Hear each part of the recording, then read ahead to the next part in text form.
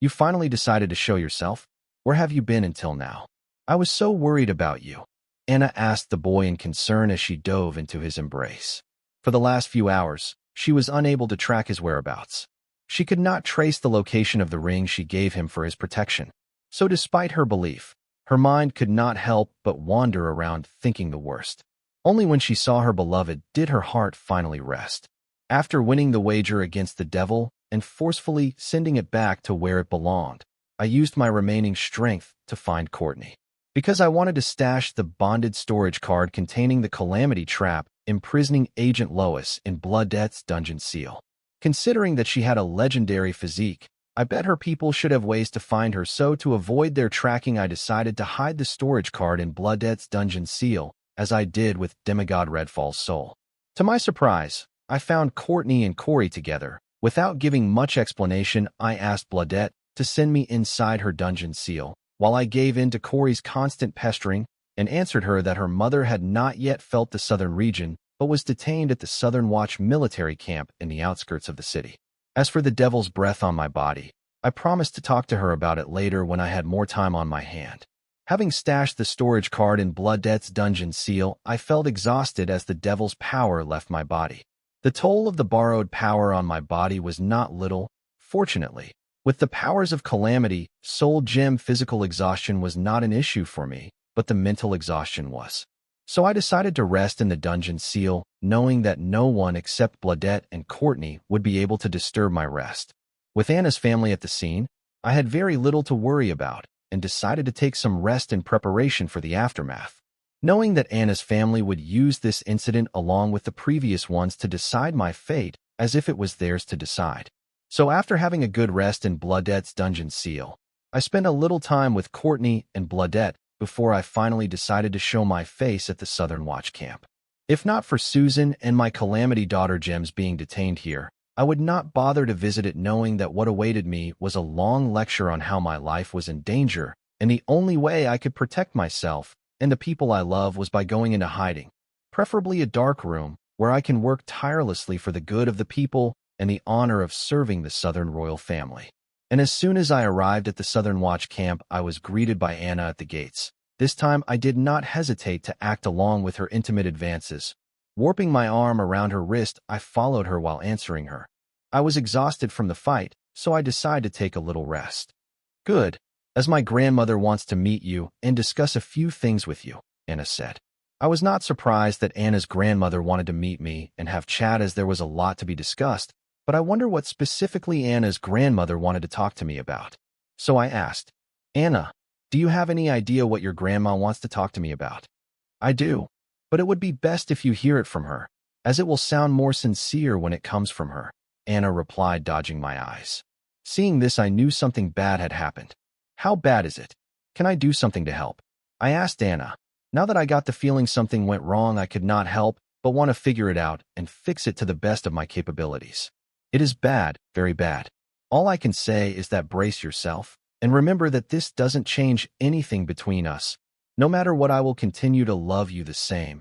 Anna did not give me any details about what happened, which only worsened my worries about what happened. And what did she mean by this doesn't change anything between us? No matter what, I will continue to love you the same. Anna was starting to sound like an alarmist, making me feel that I should not have bothered to ask her about it and get ahead of whatever bad news was coming my way. I stared hard at Anna for a while before coming to the conclusion that she was being serious. What could have happened that would make me doubt her love for me? Shaking my head, I just followed Anna's lead into a luxurious and expensive-looking shack. Entering the shack, I heard Lorenzo and Anna's grandmother. They were in a heated discussion about Luna. Before I could eavesdrop any further, they paused and turned to look at me. Each of them had a complicated look in their eyes as they glanced at me, making me think the worst. Thanks to my calamity daughter Gems, for a fact I knew that whatever bad news they were about to give was not related to Susan, which gave me a little comfort. Wyatt, you are here, and was the first to greet me with a guilty expression. As for Lorenzo, he looked haggard as if he had barely had any sleep for months. I would not be exaggerating if I said that he looked a lot older than before, especially his white hair, which did not have the shine and brilliance it used to have. Seeing your expressions, I can tell you guys have nothing good to tell, so let us just get it over with. Anna's grandma did not mind my manners, so I did not bother to change them, and addressed everyone as if they were my friends, and we were all equal. Kid, how come I cannot perceive through your thoughts?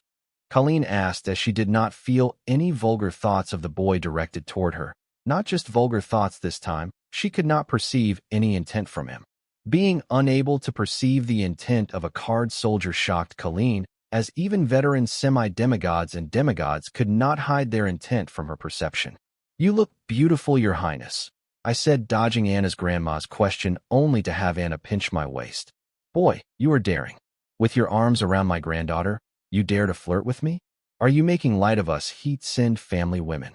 Colleen asked sternly, pretending to be strict. I was just saying praise where it is due. You heat-sinned gals seem to be my type, I said, finding Anna's grandma easy to talk to.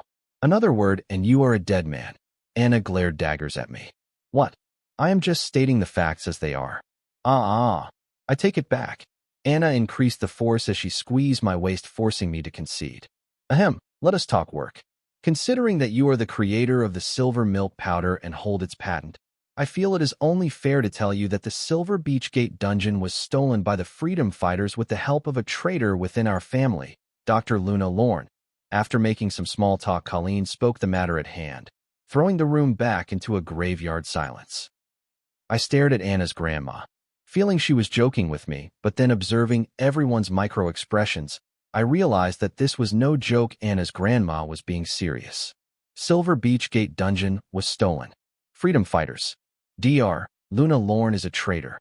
Anna's grandma might joke about the dungeon getting stolen, but calling her grandniece a traitor, this was no joke. The Silver Beach Gate dungeon was indeed stolen. FCK? Does this mean I am poor again? After all, there was only one known dungeon that could produce silver milk. Without that, the Southern royal family cannot produce and supply silver milk powder to the world, which meant my part of the shares in the production and supply of the silver milk powder were worthless. No, I was not poor, I was in debt. Believing that silver milk powder will be a huge hit once it hits the market, I had taken a lot of loans from the Southern royal family in the form of soul jades, broken runes, gold and platinum grimoires, rare ingredients, etc. Now that the silver milk project was finished, even before it started, I owe the Southern royal family a big debt, which I don't think I could pay off by selling fine gold to them. Speaking of fine gold, the main reason Diana sold me her company was that I promised her the exclusive right to supply and distribute silver milk powder in Blossom District. If I were to give it a thought, my entire business model and future plans depended on the huge capital which I would gain from silver milk powder. It seems I placed a bad bet trusting the Southern royal family. Wyatt. Anna called out to me as she gently shook me. Why, yes. I answered, Anna jolting wake from the thoughts of the crushing debt I owe and the false promises that I made. Are you okay? I know it's a lot to take in. How about you sit down? Anna said as she directed me to a nearby empty coach. Sit. Sure. I muttered, and then turning to Lorenzo I yelled. How can you let this happen, you old fool? Lorenzo looked slowly, turned his head my way, and stared at me with dead eyes. Then they burst up with fiery red light, as if he had a sudden revolution, and yelled, How the FCK am I supposed to know that my cute granddaughter, whom I taught array mastery since the early age of 8, would betray me? You damned old geezer. How dare you yell at me when you are at wrong here? Here, I was trying to default on my debt by blaming it all on Lorenzo. A single platinum grimoire alone was priceless. I had borrowed a quite few of them from the Southern royal family and handed them all to my subordinates.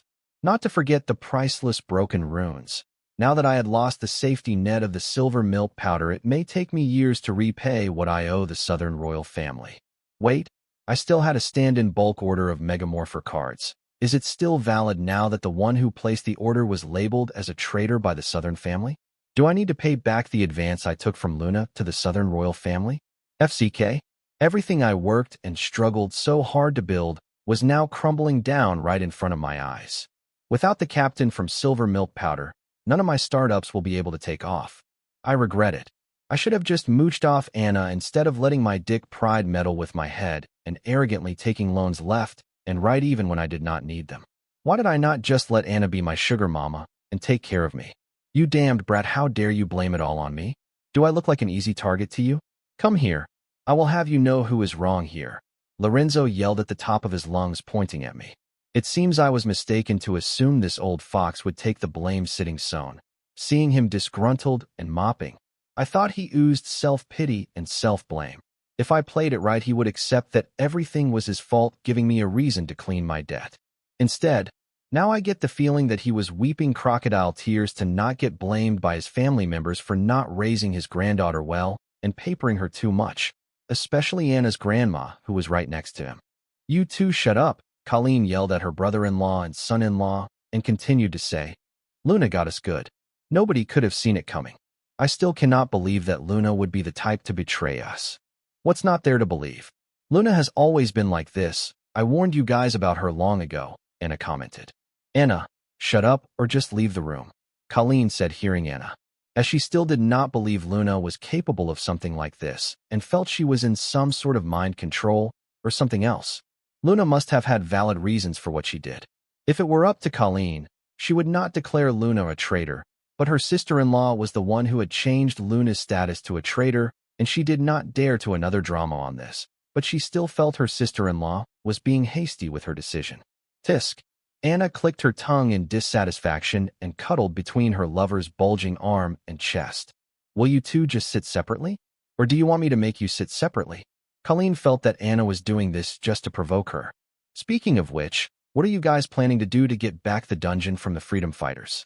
Don't tell me you don't have any plans, I asked Anna's grandma in anticipation, feeling that all hope was not lost yet. Nothing, Colleen replied as she watched the hope-filled gaze of her son-in-law shatter and die a little within. What do you mean nothing? You guys are the Southern royal family. Where can they hide from you people in this world? I asked, feeling that the Southern royal family had given up too easily. It would be one thing if their hideout was in this world, but it isn't. They hide in another world conquered while the dungeon reversal, Colleen answered, shaking her head, then added, before you say anything, just know that the leader of the freedom fighters seems to have the ability to turn a normal dungeon into a dungeon reversal. It is not confirmed, but otherwise we are still unable to explain how the freedom fighters are able to control dungeon reversal and hide in another world. Hearing Anna's grandma, I recalled that though I had little information on freedom fighters, I have heard of an organization that uses dungeon reversal in the future vision of the clown mask. This organization was none other than the one that helped ABA Windsor to defeat the three mischiefs, cause the fall of the old government, and build the new government. With the three mischiefs destroying the current government, freedom fighters never got to make a big splash in the world in the future vision of Clown Mask, until they helped ABA Windsor to become the hero who defeated the three mischiefs and rebuilt a fair government to replace the old. My involvement seemed to have affected the development of the future to divert it from the direction that the Clown Mask saw in her future vision. Without me rediscovering the sliver milk powder in this world, the freedom fighters would not have bothered to show themselves this early in the timeline. What does this mean for the current government and the three mischiefs?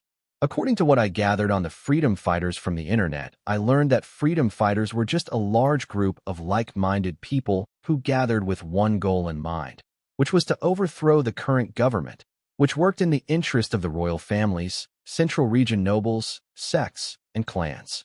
Though the freedom fighters were a large group with a few tricks up their sleeves, and the only group that openly rebelled against the current government, they were seriously lacking in terms of funding, and the members of the freedom fighters were not the match for the fully equipped government goons. They managed to make do with their determination and several sacrifices. But now that they had the silver milk powder for themselves, they not only had the funding they required, but also the resource to train their people, making them the fourth force other than the three mischiefs that would be capable of fighting on foot with the current government or the royal families. So do you guys not have ways to travel to another world? I asked, feeling that since they were able to relocate gate dungeons, figuring out a way to travel to another world should not be difficult for them. No. If there were a way to travel to other worlds, the freedom fighters would not survive till now after openly challenging the authority of the government, Colleen explained. Grandma, there is a way to travel to another world, but we will require the coordinates of that world or a dungeon connecting to that world to travel to the said world, and corrected her grandma. There is a way to travel to another world? I wanted to ask this, but Anna beat me to the punch. Why do you ask? What will you do? Go party on them. And asked Anna sarcastically. That's a great idea. We are twins after all, Anna said, grouping and with the likes of her. I ignored Anna, and as I was lost in my own thoughts of returning to the earth. It hasn't been long since I left Earth, so I still had lingering feelings for it despite having come to this miraculous world. Shaking my head, I awoke myself from my thoughts and said, well, then why did the government not make use of that to purge the freedom fighters? Since they had the capability to travel to other worlds, then it should not be very difficult for the current government with capability to find the dungeon which the freedom fighters were using to travel to another world, right? First of all, traveling to other worlds is easier said than done. Yes, all we require is the world's coordinates or a dungeon between our world and another world to achieve travel between two worlds, but there are other factors that need to be factored in. For example, the world's will. Like how our world has a will of its own, other worlds also have their will. If a foreign being enters a world, then that world's will would treat that foreign being as an invader and attack them. Just like how our world's will would react if a demon or a devil were to invade our world. If you think of it in a way, we are like demons or devils for the natives of another world we plan to travel to. The world's will is very lethal even for a demigod, let alone the card apprentices of lower realms. So you see, even with the means available, we have no choice but to do nothing. And explain to me why the government did not use the means available for travel between worlds to track down the freedom fighters and whip them from their route. Wait, are the freedom fighters not targeted by the other world's will for invading it? I understood why the government did nothing to wipe out the freedom fighters, but what I did not understand was how the freedom fighters did not face the same problem that the government faced in traveling between worlds. Have you ever wondered why our worlds would attack the demons or devils trying to invade our world, but not the monster wave invading the world when a dungeon outbreak happens? We do not have a definite answer to this yet, but we believe that it has something to do with what we call dungeon rules. It appears invading a world through dungeons is okay and considered legal, however, invading a world through other means is not okay and considered illegal. In the past, there have been dungeons that had demons in them. When those dungeons went through an outbreak, the demons within these dungeons invaded the world, however, the worlds will did not persecute them. Nonetheless, the worlds will continue to attack the demons and devils that did not invade the world because of a dungeon outbreak. Using this dungeon rule as a basis, we believe that it is okay for us, card apprentices, to invade another world through a dungeon reversal, but not through other means. This is the reason why we strongly believe that the leader of a freedom fighter has the ability to have a normal dungeon undergo dungeon reversal, allowing the members of the freedom fighters to hide in another world without having to worry about that world's will. Traveling between worlds is still very fresh. There is no hard proof to prove that the so-called dungeon rules we came up with have any merit to them, but for now, they work, and went into details and explained why the freedom fighters were not targeted by the world's will of the other world they were hiding in. It appears though this world has been able to come up with a means to achieve travel between worlds, it is still in its infancy stage and will take time for them to fearlessly invade other worlds like the demons and devils do. So, I am assuming when you say we need a dungeon connecting our world to the other world for achieving travel between our world and the other world, you mean to say we will use the dungeon to pinpoint the coordinates of the other world and not travel to the other world through the dungeon? I asked to clearly understand the limitations of the means to travel between the world that and spoke of. Yes, and nodded. Last question, where can I learn how to travel between worlds? I asked because interstellar travel was a dream of every kid back home. We had hundreds of novels, cartoons, TV shows, and video games just about that. Though I no longer dreamed of traveling in boundless space in my fancy, but dangerous spaceships saving worlds and betting alien princesses, but traveling between worlds was an entirely new field for me. Yes, I have sent numerous rockets and satellites to space, but it amounted to nothing when compared to traveling to other worlds. Well, the top 10 universities each offer a program on world travel, but you need to do exceptionally well in your regular class and satisfy various other conditions to be eligible to apply to become a part of that program. Considering it is you, I guess you will be able to get into the program easily, and answered. Finally, I have something to look forward to when I get to the Morningstar University. Attending the Morningstar University was shaping out to be more necessary than I thought it was. Kid, Since you brought it up, I will have you know that you will not be attending the Morningstar University. Instead, you will be attending one of the universities in the southern academic region of your choosing and will work there as a researcher until you pay off the debt you owe to the royal family. Normally, we would not go to this extreme. But since the amount you owe us is massive and you will become family sometime in the future, we are willing to help you to pay your debt. Colleen did not bother to explain how and how much the boy in debt to the royal family. Instead, she directly spoke of how he would be repaying his debt to the royal family, leaving no room for the boy to argue whether he owed a debt to the royal family. Grandma, did I not make it clear that I will be covering Wyatt's debt? Anna immediately came to my rescue. You shut up. No, get out of here, Colleen yelled at Anna, pointing at the exit. Colleen did not really care about the boy's debt. What she cared about was his life. Forgetting that the boy was her granddaughter's lover, the boy by himself was a treasure to the southern region. Having lost the silver milk powder mine, the current generation of the southern royal family would be sinners of their family if they were to lose the boy too. Therefore, even if it meant stepping on a few toes of the boy, Colleen decided to do everything in her power to groom and nurture the boy until he was strong enough to protect himself, hoping that one day he will understand their efforts. Was this necessary? Yes. The boy seemed to have a knack to make powerful enemies. Having discussed it with Lorenzo, she came to know that the boy was very stubborn and would not entertain the idea of doing things with discretion. For example, he would not agree to faking his death and attending the university using an alias or taking Lorenzo as his teacher to learn array mastery and other knowledge he had to offer. Any one of the top 10 universities would be willing to offer any price just to have Lorenzo as a guest lecturer. Lorenzo was a renowned researcher with a large following. People would be willing to sacrifice a limb to be Lorenzo's student. Even some demigods were among these people. Only a handful of people would be able to say that they were better than the top 10 universities, and Lorenzo was one of them. Colleen believed with Lorenzo personally guiding the boy and along with the resources of the royal family, the boy would be getting more than what he could have in the top 10 universities. The top 10 universities have their own politics, so the boy would not be given the care and guidance that he would get in one of the universities of the southern academic region. Though the universities in the southern academic region did not have advanced projects like the top 10 universities, what they could offer was more than enough for the boy to soak in until he was strong enough to make his decisions. Having thought it through, Colleen had come up with a plan to coerce the boy into doing what she thought was best for the boy in the southern region. Anna ignored her grandma and snuggled deeper into my embrace. I appreciated Anna's heart for coming to my rescue, but I felt that I could talk my way out of this one.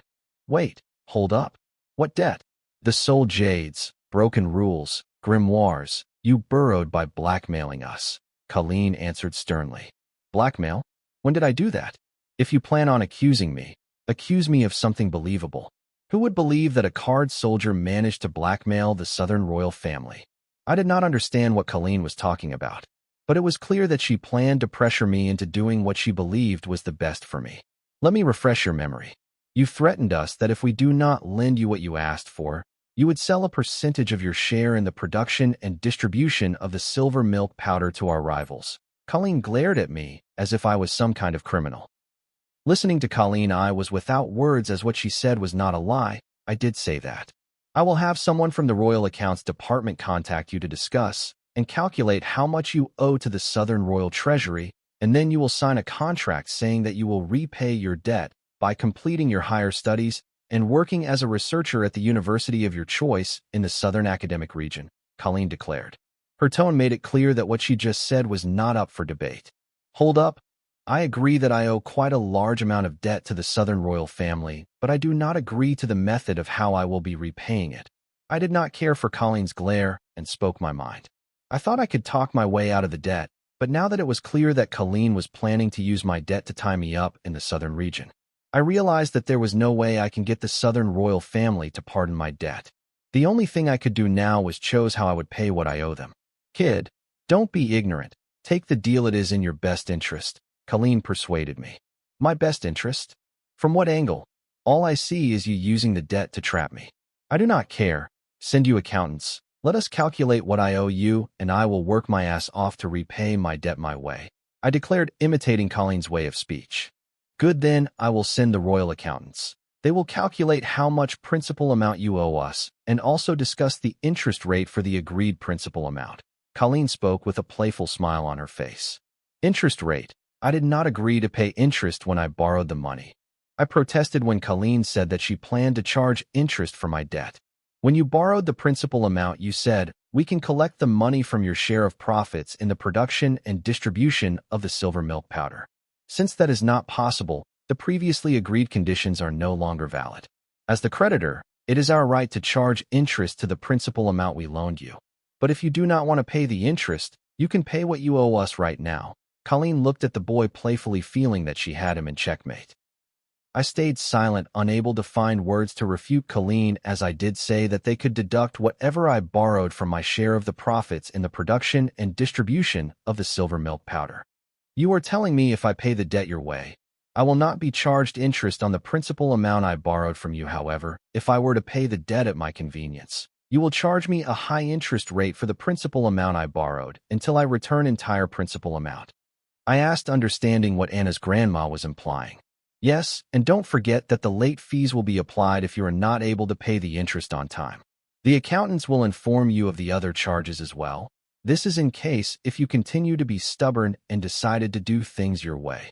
Colleen was no longer being subtle about her intentions, as it was clear the boy had understood what she was trying to do by waiving the debt. He owned them on his face. Your Highness, I appreciate the fact that you are looking out for me, but I can take care of myself. So please do not worry about me. I know what I am doing. Understanding that using the hard tone would only make Colleen come at me twice as harder, I decided to approach the soft side of Colleen and reason with her. I was not worried about repaying the debt and its interest. I can use my share of Phantom Swordwood ingredient cards that I got from Jill to settle my debt right away. But that would be stupid, as I knew that I could fetch more than my debt to the Southern royal family for the Phantom Swordwood ingredient cards if I were to sell them to Jill or auction them. Kid, I will be honest with you. Nothing you say will change my mind. Why don't you consider what I am offering you for a second? If you pursue your higher studies in the Southern academic region, not only will you not have to worry about your debt, but the entire Southern region's resources will be used to groom you. Lorenzo will personally guide you, and once you are strong enough, you can always go to the Central academic region. All I am asking you is to slow down and prioritize your safety first. As long as you are alive, you can always do things your way.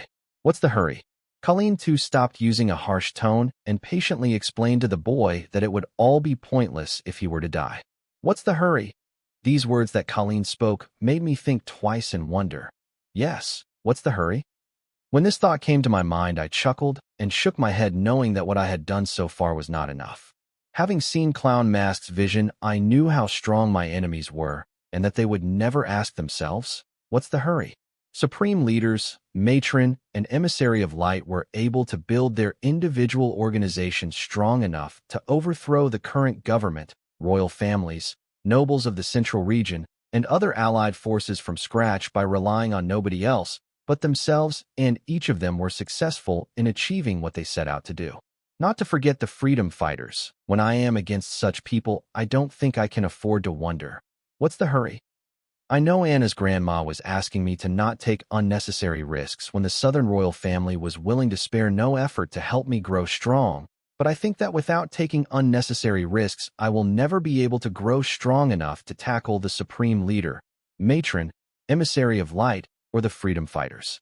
If I had not risked my life to destroy the Circle's Sun Blossom branch and declare the start of the vengeance I promised young Wyatt, I would never have fought with Mike Brown and gotten the chance to plunder Mike Brown's myriad Devil Body origin card. If I had not risked my life to save Anna and instead had chosen to escape, I would have never summoned the Devil Merchant Belphegor and learned about Devil Merchant Code and the quota to become a demon merchant from him. Though I am still not sure what use it would be for me, however, considering that a high-level devil like Belphegor was willing to serve the Devil Merchant Code, then there was definitely something I could benefit from becoming a demon merchant. I was not denying that I would not be able to grow strong by following the safe method Anna's grandma suggested. I would grow strong, however, the ceiling of how strong I could grow was visible from where I stood, and it was nowhere enough for me to face the supreme leader, matron, emissary of light, or the freedom fighters. But that was not the case for the way I planned for myself. Though I cannot promise stable growth in my strength as Anna's grandmother, I was sure that out there if I were to fail, I would have no one else but myself to blame for my failure. Your Highness, I have decided. Please have your accountants contact me regarding my debt and its interest rate, and to discuss other terms and conditions. I said, having resolved that I would rather pay the high interest rates and other unreasonable charges than compromise my freedom. Through no fault of mine, I had become a debtor. I guess this was what people meant by difficult times. I will see to that, Colleen said with a frown, seeing that the boy did not cave to her pressure. Your Highness, if you don't mind me asking, may I ask why did you detain my people that were heading to the central region? I asked because and did not give me a straight answer when asked, saying that she was not the commander of the Southern Watch. And considering that Anna's grandmother was the general of the Southern Watch, she should able to answer why my people were detained by the Southern Watch. That they did not have the proper permit to move from a third-rate city of the southern region to a first-rate city in the central region. Colleen made up an excuse on the spot. Hearing the excuse Anna's grandma gave me, I could only stare at her blankly. Because having read the memories of my calamity daughter Gems, it was clear that Van had gotten a traveling permit for each passenger on the floaters. Once everything is sorted out, they will be released, so you have nothing to worry about, Anna's grandma said, dodging my eyes, and I knew why. Because the Southern Watch had already agreed to release my people under the condition that they were not to leave the Sky Blossom City until their investigation into this case was over. Clearly, this was Anna's grandma's attempt to stop me from leaving the southern region. I see, I said, knowing that I could not take on the entire southern region over every little disagreement after they have been so good to me. Right now I was facing the age-old dilemma of what to do when the people that care for you and you care for become an obstacle in your path, thinking that they know better than you about the choice you should be making for your life. I will be taking my leave, Your Highness, I said, deciding to go and find Susan and the others, but before leaving I turned to look at Anna, who was looking at me in concern, and said, "This doesn't change anything between us." Then I leaned in to kiss Anna's forehead and leave, but Anna pulled me in for a French with some tongue action. Out of spite for Anna's grandma. This time I did not hold back and let my tongue explore Anna's mouth, until we heard Anna's grandma thunder, "You too. Get a room." Hearing her grandma, Anna reluctantly let go of me before saying, "I will take you to where your people are detained." "No, I know my way." I reject Anna, as I did not want Susan to see Anna clinging to me. Not that I wanted to keep my relationship with Anna hidden from Susan. It is just that a lot has happened since I have last seen Susan. Seeing the boy leave, Lorenzo turned to look at his sister-in-law and said, "See, I told you that kid will not change his mind. He is stubborn as hell. It's like he is not willing to listen to reason and is seeking death. I can see that, but we cannot just let him continue doing things as he pleases. He has been very lucky so far. If he were to continue as such, soon, one day he will run out of luck and the southern region will lose its shot at redemption for losing the Silver Beach dungeon." Colleen seemed to have not yet given up on the idea of persuading the boy to take the safer route. "Grandma, everyone here knows that Wyatt isn't just all luck. He was able to survive so far because he is capable." Anna came to her lover's defense. "Girl, I don't know what I am going to do with you. Now I am starting to see why people protested when your grandpa made you his heir instead of your uncle, despite the risk of offending your grandpa. Even if you can't see what's best for the southern region, can't you see what's best for your young lover? If he goes to the central region, there isn't much we can do to cover for him." Colleen was the first supporter of Anna taking the southern royal throne after her husband, but now seeing Anna's actions, she was thinking if she should reconsider. Losing the Silver Beach Gate dungeon had already made this generation of the Heatsin royal family the black sheep of their family, especially Anna's grandpa, who was the current generation head of the family. Despite his years of spotless service to the family, at the very end of his term something like this happened, turning his merit of flawless and selfless service to the family for all the centuries worthless. He would forever be known as the sinner of the Heatsin family for letting the Silver Beach Gate dungeon be stolen under his watch. Though there was nothing Colleen could do about what had happened, she planned to try her best to help her husband's case by grooming a genius that would bring more prosperity to the southern region than the production and supply of silver milk powder. The reason why Colleen, the soldier queen, was willing to go so low as to pressure a junior was that she blamed herself for bringing shame to her husband's name. If only she had been a little faster, then maybe all this could have been avoided. It was Colleen's guilt and her love for her husband that made her so desperate. Grandma, Wyatt must have his plans. Please trust him. If you can't trust Wyatt, trust me. Anna vouched for her lover's actions. Why you? Your mother was right. You will bring our family to ruins.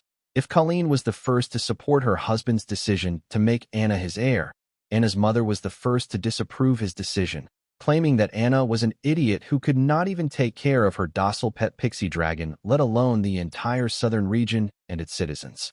Your Highness, if I may, Lorenzo suddenly spoke up. Colleen nodded her head. Wyatt has made it clear that he would rather pay high interest rate rather than follow your Highness's arrangement for him. So I propose that we pardon his debt. Before Lorenzo could finish his sentence, Colleen yelled, interrupting him. Am I the only one here who thinks that we should stop the boy before he hurts himself? Your Highness, I completely agree with you that the boy is a danger to himself. But if you plan to use force against him, then I would strongly advise you against that. Using force will only strain our already strained relationship with the boy. The boy has been able to successfully fake his death twice. I don't think he will have trouble doing it for the third time. Once again, Lorenzo was interrupted by Colleen, who furiously yelled, I am the ruler of this land. I control the fate of everyone living in this land, yet how come I am not able to decide the fate of a mere boy?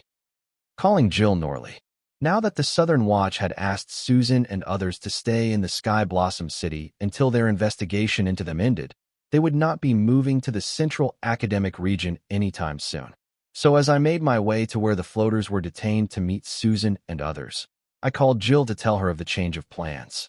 Wyatt, did you miss me? Jill answered my call playfully. She seemed to be in a good mood. Yeah, sure. And listen, change of plans. My people will not be able to make it to the border. Don't ask why. It is a long story. But I need your help with something else. Without wasting time on small talk, I directly spoke about the matter at hand. Sure.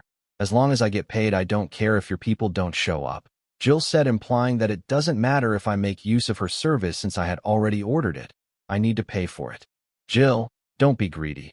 I would let it slide if the price for Jill's service were low, but they weren't. I would be stupid to pay for something I did not even use. I am being greedy? You are being unreasonable. Do you know how many people I had to bribe to get the permit for your people to move to the Central Academic Region? Jill continued to demand I pay for the service that I did not even use. Jill, do you take me for a fool? The university gives temporary permits to the student or staff's relatives and friends. Why would you have to bribe someone for their permit? I asked in doubt. Hello, Wyatt, you are not a student yet, Jill said with a sneer. But you are a staff there. You could use your quota to let my people move to the Central Academic Region temporarily until I became a student of the Morningstar University.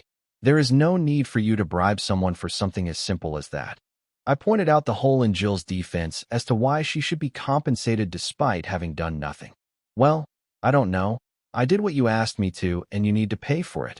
It's not my problem that you could not make use of it. At last, Jill showed her true colors. Nope, I am not giving you a penny, nor will I be doing any business with you in the future. Goodbye. Just as I was about to hang up the call, Jill hurriedly said, Don't hang up. Don't hang up, you win. What's that I heard? I asked just to get Jill to repeat herself. You don't have to pay. Man, you are not like other guys in the university. If it was them, they would have paid me before I asked them. What Jill was trying to say was that all her male colleagues were simp. Whatever, I need you to help me admit to the Morningstar University? I spoke about my second purpose for calling Jill. Weren't you joining the college through the recommendation of the Southern royal family? What changed? Jill asked curiously. Don't act like you don't know anything, and by the way, thank you for the card, it was very helpful. I knew Jill knew more than what she showed, considering that her timing to give me the Devil Merchant card disguised as an equal exchange card was impeccable. You caught me. I heard what happened. If you don't mind me asking, what happened to Agent Lois? Jill asked casually. Sure, I will tell you, but for an appropriate price. Hearing Jill suddenly bring up Lois, I knew she planned to get the information on Lois's whereabouts from me and sell it to whoever was willing to pay for it. I thought we were friends. Jill protested and blamed me for being money-minded and a bad friend. Remember the words you said to me when I came to you asking for help first? I still remember when I asked Jill to help me move Susan and others to the Central Academic Region, she said. She doesn't mix pleasure and business. Fine. Tell me Agent Lois's location and I will help you admit into the Morningstar University. Jill no longer bickered and directly stated the price. Not happening. I know that Agent Lois is worth more than that. I did not bother to negotiate with Jill because I did not plan to give information on Lois's location to Jill, and also, not that it mattered, Jill did not seem to be genuine with the offer she made. Wyatt, don't be greedy, Jill said as if I was taking advantage of her. I am being greedy? You have been trying to take advantage of me since the beginning. I really hated Jill's guts right now. What do you mean I am trying to take advantage of you? Is that what you think of me? Jill asked exaggeratedly, and even choke a little as she spoke to add a little dramatic flair. Yes, that is what I think of you. And if you continue like this, I will hang up the call and contact someone else. I warned Jill to stop trying to take advantage of me. Someone else. If there were someone else, you would not have come to me, Jill said with confidence. Oh, honey, there is always someone else. Jill was right. I did not have any other contacts in the Central Academic region. But she does not know that she was bluffing. Whatever, my service prices are very cheap and will not change. Jill did not budge. Do as you see fit. I don't need you to admit me to Morningstar University anymore. I will wait and take the university exam like regular students. I said, taking the only leverage Jill had, and was about to hang up on her. However, she immediately cried. Hold up. Don't hang up. We can discuss something. Before we begin to negotiate, I wanted to ask you that, do you believe that if the Southern royal family doesn't want you to leave the Southern region, they will allow you to get into the top 10 universities through university exams as a regular student would? Wyatt, just accept it. You are not a regular student or a teenager for that matter. The faster you understand that and give up on trying to lead a regular life, the better for you. Jill preached. I agree. I am not a regular person. But it is also the reason why it should be easier for me to live my life the way I want to live it. Nobody can change that. Stop wasting my time. I know you want something from me. Just skip this drama and get to it. Jill knows that I should not have much information on Lois's whereabouts considering my status in the Southern royal family. Because as of now, the whole world except for the Southern royal family thinks that the Southern royal family has hidden Agent Lois. Nobody suspects that it was me. Jill was too smart to ask me directly what she really wanted from me. She was just testing the waters to understand me. And so was I, because I wanted to know if I could involve Jill in my new plans. I planned to involve Jill in my new plans because she had both capital and influence in the Central Academic region. Without my share of profits from the supply and distribution of silver milk powder, I had to get the capital for my other projects from somewhere. And with my stressed relationship with the Southern royal family, I need someone else to back my business in the Central Academic region. Jill was the perfect fit for both, but the question was if I could trust her. Fine. I will get to the point. I have buyers lined up for your patent on silver milk powder and your shares in the supply and distribution of the silver milk powder. They are willing to pay a high price for your worthless patent and shares. What do you think? If you agree, I will arrange for a meet right away. There it was. Jill finally revealed what she was after. She wanted to earn a hefty commission by pressuring me into selling my silver milk powder patent and the shares of the production and distribution of the silver milk powder to one of her highest-paying buyers. With the freedom fighters stealing the Silver Beach dungeon, as of now my patent and shares related to silver milk powder were worthless, but that would not be the case if the world leaders joined together to solve the pest named freedom fighters. The world leaders joining their hands to get rid of freedom fighters once and for all was very likely now that the world knew that a miraculous item like silver milk powder existed, and it was in the hands of the freedom fighters. But the only question plaguing everyone was who gets to keep the Silver Beach Gate dungeon, and what about the profits from the silver milk powder once they retrieve the dungeon from the freedom fighters?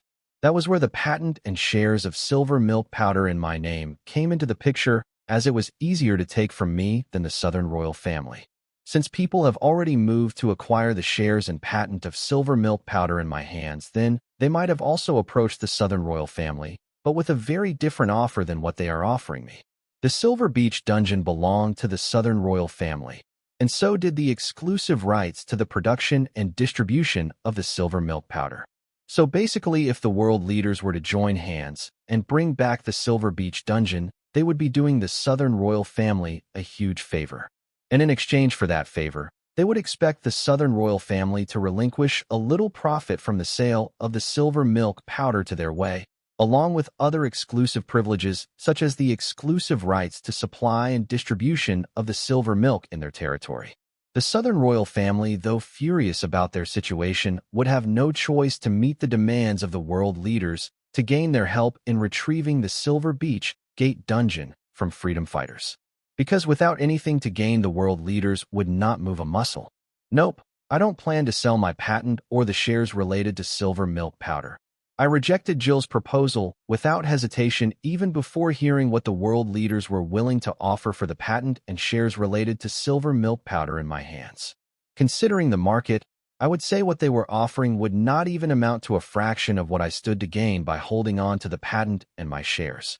Though I don't know if the world leaders will be able to defeat the freedom fighters, I know that no matter who won between the two, the patent and shares related to silver milk powder in my hands would become priceless. I said so because if freedom fighters were to win against the world leaders, then their next step would be to overthrow the current regime and create a new regime that they felt would be fair and better than the current one, like in the future vision of the clown mask. So once the freedom fighters make the new government, they cannot simply continue to use the silver milk powder ignoring its rightful owners. If they did, then that would be hypocritical of them. The chance of them doing this was low, but I was willing to gamble on it. Why? The patent and those shares are worthless. Why do you want to hold on to them? Just sell them when you have the chance. Jill continued to persuade me. Jill Norley, don't act ignorant. You and I both know that your buyers would not be willing to pay a fortune for my patent and shares related to silver milk powder if they were really worthless. I snapped at Jill for continuing to try and take advantage of me. Fine, don't sell those worthless patents and shares. When they actually become worthless, don't come running to me crying. I warned you, my part is done here. And thank you for informing me that your people will not be coming. There is nothing left to talk, so hang up the call. Jill did not agree that she was trying to take advantage of me. Instead, she continued to act as if she was looking out for me. Wait, what did you mean by that? When they actually become worthless? Jill, speak. What do you know?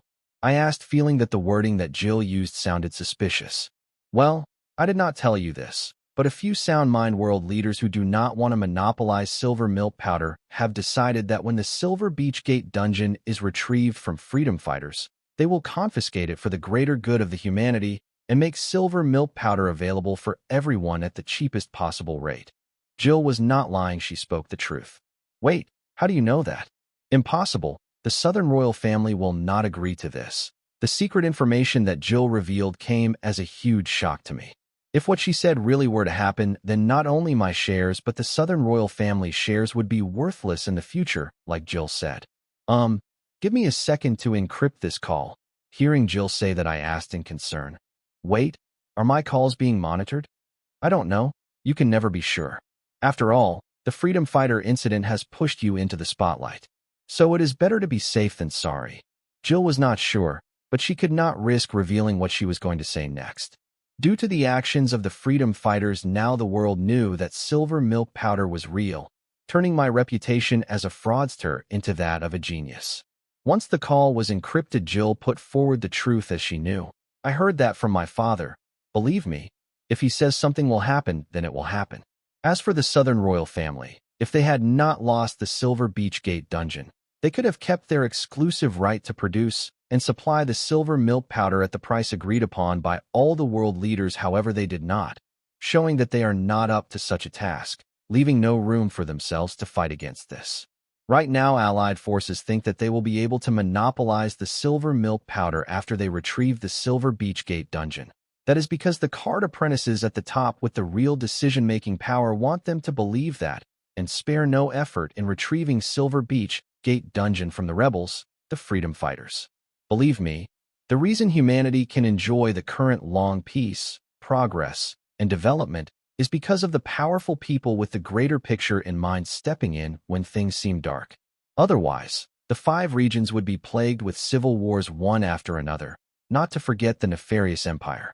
Once the Allied forces retrieve the Silver Beach Gate dungeon, soon silver milk powder will become the right of every human walking this world, including those in the empire, and you will be awarded a medal for your merit in discovering how to create silver milk powder and willingly donating it for the greater good of the humanity. This is happening. Forget the Southern royal family. Even the group of greedy world leaders in the allied forces who want to buy your patent and shares will not be able to stop it. Who the heck is your father? I asked Jill, as what she revealed to me was the top secret of the highest order.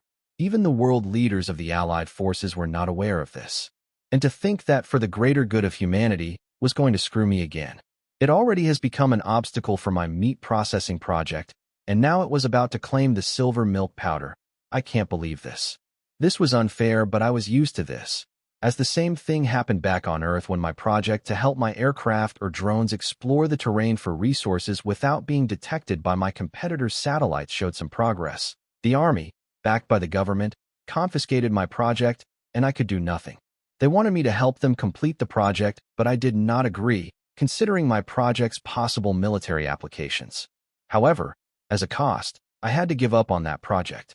My father would like to introduce himself as a sinner trying to atone for his sins, but I like to introduce him as the best dad in the world. When it came to speaking about her father, Jill spoke proudly, showing that she was a daddy's girl. I cannot understand how Jill was able to find in herself the strength to overcome the fact that her mom died due to her father experimenting on her and forgiving him. It must be because her father was really a changed person, as Jill advertised. So, now you know what I know. What do you plan to do with the patent and shares related to silver milk powder in your hand? Jill asked. I don't know yet. I felt that Jill was not lying to me, but one can never be certain, so I decided to talk to Anna and Anne about this before making a decision. Come on, what can I say or do so that you will trust me? Jill asked in irritation. Now she was regretting trying to take advantage of the boy earlier, seeing how he could not bring herself to trust her when she told the whole truth. Nothing. I trust you. That is why I promise you that if I ever think of selling the patent and shares related to silver milk powder, then it will be through you. But this promise is not free. You will have to fork something out, regardless of my doubts. The information Jill shared with me alone was worth me promising her to use her as the broker if I ever plan to sell the patent and shares related to silver milk powder. Great, I will take your word for it. In return, I help admit you into the Morningstar University using my privileges, and when your people can, I will help them move and settle into the central academic region. Are you satisfied? Having figured out where I needed her help, Jill used it to negotiate with me. Deal. I enthusiastically agreed to Jill's offer, being offered what I wanted. I could apply for the Morningstar University like regular students, but considering my disagreements with the Southern royal family, I figured that ship has sailed. I don't know if the Southern royal family would stoop so low, but I was not willing to risk a year of my life to see if they were. Seeing how Jill did not try to screw me over and stepped up when it actually mattered, I said, Jill Norley, today you have made the wisest choice of your life. One day you will understand why. After talking to Jill, I was lost in thought, thinking about what she meant by people with real decision-making power. Who are these guys that Jill spoke of? It appears as if they seem to be maintaining the balance between the royal families, the central region nobles, the government, and their allies, and also keeping the empire at the bay. Who the FCK was strong enough to tell all the world leaders what to do. Who are these guys? Are they representing some kind of organization? Was Jill's father one of them? The thought that there was more to the world than what I saw through the Clown Mask's future vision frightened me. Clown Mask was a small-time player in the Supreme Leader's plans, and the amount of information she had access to was very limited. Most of what she knew in the future vision was general news or rumors she heard. The real detailed information of how the Supreme Leader, Matron, and Emissary of Light came to power was not known to Clown Mask. All she knew was how their organization operated, the powers these three revealed to the world, and war news of what transpired in the different regions during the war. Knowing that there were many more people as capable as these three made me feel like I wasn't doing enough to protect what I held dear. As for Jill's information about the silver milk powder being confiscated, I did not worry much about it because there wasn't much I could do about it. All I could do was sell the shares I had in my hand before they became worthless, as Jill suggested. Halt and identify yourself. Hearing this, I awakened from my thoughts only to see that I had arrived where the fine gold floaters were being detained. The soldier who stopped me was familiar. It was one of the Garcia twins that I was supposed to help create his origin card. Then I saw another familiar figure behind him. It was Corey. She seemed to be pissed, as she said, Wyatt, you are here. Tell this guy to let me in. I am calling the damn cow, but she is ignoring my calls. By damn cow, Corey meant her godmother Anna. I guess she has not learned less despite suffering and embracing punishment from Anna. Ignoring Corey, I glanced and looked at Ollie Garcia and said, Ollie Garcia, right? You know who I am. So why are you asking me to identify myself? I knew Ollie Garcia was doing this to make things difficult for me, so I was blunt with him. But hearing me, Ollie Garcia explained himself. Due to the recent demon worshipper attack, the security has been made tight. I need to check your identity to see that you are not a demon worshipper in disguise. I see. Saying that, I summoned my golden grimoire and let Ollie scan the QR code on it. Sorry for the trouble, Master Wyatt. Ollie apologized, having verified my identity, and then asked, Master Wyatt, this is a restricted region. Please state your reason for visiting. Those floaters are mine, and I am here to meet people detained in them. I answered Ollie, seeing that he was just doing his job. It seems this guy's opinion of me had changed since we last met. Master Wyatt, they are being processed and will be realized soon. So I can only ask you wait till they are released. Ollie informed, but before I questioned him, Corey jumped in saying, How come you gave him an explanation but kept quiet when I asked you? Are you looking down on me? You do know that I am helping him create your origin card, right? I warn you, if I am in a foul mood, the chances of me successfully creating a card decrease. Corey, shut the FCK up. I don't care if you want to ruin your reputation, but when you are working for me, be mindful of your words. Don't you dare drag my reputation with yours. Hearing Corey threaten using her status as card creationist, I lost it.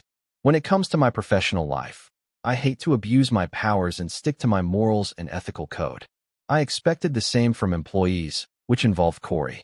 What? Did I say something wrong? I was speaking the truth when I said my success rate of card creation drops when I am in a foul mood. Wyatt, not everyone is a genius like you. Corey argued. She seemed to be pissed at me for some reason. Was it because I asked Susan to move to the Central Academic Region? But she did not show it when we met at the cemetery earlier. You don't get smart with me, I said, then glanced at Ollie only to hear him say, Sorry for the inconvenience, Master Wyatt. Please excuse me as I check how long it will take and see if I can do anything to hasten the release process. Seeing Ollie head into speaking with his superiors, I could not help but think that if Anna was here, all this could be avoided. You, who gave you the right to move big sis Susan to the Central Academic Region? How can you let her go to such a big city all alone? Do you not care for her now that you have become the son-in-law of the Southern royal family? Yes, I heard. Just wait. Let me see what you have to say for yourself when I tell big sis Susan about this. You, men, are all the same. Corey did not pause to take a breath, just fired away, accusing the boy of whatnot. Revealing the irritation she felt knowing that her mother was willing to move to a foreign city for this man and abandon her. Are you done? I did ask Susan to move to the Central Academic Region, but it was her decision to go through with it. Yes. I have an unnamed relationship with Anna, but I am not the Southern royal family's son-in-law. And don't accuse me of not caring for Susan. Only I know how much she means to me. Lastly, is this the tone you should be using to talk with some who could potentially be your future daddy? I explained everything Corey accused me of. Wyatt, I am going to kill you today. Corey exploded with anger and embarrassment she felt hearing the boy taunt her. I subdued Corey, who tried her best to attack me, by throwing her to the ground on her stomach and stepping on her back. Corey struggled to get back up, but I made use of all my gigamite strength to make sure she stayed down, and asked her, Enough about me.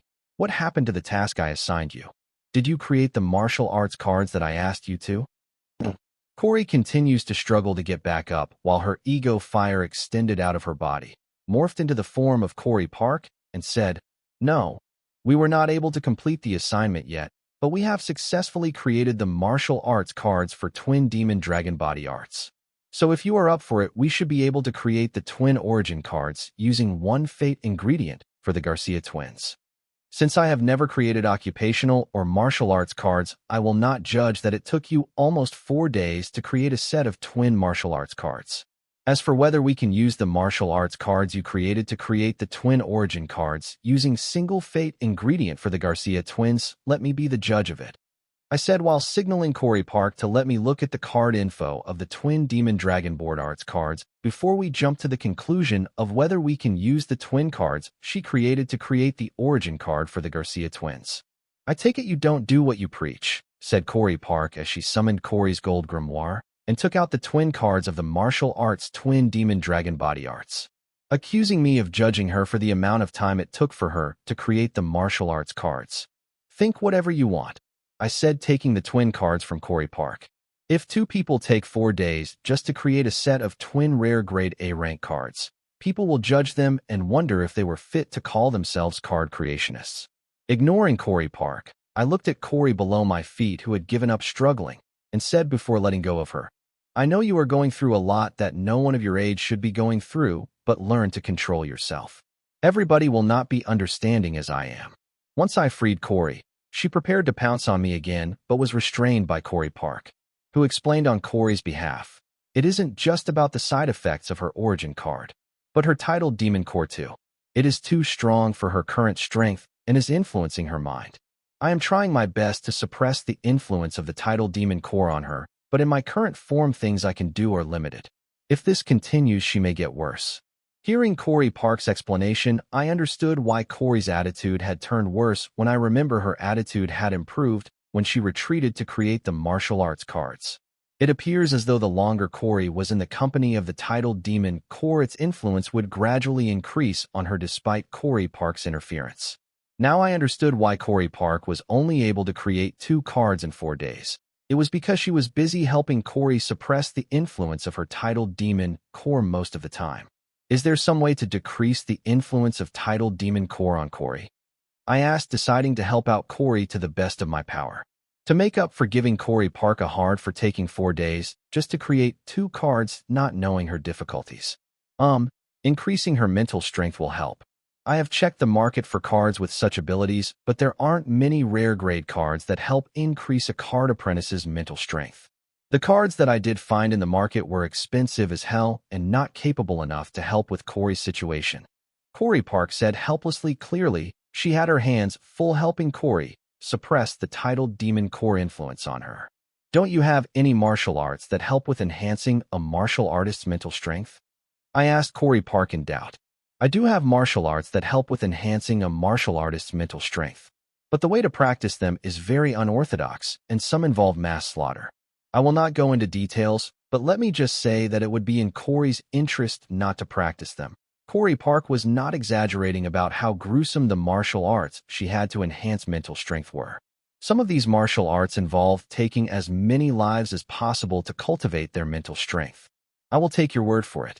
Since there are no cards related to mental strength in the market, I will create a custom card just for Corey to help her suppress the influence of her titled demon core, but for that, you will have to help me understand what a titled demon core is and how it influences Corey, so that I can customize the card just to fit her needs. I offered to create a card to help with Corey's condition. The Corey I knew was a good kid, and I offered my help to that kid, not the current edgy Corey. That would be great. Thank you.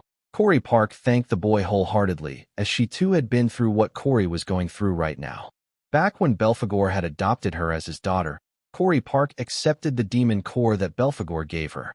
Soon she also slowly began to lose herself to the influence of the demon core, and combined with the harsh condition of the dark realms, it did not take her long to walk the path of a demon. It took her a while before she gained control of herself. Just as I and Corey Park were discussing how to help Corey lessen the burden of the titled demon core on her mentality, we saw Ollie rushing toward us, and behind him followed the 2 fine gold floater vessels. It appears the Southern Watch had finally cleared the floater vessels and their passengers to go home. Master Wyatt, your people are cleared to return home, but they cannot leave the city. We apologize for the inconvenience and hope that you understand, Ollie politely reported. It is okay. You have nothing to worry about. None of the passengers will leave the city until the Southern Watch clears them too, I assured Ollie as he looked at Corey, who was restrained by a fire that looked just like her mature self, and then added, Ollie, I think we can try creating your origin card. So reach out to us when you and your brother are free. Try. Ollie asked, feeling the uncertainty in my words. Finding one's fate ingredients was a very rare occurrence, and those that found their fated ingredients would cherish it. Not to forget Ollie and his brother Andy had to share the same fated ingredient. Not everyone was lucky as Susan, who not only found her first fated ingredient on the same day as she contracted her grimoire, but also found her second fated ingredient within the next 2 weeks.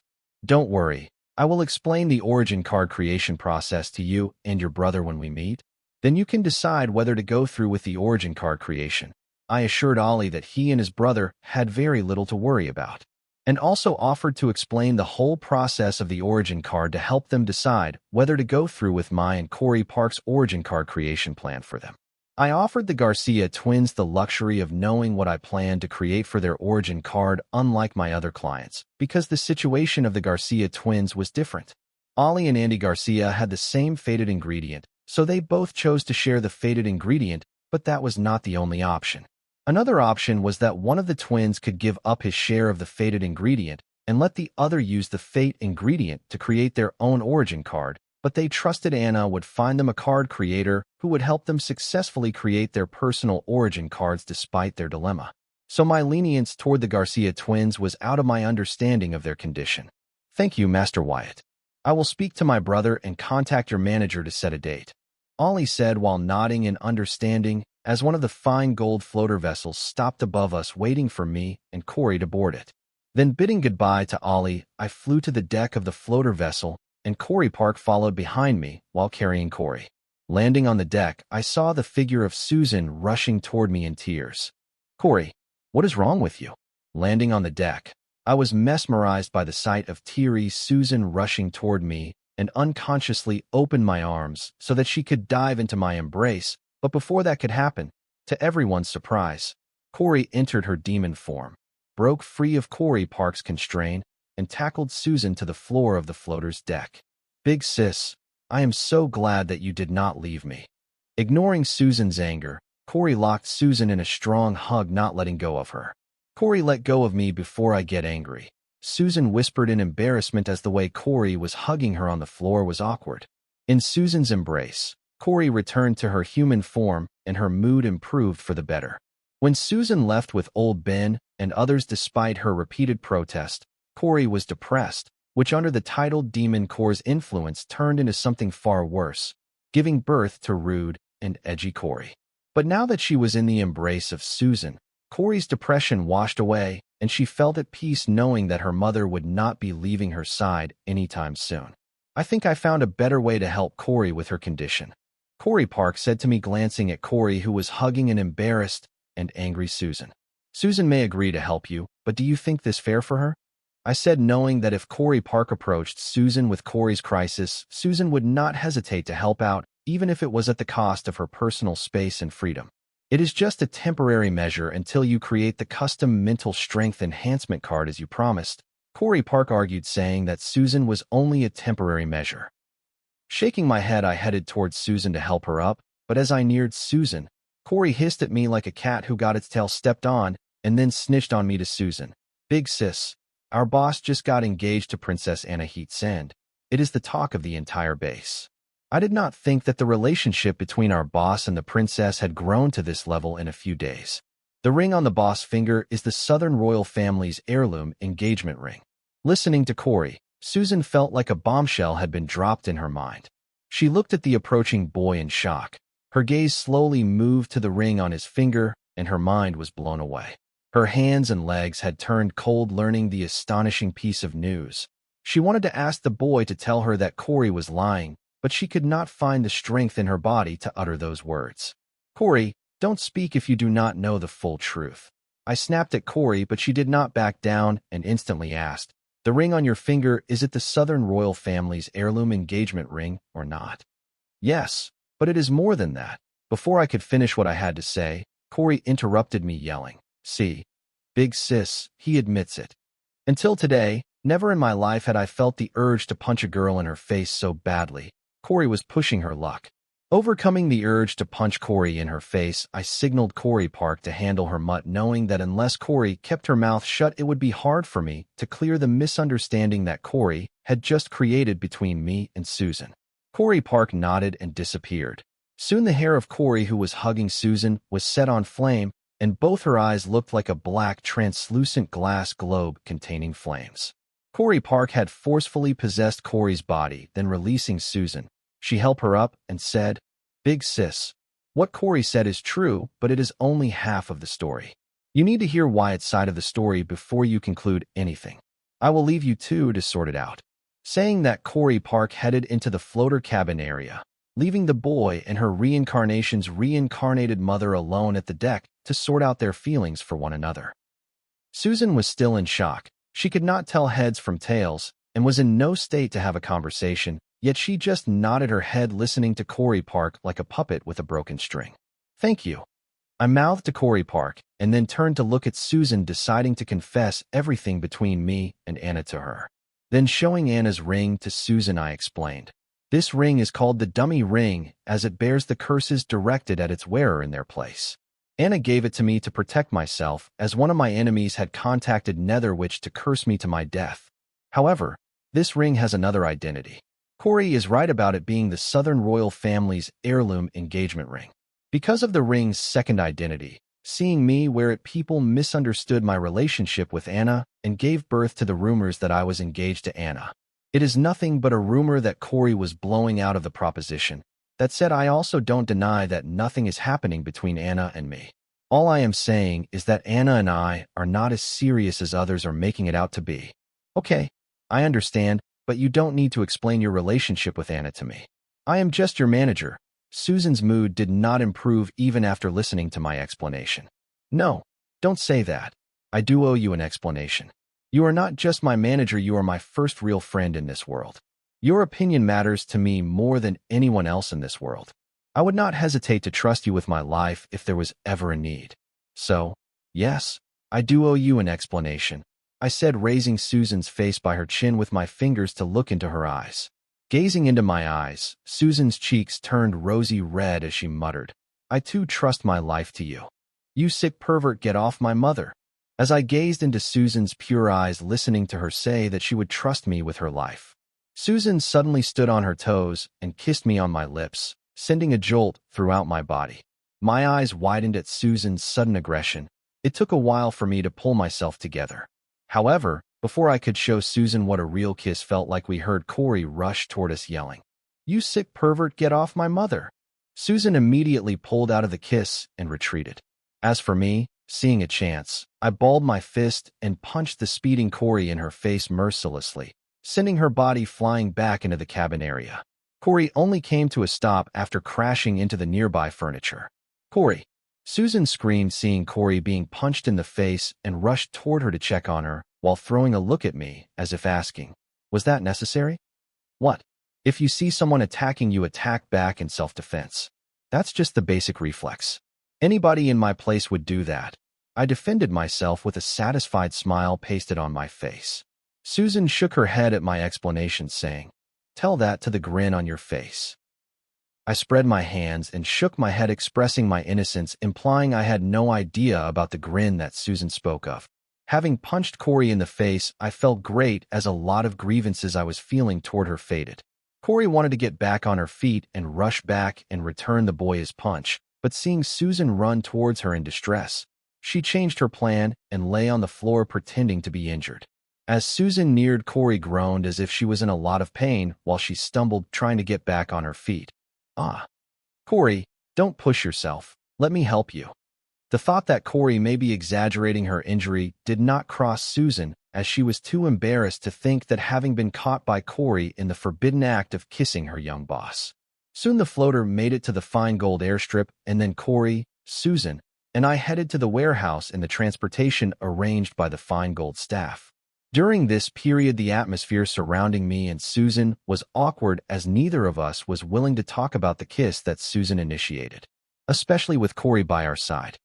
Date: April 5th, 2321. Time: 10:39. Location: Southern Region, Blossom District, Sky Blossom City. Airspace: unknown. "At least he did not deny his relationship with you," Colleen said, trying to console her granddaughter. "What if Grandpa were to do something like this to you?" Anna asked her grandma. "He won't," Colleen answered without even giving it a thought, showing just how much she trusted her husband. And then added, "That boy is barely an adult. If you try to push him into a commitment, then he will only resist." This is why they say age difference matters. You are wrong. Age difference is not the matter here. It's trust. He has huge trust issues. I thought he had gotten over them after he returned from his visit to the Sun Blossom City, but it appears he trusts her more than me. Anna did not let what she saw and heard cloud her judgment and reached a sane conclusion. It may be because they have more in common than you and the boy. After all, not everyone can be related to the life of a royal child. Back in the day, because of this, even I misunderstood your grandpa when he approached me. Colleen spoke from her experience. So how did grandpa convenience you to give him a chance? Anna asked in anticipation that maybe her grandma had the solution to her problems. Your grandpa should be the best person to answer this question. However, since you asked me, I would say he gave it time. After expressing his feelings for me, your grandpa made sure he was always there for me while making sure not to step into my personal space, especially my pride. In time, my opinion of your grandpa changed, and then after many fortunate events, I started to understand your grandpa's feelings for me, which led to me feeling the same way for him. Colleen reminisced her past as she narrated it briefly to her granddaughter. What if during this time someone else were to? Colleen suddenly pulled Anna into her embrace, interrupting Anna by whispering to her, "That is the risk you will have to take, baby girl." Anna warped her arms around her grandma and lay in her embrace, enjoying her warmth in peace and silence. Nobody knew what she was thinking. Date: April 5th, 2321. Time: 11:11. Location: Southern Region, Blossom District, Sky Blossom City, Guild Association Mall, Warehouse number 234. Arriving at the warehouse, we walked on ABA and Agatha entertaining unknown guests. Seeing us, ABA walked towards me and said, "They say they have a business to talk with you. It seems they tried to meet with you at Sun Blossom City, but learned that you had left the city, so they came to the warehouse searching for you. I was about to send them on their way, but since you are here, you handle it." "Thank you, ABA." Susan thanked ABA for tending to the customers in her absence and headed to the guests to talk to them and inquire what their visit was about. "What is it?" Unable to ignore ABA's stare, I finally asked her what she wanted. "You know, Susan would cry herself to sleep thinking you had died. Don't let her go through something like that ever again." ABA spoke in concern for Susan. This was surprising. I wondered if my fake death had brought Susan and ABA close. "Okay, I will keep that in mind." "Okay, I will keep that in mind." I knew the consequence of faking my death. It was the necessary evil of my last resort. It was better than me being dead for real. That is it. I tell you, a beautiful woman was crying to sleep the whole time you were faking your death. And that is all you got to say for yourself? Are you dense or just heartless? ABA looked at me in disbelief upon hearing my reply. "Hey, shorty, who gave you the right to play Cupid in my big sis's life?" Corey, who was standing next to me, was not liking what she heard, especially that part where ABA was trying to ship the boy and her mother. "You, psycho, I am Big Sis Susan's friend. I have every right to meddle in her life." It took a lot of self-control on ABA's part not to punch Corey when she called her shorty. The only reason ABA was holding back was out of Susan. "You two duke your differences outside. You guys better not scare my clients." Pushing aside both Corey and Ada, I walked toward the visitors from the Sun Blossom City. Seeing me arrive, Agatha walked toward me and said, "I can't believe my eyes. How did you do it?" "I picked up your grimoire, which dropped after the assassins killed the slime your clones asked me to protect. It was just a trick to get the assassins off my back. Sorry, I could not tell you that I was faking my death because you were part of the plan. If there is any way I can make up for the trouble I put you through, just say it." I apologized to Agatha for all the distress and trouble I caused her. Was I being too polite to Agatha?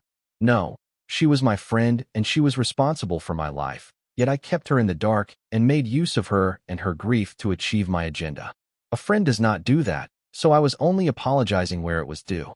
"Hey, you are alive. That is all that matters," Agatha said with a bright smile and added, "It's okay. You did what you had to do. I understand. But I did suffer a lot of emotional damage because of you. So I will take up your offer and reach out to you when I think of something. You better not back out when the time comes.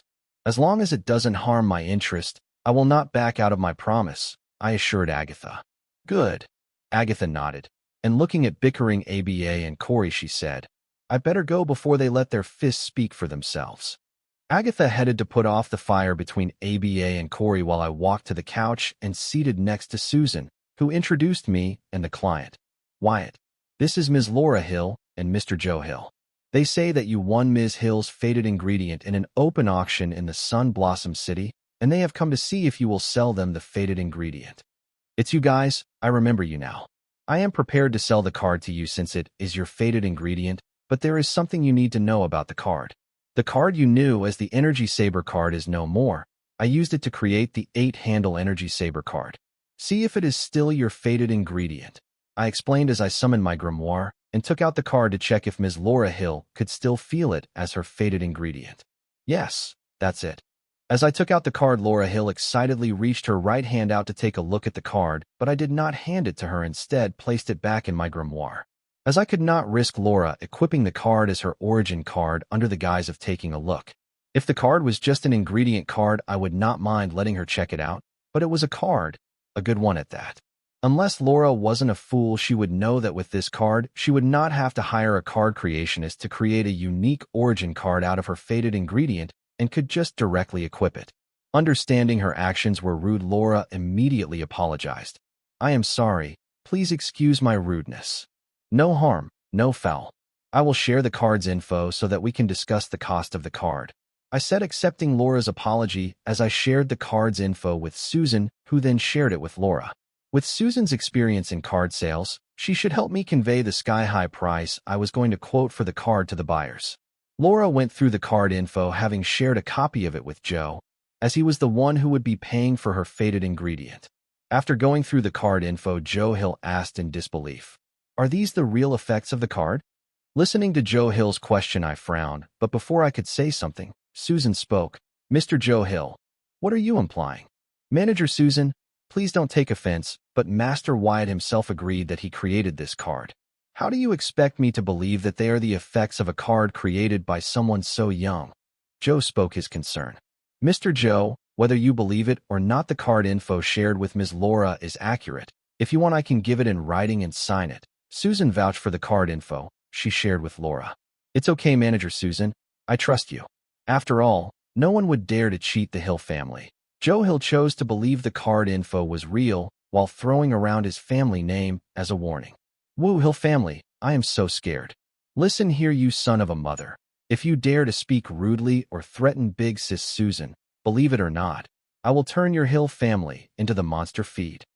Corey came to Susan's rescue, listening to Joe Hill use his family name to warn Susan. "And who might you be?" Joe asked Corey, as she was the only person who was yet to introduce herself. "Your worst nightmare, Corey Bright." Corey introduced herself as her eyes shone with a fiery red light. "Bright family? I have not heard of such a family in the Central Capital," Joe said after going through his memories to see if there was a Bright family in the Central Capital. "Of course, you won't have heard of a Bright family in the Central Capital as it is here in the Sky Blossom City." Corey spoke, clarifying Joe's confusion. "Ha ha ha ha." Joe burst out in manic laughter listening to Corey, and then he abruptly stopped his laughter, adding, "An unknown family from a third-rate city dares to say that it will turn my Hill family into a monster feed? Dude, when did my family say that?" Corey said in confusion, then taking a step forward, glaring into Joe's eyes, she thundered, "I did." Being stared down by the menacing fire dance in Corey's eyes, Joe felt as if he was being stared at by a sinister being. But as a child of a big family from the Central Capital, Joe was not going to be outdone by a country bumpkin. He stood up and glared right back into Corey's eyes, staring down at the sinister fire that danced in her eyes. He said, "I don't know if you got guts or if you're just a fool, but since you dare to challenge my family publicly, you will have to bear its consequence. So, I challenge you to a life and death duel. If you don't agree, I will have no choice but to turn your family into a monster feed for the honor of my family. A life and death battle? Good.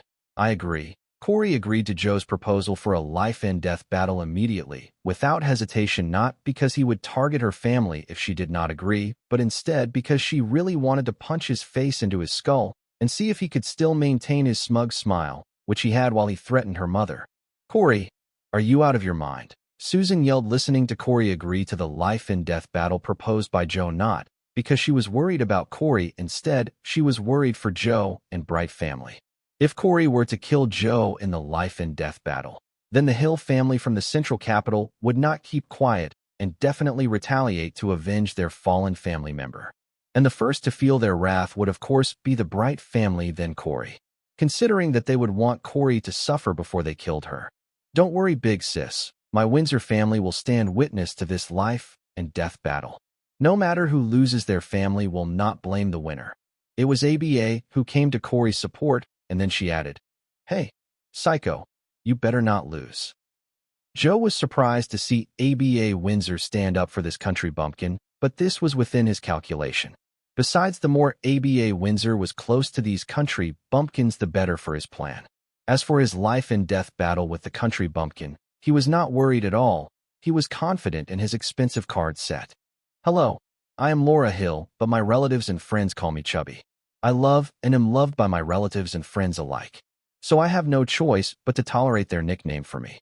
I never had the chance to protest their nickname for me, as it was given to me when I was born, because as a newborn baby girl, I weighed a total of 9 pounds, which is about 4.5 kilograms. My grandma says that I was the chubbiest baby in the whole ward and to ever be born in our family. And since my parents could not agree on a name for me even 4 months after my birth, my relatives and their friends started to call me Chubby. It started as a term of endearment, but it stuck. By stuck, I mean as a baby I would react to people when they called me Chubby. That lasted until I grew enough to understand what Chubby meant. That was when I was 8 years old. And considering the story behind that nickname for me, I became very conscious about my weight, which led to me becoming conscious of what I eat, which grew to the point where I fainted during the school assembly, feeling lightheaded as my body did not have enough nutrition to do the basic activities. Being called child services on them by the school, my busy parents finally became aware of what their 8-year-old daughter has been up to these days. Worried sick, my parents turned to the only elderly in their life before approaching the professionals, my grandma. This was the wisest choice on my parents' part so far in my life. Because that day, my grandma would introduce me to the love of my life, sword dance. For me, my grandma is the world's best sword dancer, but she would disagree. She is so humble. That day, watching her perform the basic dance for me for the first time, I was mesmerized. Her steps and cuts were so beautiful. It was as if the wind was her partner and opponent at the same time. The sound of the wind howling as my grandma's sword cut through it could still be heard in my ears, as if it all happened just a few seconds ago. My love for sword dance suppressed my fear of becoming overweight. And due to the newfound passion in my life, unlike the other kids of my age, I would prefer a healthy diet for every meal so that I had the necessary energy to perfect my sword dance. I wasn't just passionate about sword dance, I was good at it. So good that I won my first sword dance competition, Little Darling Sword Dancer, held in the Sun Blossom City when I was a few days shy of becoming 9 years old, which became a stepping stone in my career as a sword dancer. At the young age of 10 years old, I decided to choreograph my very own sword dance, but there was a problem. Though I was a good sword dancer, I had very little experience with the sword to choreograph my very own sword dance. So I turned to the world's best sword dancer I knew for help, my grandma, who then advised me to practice various sword arts as the doorway to gain experience with swords. Following my grandma's advice, I start to practice sword arts from the basics. And I got the hang of it pretty quickly. I don't mean to brag, but my sword teacher said that he had never seen someone of my age master the basic forms of the sword arts so quickly, even considering my background as a sword dancer. With this, I finally gained grandma's attention among all my siblings and cousins who were already card apprentices. My grandma made me quit my sword classes and personally began to teach me sword art, saying that waiting for me to become a card apprentice to teach me sword art would be a waste of my sword talent. Apparently, I am what they call a sword prodigy. Under my grandma's one-on-one guidance, it did not take me long to choreograph my sword dance. Soon years passed by, and I was 16 years old. Today I contracted my grimoire and had officially become a card apprentice, and finally figured out the reason why I was so good at sword arts and sword dance compared to others. It turns out I had a physique that awakened completely after I become a card apprentice.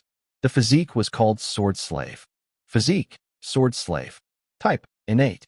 Effect. If the user devotes their life to swords, they will be enlightened in the path of swords and be able to walk it without facing any obstacles.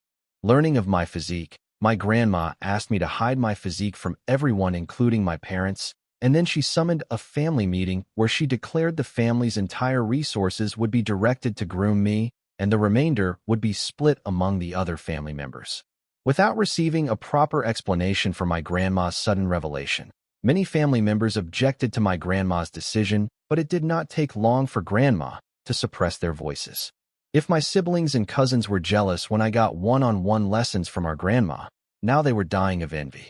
With abundant resources and guidance, I advanced my basic sword arts mastery to sage-level mastery in the same week. I became a card apprentice, shocking my grandma. This led to her concluding that she had placed the bet on the right horse. By the time I had turned 17 years old, I had mastered many intermediary and advanced sword arts and sword dance to sage-level mastery, and also had learned everything my grandma and Blossom District had to teach me with regards to the way of swords. The university entrance exams were closing in, but recently I barely made any advancement in the way of swords. However, this gap allowed me to summarize everything I had learned in way of swords so far, allowing me to give birth to an unranked sword dance, the Azura sword dance. This was the only sword dance I choreographed so far that I could be proud of. Believe me, my standards were pretty high. There was a reason why my family members respected and followed my grandma's arrangement. It was because she was the strongest in the family, and also because she was the only connection to the main Hill family in the central capital. My grandma had her own story and struggles before she became my grandma.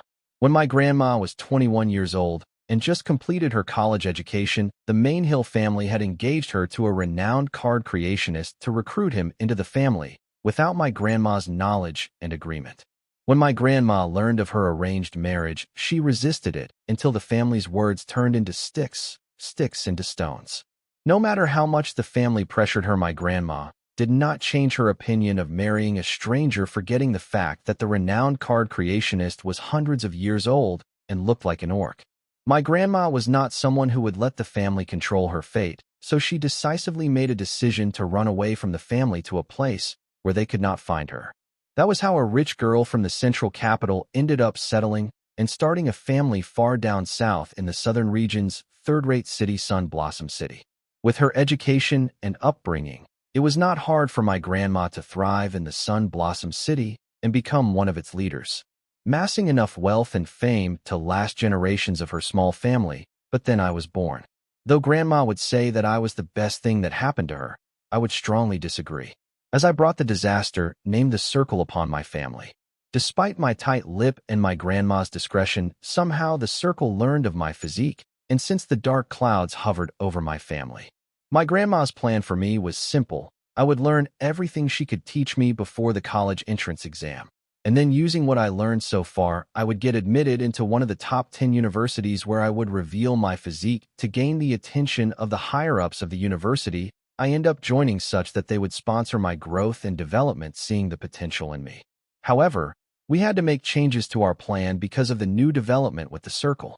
The circle tried its best to make and keep its name and reputation spotless in the Sun Blossom City, but my grandma did not fall for it. She knew that the circle was bad news, but not until the network wars that took place a few days ago in the Sun Blossom City Grimoire Network, when all the dirty laundry of the circle was aired openly in the Grimoire Network for everyone to look at, did my grandma realize that the circle was not some third-rate force she had faced till now. Realizing what the circle was capable of, my grandma decided to use the last resort that she dreaded using during the countless difficulties and struggles she had faced over the years, as she built her very own Hill family in the Sun Blossom City. The last resort was none other than begging for help from the main Hill family in the central capital.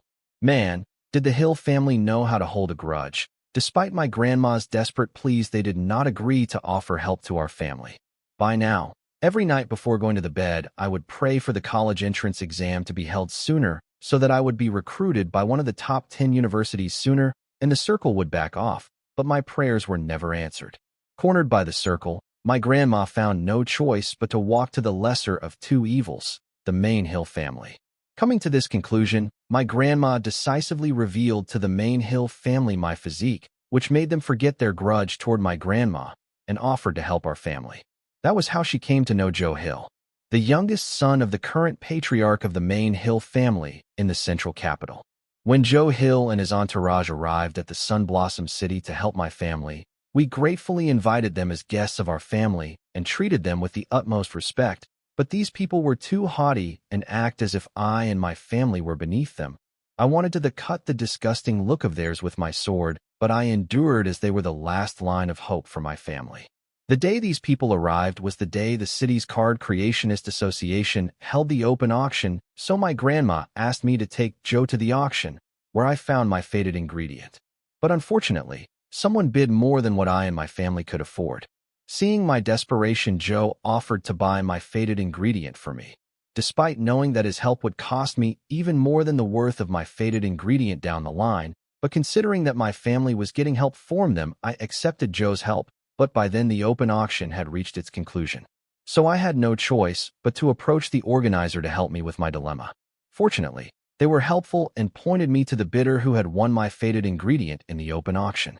But the bidder was not willing to meet me as they were busy and asked me to visit them at a later date. Dejected, I headed home and narrated the events to Grandma, who was happy for me but sad that she could not amass the price required to buy my fated ingredient and that they had to depend on the main family's help for that. That day I cried myself to bed considering the circumstance of my family and the shame my grandma was facing accepting the main Hill family's help again and again. But the next day she woke up to the best news of her life. The circle that was haunting their family was no more. The circle, an organization that had taken over the entire Sunblossom City in just a matter of days, was destroyed in a night. This news came as a huge shock to the whole city and had become the talk of every street, household, and barbershop in the city.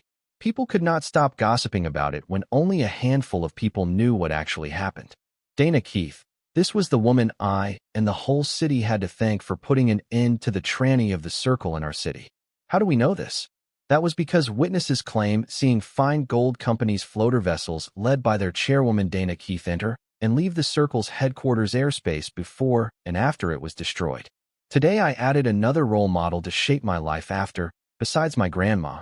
It was none other than Dana Keith. Why, you ask? Because of Dana Keith's revenge story. Spoilers, the villain was none other than the circle. What Dana Keith had achieved despite being born an orphan was inspiring. I want to be just like her and show the main Hill family that I am my grandma's granddaughter. I know they came all the way over to help my family, but I just hate the disgusting gaze they look at us with. Thankfully, with the circle having been destroyed, we no longer needed those guys. As for my fated ingredient, I am sure if I speak to the person who has it to hold on to the card till I enter one of the top 10 universities, he would, considering that he was a reasonable guy. If not, then I am sure my family and grandma could think of something. Now, the only way my day could get better than it already was if the snobs from the main Hill family left, taking the hint that they were no longer needed here. Unfortunately, when we seeked a way out of our predicament by approaching the lesser of two evils, we had already sold our souls. The main Hill family did not plan to leave the city without me, and my family could not do anything about it. Neither can I, as the goons of the main Hill family were of the higher realm, and we started to feel that they had taken my family hostage. And that's how I end up going to Sky Blossom City in search of the card apprentice who had won my fated ingredient in the open auction along with Joe Hill and his goons. Date, April 5th, 2321. Time, 11:24.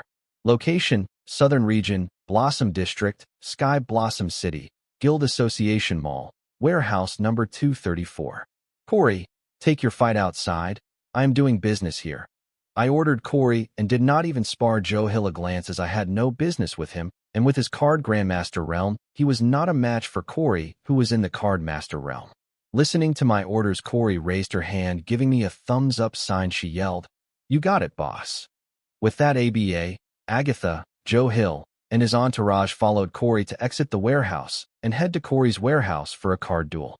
Seeing this, Laura Hill too got up to follow them, but I stopped her, saying, "Miss Hill, where are you heading? You do want your fated ingredient, right?" "Master Wyatt, what do you mean?"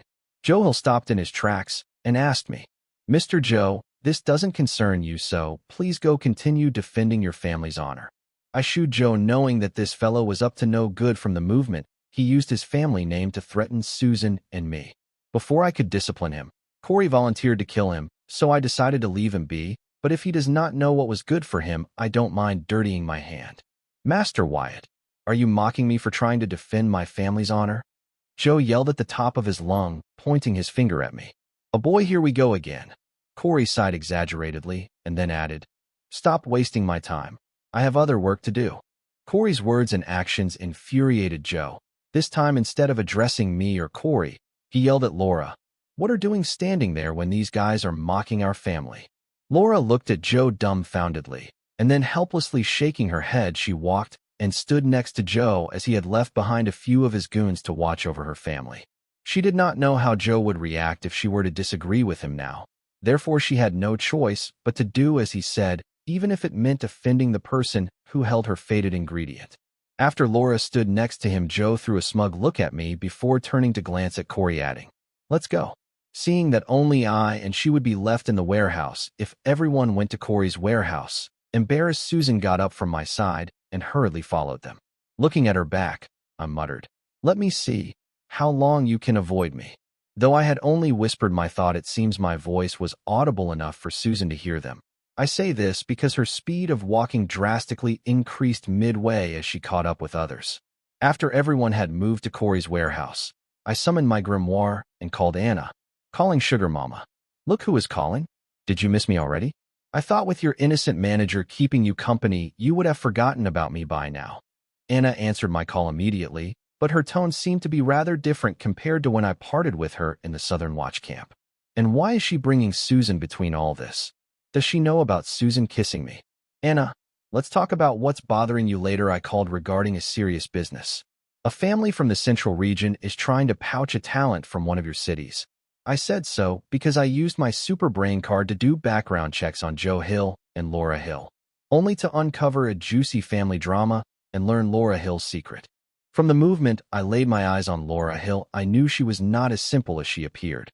If I were to describe her, then the words, a sheathed sword, would do justice to her current appearance. I could feel a boundless power from her, enough to threaten me, which she was hiding behind her meek appearance. Like the sharpness of the sword was hidden by its sheath. This was the reason why I wanted to discuss terms with Laura Hill, despite my superbrain having found out that the price I was planning to quote for her fated ingredient was not something her family could afford unless they planned to sell their entire assets. I was thinking of negotiating some kind of deal with Laura, having sensed that she was worthy of my card and friendship. But seeing the way she was following Joe's orders, I knew that she and her family had gotten into something they could not get out of just because they wanted to. I could help her out, but that was a lot of trouble. So I decided to sell her to the Southern royal family, which was very enthusiastic about sponsoring talents with huge potential. Who is trying to pouch you? Who is it? You know what, I will be there right away.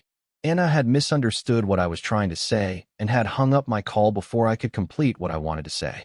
In the time it took me to shake my head, Anna tracked the ring she gave and appeared right next to me and yelled, Who is it that dares to steal from the heat sense? Anna, calm down.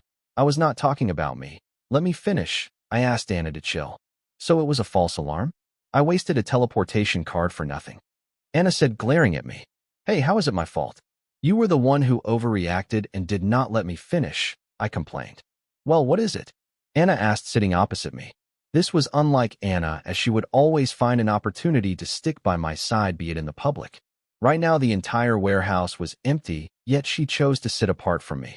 Something had happened, and I bet it had something to do with her seeing Susan kiss me. I have found a girl with a sword slave physique. When I learned of this, I thought your family would be interested in sponsoring her. What do you say? You need to be quick because right now a small family from the central capital is trying to recruit her. I laid the facts in front of Anna, and now it was up to her to decide. If the Southern royal family plans to sponsor Laura, my selling price for her fate ingredient would triple. Was I being greedy? No. The 8-handle energy saber item card was a rule item card. It allowed its user to make use of any rule energy. Such an item was worth the high price. Sword slave physique? How does that work? Anna did not seem to be impressed by Laura's physique. This was when I knew that I had made a mistake by calling Anna. I should have called Lorenzo and instead, as Anna had very little knowledge about these kinds of things. Right now what I was doing was similar to trying to sell gold to a tiger. Just contact, and if you don't know what a sword slave physique is, she should know how important this is. Just as I said this, I saw Anne's figure arrive beside Anna and say, Sword slave physique. That is one of the most coveted physiques. The card apprentice with that physique is basically dubbed as invincible in the same realm. Trust me, you would not want your enemy to have a sword slave physique. And what the heck are you doing here? Anna inquired, and ignoring everything that, and just said, when you teleported in a hurry after getting a call from Wyatt, I thought he was in trouble, so I tracked your location and followed you here, and answered Anna. And then turning to me, she asked, what about the sword slave physique? I found a card apprentice with a sword slave physique and was wondering if your family was willing to sponsor someone of her potential. I repeated myself for Anne. A sword slave physique is worth our sponsorship. Where is she? Take me to her.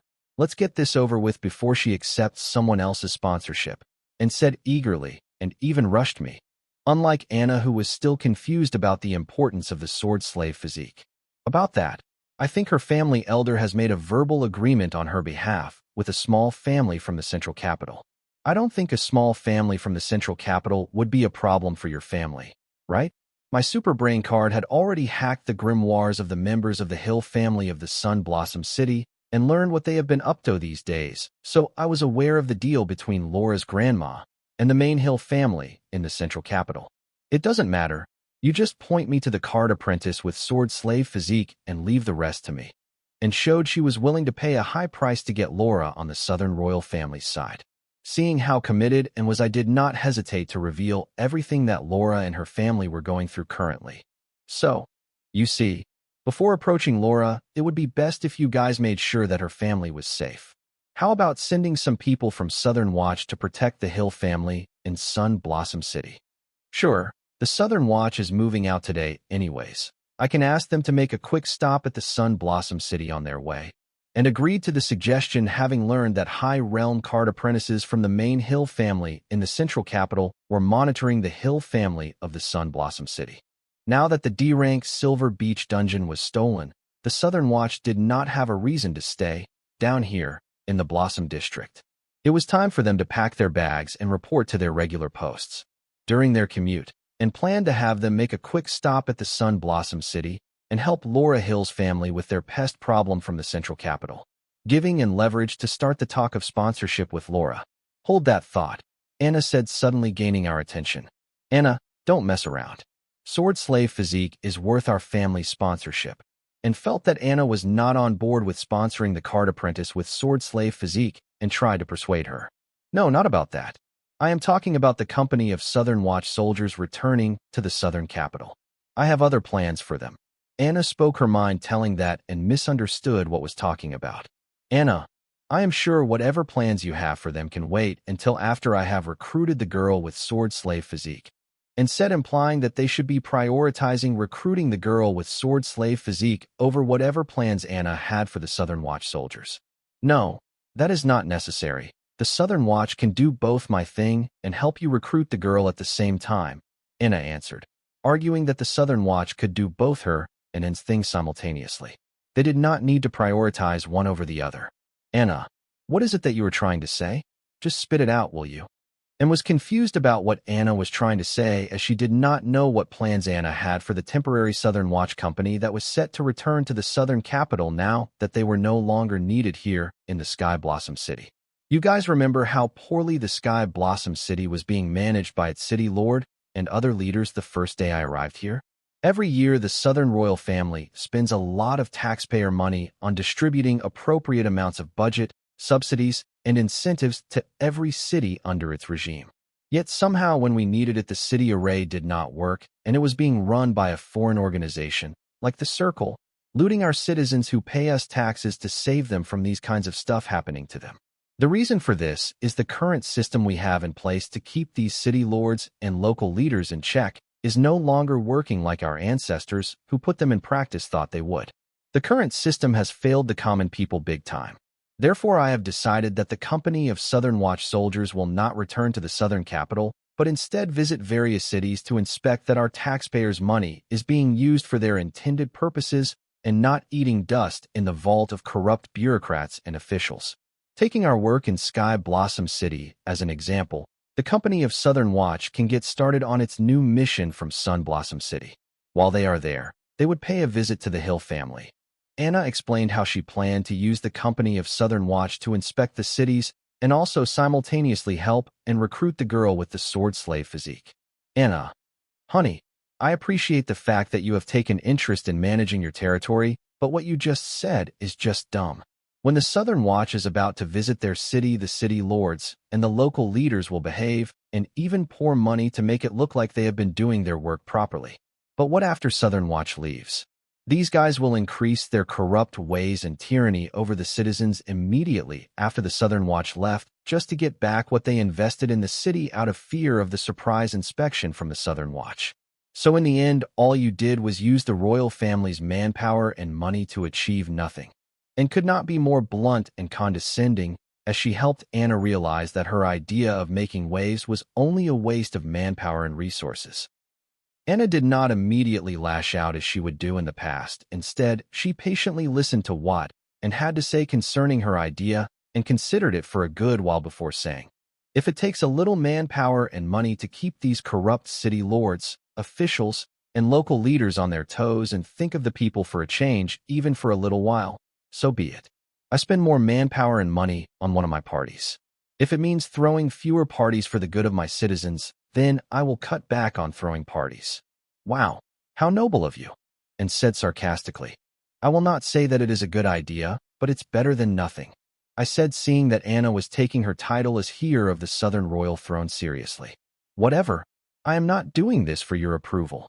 Anna said that, but the brilliance in her eyes said otherwise. And then, as if she remembered something, she squinted her eyes and said, You, what do you mean by my idea isn't good? Are you mocking me? Do you think I am dumb? Listening to Anna, it was apparent to me that she had seen Susan kiss me.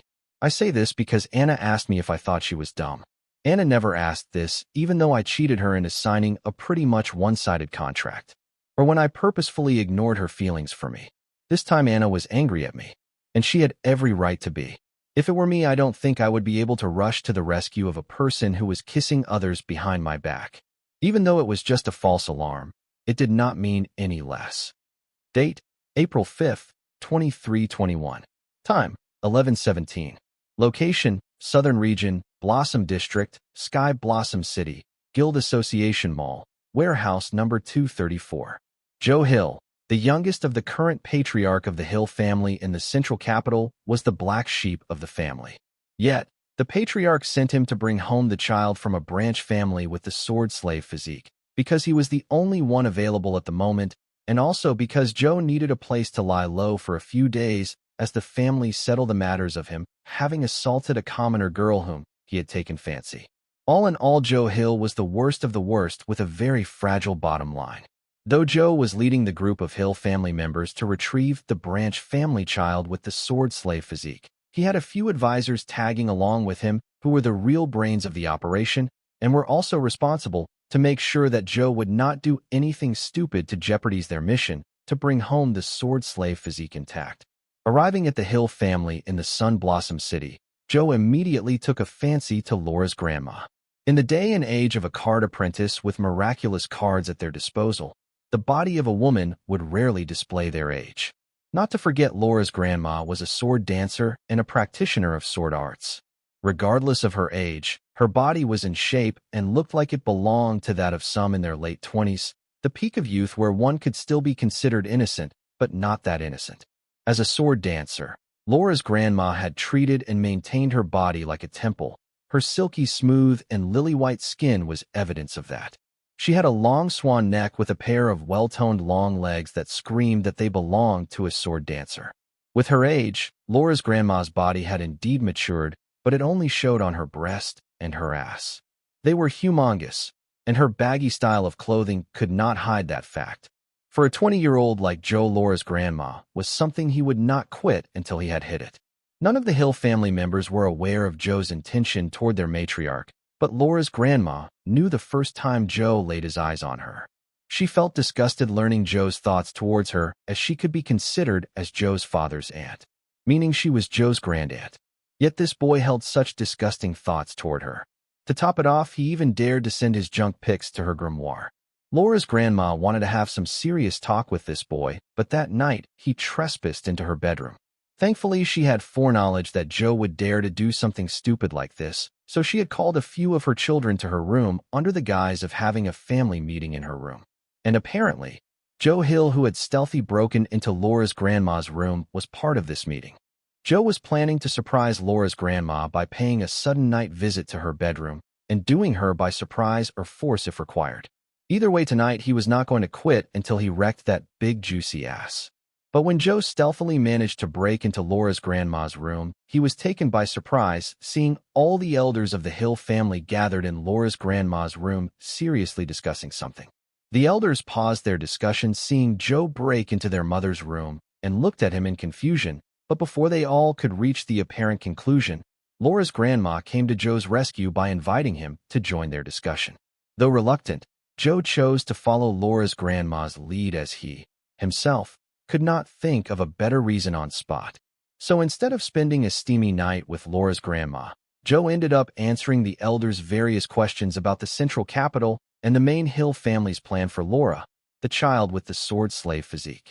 It was almost early morning before Joe walked out of Laura's grandma's bedroom like he planned to, but he was not happy about it as he did not get lucky as he was hoping to. Instead, he ended up cozying up to a bunch of country bumpkins because he did not want to spook them by showing them the real him.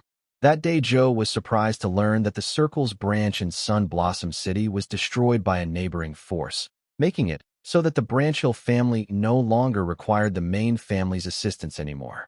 As he anticipated, the Branch family looked at him and his people as if asking when they will be leaving. However, Joe made it clear with his actions that they were here to take the child with the sword slave physique, and he did not mind using force to do that. Having shown the might of the main family, Joe was able to suppress the Branch family and force them to hide their dissatisfaction. Later, he took the child with the sword slave physique to find the person who had her fated ingredient and buy it, but to their dismay, that person had already left the city and returned to his home in the neighboring city, Sky Blossom City.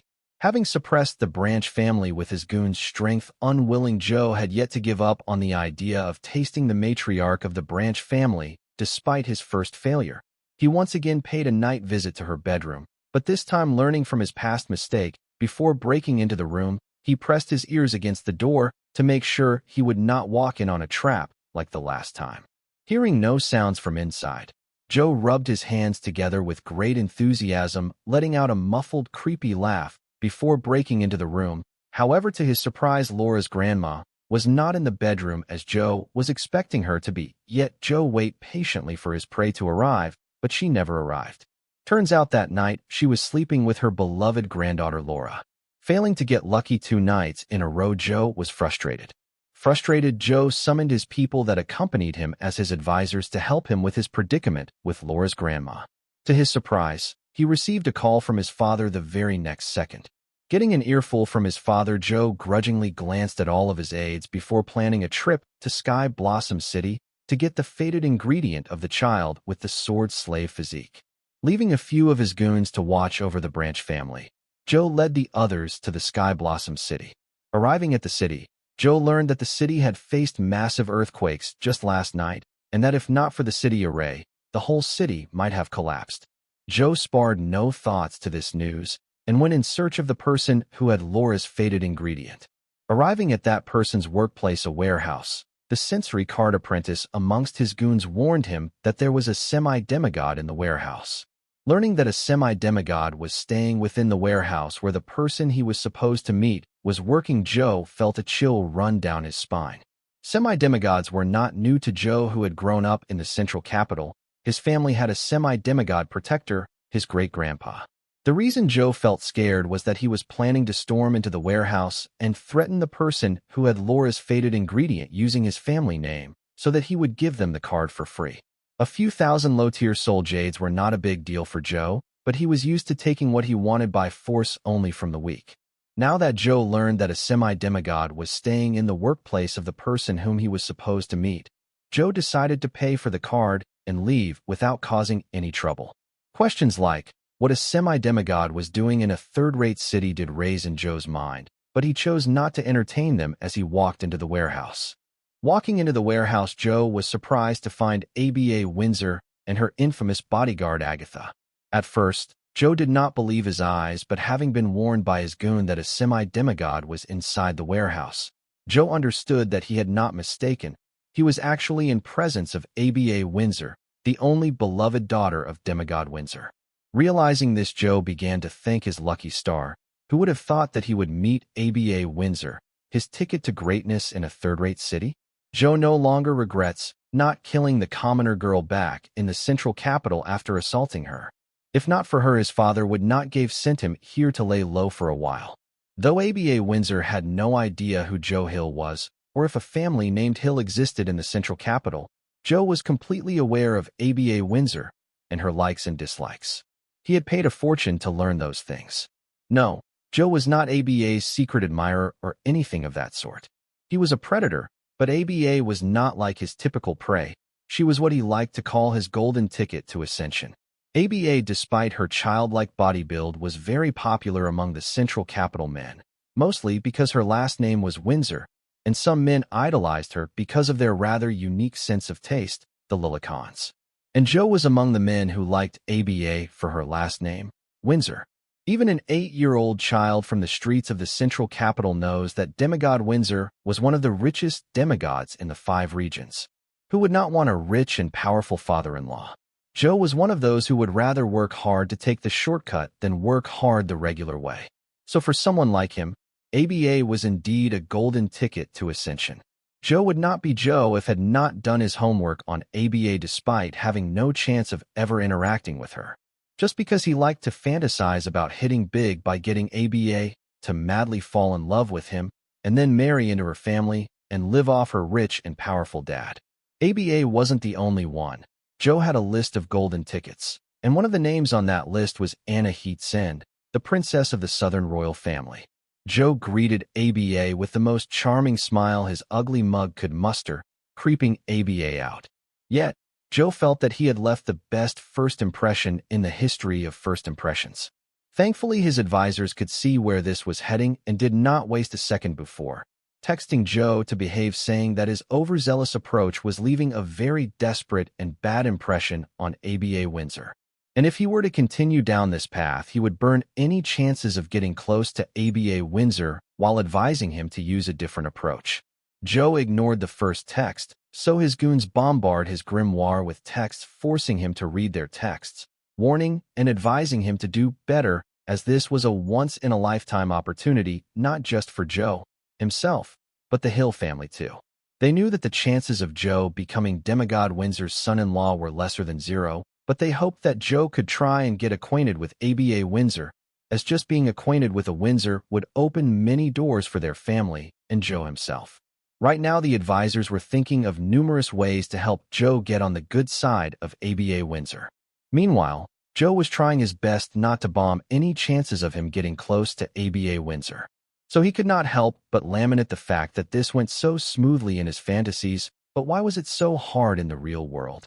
Just when Joe's advisors were out of ideas to help Joe get close to Aba, 3 low-level card apprentices walked into the warehouse. Seeing how Aba was close to them, one of the advisors came up with an idea that would not only help Joe get close to Aba, but even get her to owe him a favor. One of the 3 low-level card apprentices that entered the warehouse was none other than the person that Laura, Joe, and his goons visited the Sky Blossom City in search of. However, this did not stop Joe's advisors from using that person in their plans to help Joe get on good terms with Aba Windsor. Their plan had 3 simple steps. The first step was to find fault with 3 low-level card apprentices so that they get provoked and do something stupid like a verbal fight. The first step was crude, as it would also cause Aba Windsor to be displeased with Joe, as she was acquainted with these 3 low-level card apprentices. However, this step was an important step in their plan, as this would spark an opinion about Joe in Aba's mind. The second step was to blow the little discord out of the proposition such that Joe can blame the 3 low-level card apprentices for sullying the honor of the Hill family and challenge them into a life-and-death duel, while justifying his actions as a necessary action to protect the Hill family honor. The 3 low-level card apprentices will have no choice but to agree to the life-and-death duel, as they will make sure of it. And the last step was for Joe to use his fancy card set and higher realm to defeat the 3 low-level card apprentices, but instead of killing them, Joe would spare their life, showing his generosity and would use this opportunity to give out a warm and heartfelt speech about family, honor, and mercy. This way Joe would erase the little dissatisfaction that ABA had towards him and replace it with warm feelings depending upon how good and convincing Joe's performance was. And since Joe had spared the lives of her acquaintances ABA, it might even feel like she owes Joe a favor because as Joe's advisors, they would praise the generosity of their young master while hinting ABA that if the 3 card apprentices were not her acquaintances, no matter how generous Joe was, he would let them off the hook for their actions without any consequences. This was the 3-step plan that Joe's advisors had come up with to help Joe get on the good side of ABA. Reading this plan in the text his advisors had sent him, Joe was overjoyed as he liked the plan very much and thought it would definitely work. Especially the part of the plan where he would first come off as the bad guy in ABA's eyes, and then she soon realizes that he was the good guy and she had mistaken about him. Joe felt like this plan was a surefire way for him to make his way into ABA's heart. Now that Joe knew what he had to do, he was waiting for the perfect moment to commence his plan. And that moment came soon enough when he saw the insane stats of the card that was supposed to be Laura's fated ingredient. Joe was having a hard time believing that he was able to find such a card in the third-rate city of the southern region of all places. With the emotion already in place, Joe did not need to act to find faults with the low-level card apprentices to provoke them. He spoke his mind, and the first step of his plan proceeded flawlessly. Though not all 3 of them fell for his provocation, it just took one of them for him to move to the second step of his plan. And one of them was dumb and hot-headed enough to walk into his trap and dig her own grave. Before Joe could celebrate the successful competition of the second step of his plan, something unexpected happened. ABA used her family name to watch over the life-and-death duel between him and the feisty girl, making sure that if either of the participants of this life-and-death duel were to die, there would be no hard feelings, and the friends and relatives of the loser would be forsaking their right for revenge and vengeance. This did surprise Joe and his advisors, as it showed that these 3 low-level card apprentices' relationship with ABA was more than that of mere acquaintances, which was both good and bad for their plan. Therefore, Joe and his goons decided to not drag this out and make Joe the good guy as soon as possible. However, midway through the plan, looking at the bumpy figure of the feisty girl, Joe was conflicted. He wanted to follow the plan he had in his mind, but his Innes had a mind of its own. It begged him that it wanted to be cuddled between the 2 huge mountains of the feisty girl.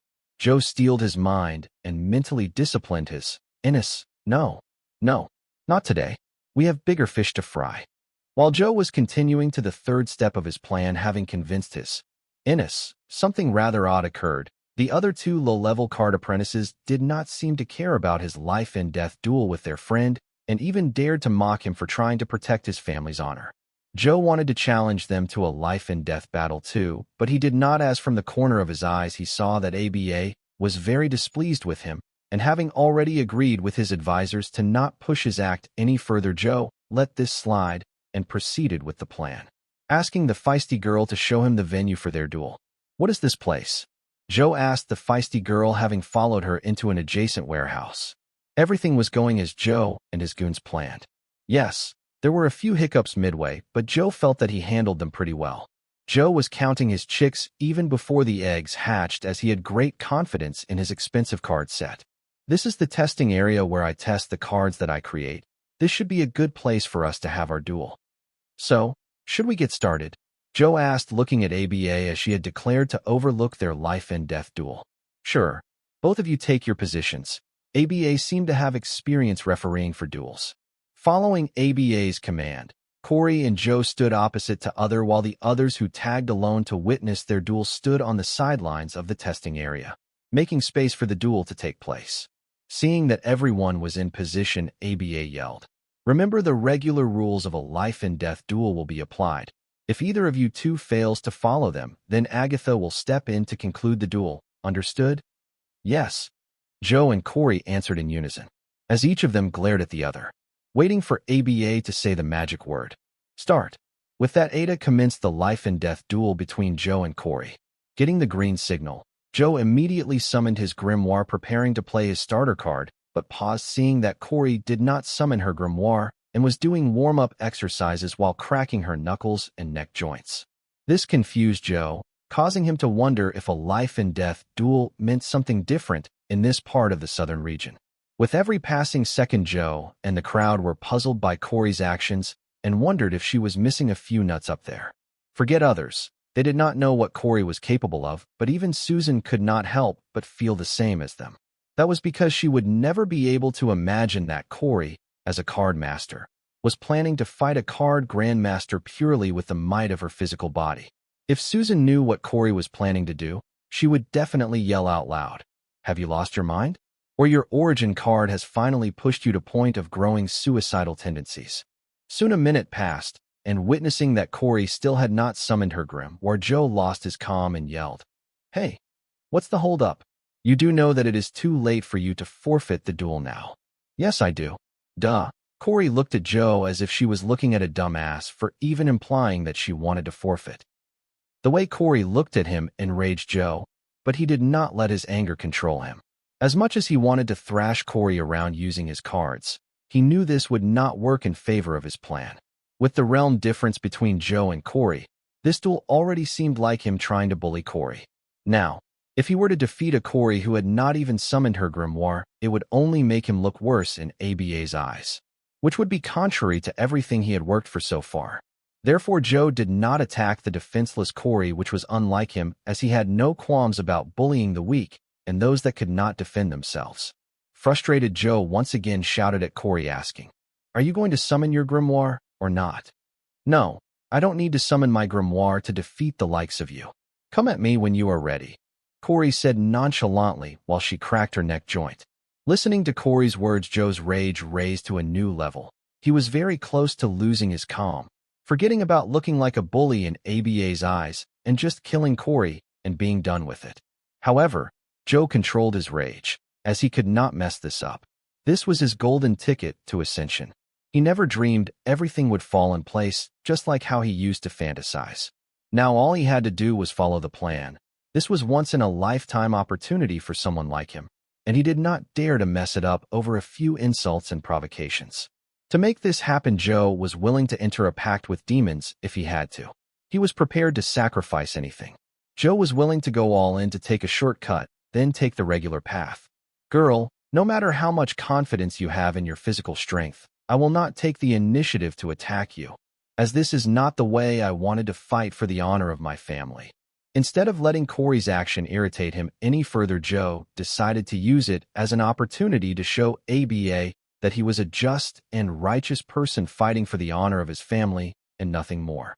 "Fine, if you can't take initiative to attack me, then I will throw the first punch, but I will warn you, if I were to attack you, then this duel will be over before you can even react," Corey said, hearing Joe say that if he would not attack her unless she summons her grimoire, then she would.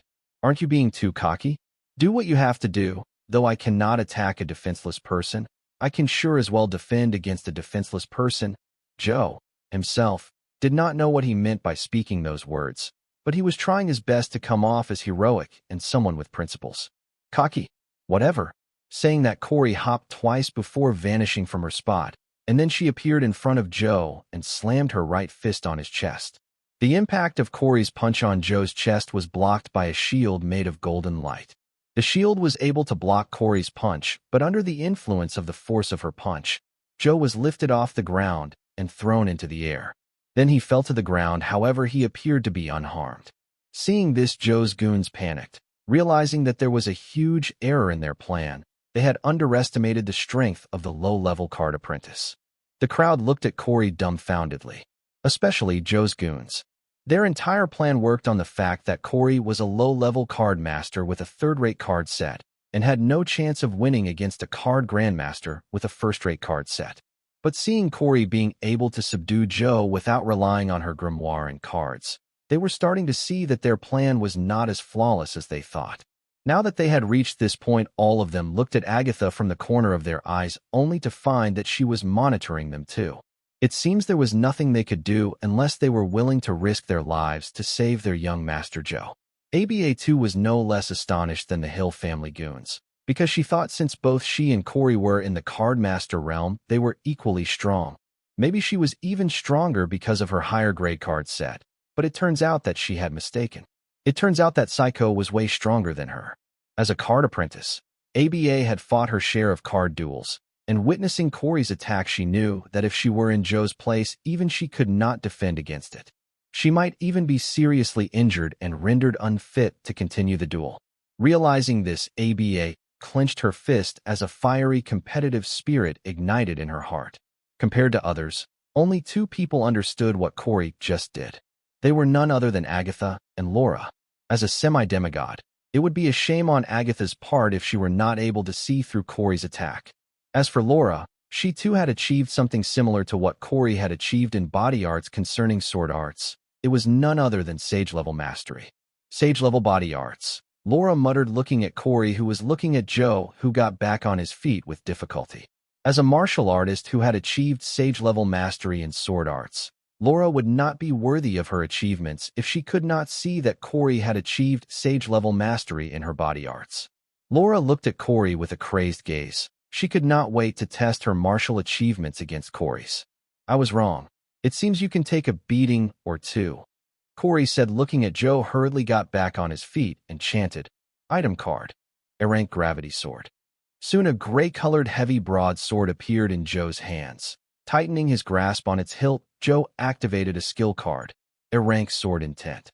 Soon an invisible but sharp aura covered the heavy broadsword. It seems Joe no longer cared if Corey summoned her grimoire or not. He ditched all that bull carp about honor and principles once his last resort activated right at the start of the duel. The shield made by Golden Light was Joe's last resort passive card, which activates in case of imminent danger to the user's life. Since it activated, then it meant that Corey's attack was just now enough to kill him. It was never a good sign that this card activated at the start of the duel. Therefore, Joe, who loved himself more than anyone else, no longer cared about how ABA perceived him, and instead decided to go all out to save his miserable life. If you're wondering if Joe regretted his actions? Yes, he regretted it all. Mostly not killing the commoner BTCH after assaulting her, as she was the originator of all his recent misfortune. Seeing Joe summon a sword and activate a sword skill, his goons slapped their heads in distress. Seeing how Corey was very quick and packed serious damage, so shouldn't he be focusing on increasing his defense, just in case he doesn't get killed even before he can swing his sword? "Here I come," Corey said, seeing that Joe had completed his preparation. Then she dashed toward Joe, and arriving next to him, she kicked, aiming at his waist, but it was blocked by Joe using his heavy broadsword. Clank. Kicking the heavy broadsword, Corey felt like she was kicking a mountain. It appears the word gravity in the name of the sword was not just for show. Still, Joe was pushed backward by the force of Corey's kick. However, Corey's shoe, which came in contact with Joe's sword, had a deep cut on it. This must be due to sword intent covering the sword.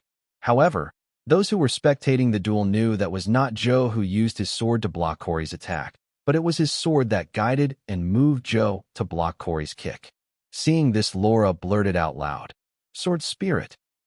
Joe's goons were dumbfounded, seeing that Joe's gravity sword had sword spirit. They finally saw a chance of Joe winning the duel. All hope was not lost for them. "Sword spirit?" Susan asked, as she was not that familiar with high-level cards, especially sword-related cards. Sword spirit is the spirit of the sword. It has a mind of its own. Sword spirits are very adept in the way of swords. Just equipping a sword with sword spirit will increase the mastery of the user's sword-related skill card. Item cards with spirits are very expensive, but also equally rare. Therefore, you cannot find them in the market. ABA explained, erasing the confusion in Susan's mind. Seeing that activating the sword spirit by feeding sword intent to the gravity sword was still not a match for Corey. Joe's expression became hideous. The sword spirit enhanced by sword intent was his ace. So seeing that its damage was nowhere near close to that of Corey's simple kick, he could not help but feel desperate. This duel was no longer about impressing ABA Windsor, but his life. If lose the battle, then his life and death will be in the feisty girl's hand. With the presence of Agatha, his aide could not come to his rescue, nor could his family, which was far away in the central capital. So, resolved his mind and chanted, "Sacrifice card sword intent to gravity sword." Card name, Gravity Sword. Card type, Item card. Card rank, A rank, Rare grade. Card rate, 9 stars.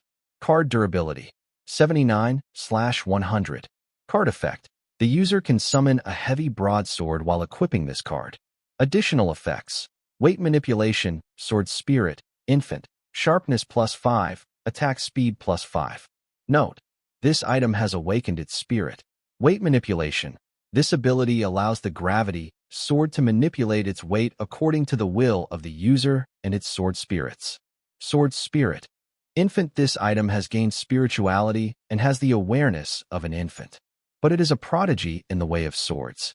Addition effect: sword guidance, sharpness +20, sword arts mastery +1, awaken. Sword guidance. The sword spirit can guide and help its user in their pursuit of the way of swords. Awaken. The sword spirit is still in its infancy and needs to feed the sword intent to be activated. Additional effect: sacrifice.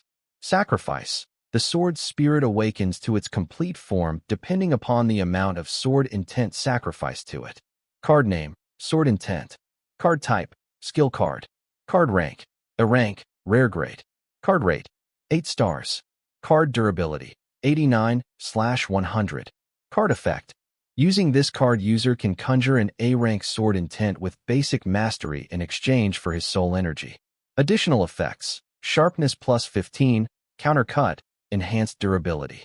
Note: user can use soul jades to conjure large quantity of sword intent. Countercut. The sword intent can counter 23% of every attack blocked in the form of a sword cut. Enhanced durability. The durability of every sword type item covered in sword intent is enhanced. Sacrifice card: sword intent to gravity sword. Having resolved himself, Joe decisively sacrificed his sword intent card to the sword spirit of his gravity sword to awaken it to its full potential. The heavy broadsword freed itself from Joe's grasp and floated in the air. Then, emitting a brilliant light, it morphed into a humanoid male spirit clothed in a gray bodysuit, emitting boundless sword intent. The sword spirit's gaze appeared to be sharp enough to leave a cut. Seeing Joe morph into a humanoid sword spirit, Corey muttered, "This duel just got interesting, people. You got my full attention." "Master." The sword spirit turned and greeted Joe. "Quit wasting time and kill that itch." Joe yelled as every second the gravity sword was in humanoid form, it was consuming his soul energy to maintain its form and the effects of the sword intent card that was sacrificed to awaken it.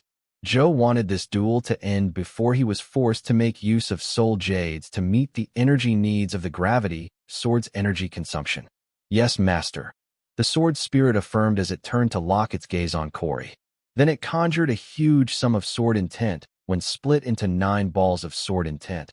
Later, this ball of sword intent morphed into swords. The 9 swords floated and circled with the humanoid sword spirit at the center. Then the sword spirit raised its right and pointed it at Corey. Following the signal of the sword spirit, the 9 swords stopped circling it and flew through the wind, aiming at Corey. Seeing the incoming swords, Corey dodged each one of them with ease, but the 9 swords were not done. They circled back and continued to target Corey like homing missiles.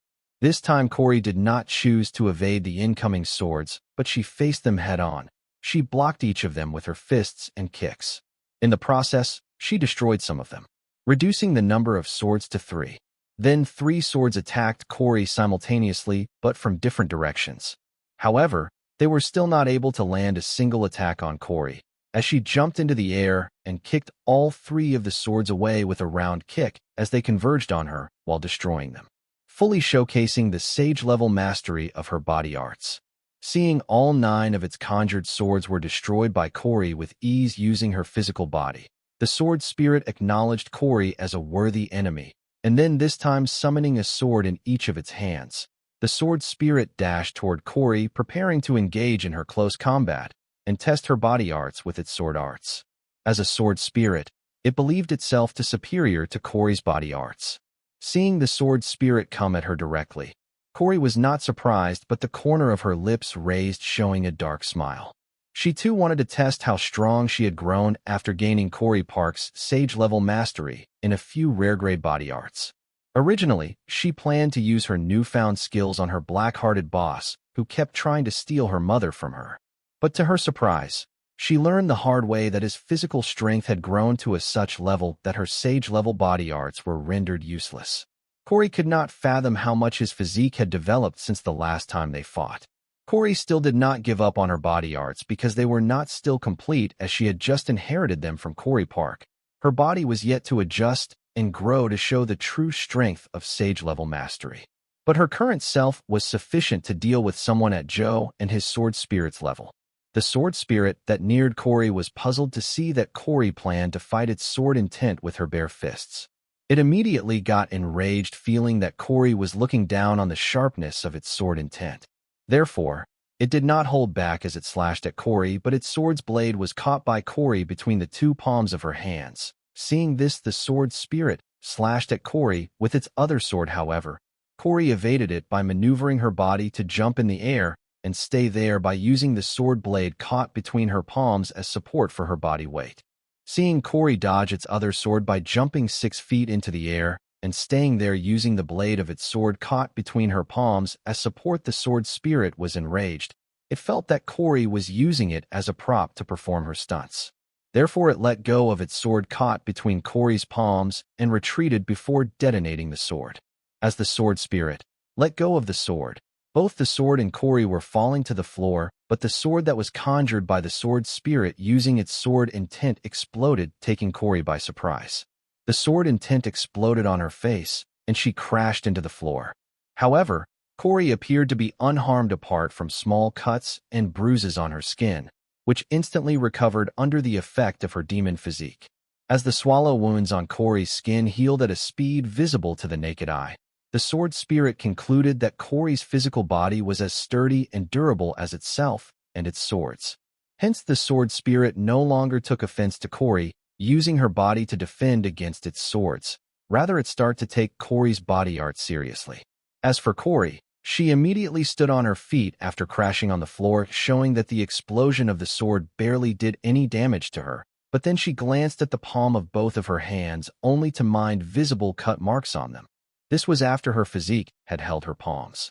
Corey got these cut marks by catching the sword of sword spirit between her palms. A quarter of the force she applied on the blade seemed to have gotten reflected at her, causing the cuts on her palms. With this, Corey learned that she not only had to watch out for the sharpness of the sword spirit's swords and sword intent, but also watch out for its rebound type skill, which could return a quarter of her attack to her as damage.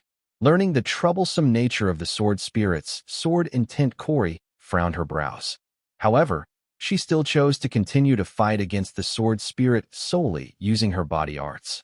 Having witnessed the durability of Corey's body arts, the sword spirit conjured about 24 swords using its sword intent, which hovered behind it. Then it launched these swords aiming at Corey. Having experienced this earlier, Corey did not choose to evade the swords, but rather faced them head-on using her fists and kicks. When her fist came in contact with the flying sword, she felt like she was punching a boundless mountain. The same was true for her kicks. It was because the swords were making use of the weight manipulation ability of the gravity sword, such that while flying the swords were feather light to increase their speed, and while at the point of contact, they were heavier than a mountain to increase the damage. Having blocked Corey's attack, the swords reflect a quarter of her attack to her as damage. Soon other swords followed suit, but this time Corey hurriedly freed herself from the entanglement of the swords and evaded the other swords. However, since it was a close call, most of the swords managed to leave swallow cuts on Corey, while few managed to leave a few deep cuts. Having fulfilled their orders, the 24 swords circled back to the sword spirit and hovered behind it. Corey's clothes were tattered and soaked in blood from her wounds. Seeing this, Joe regained confidence that he will win the duel, so he decided to get their plan back on track, as this one was not cheap.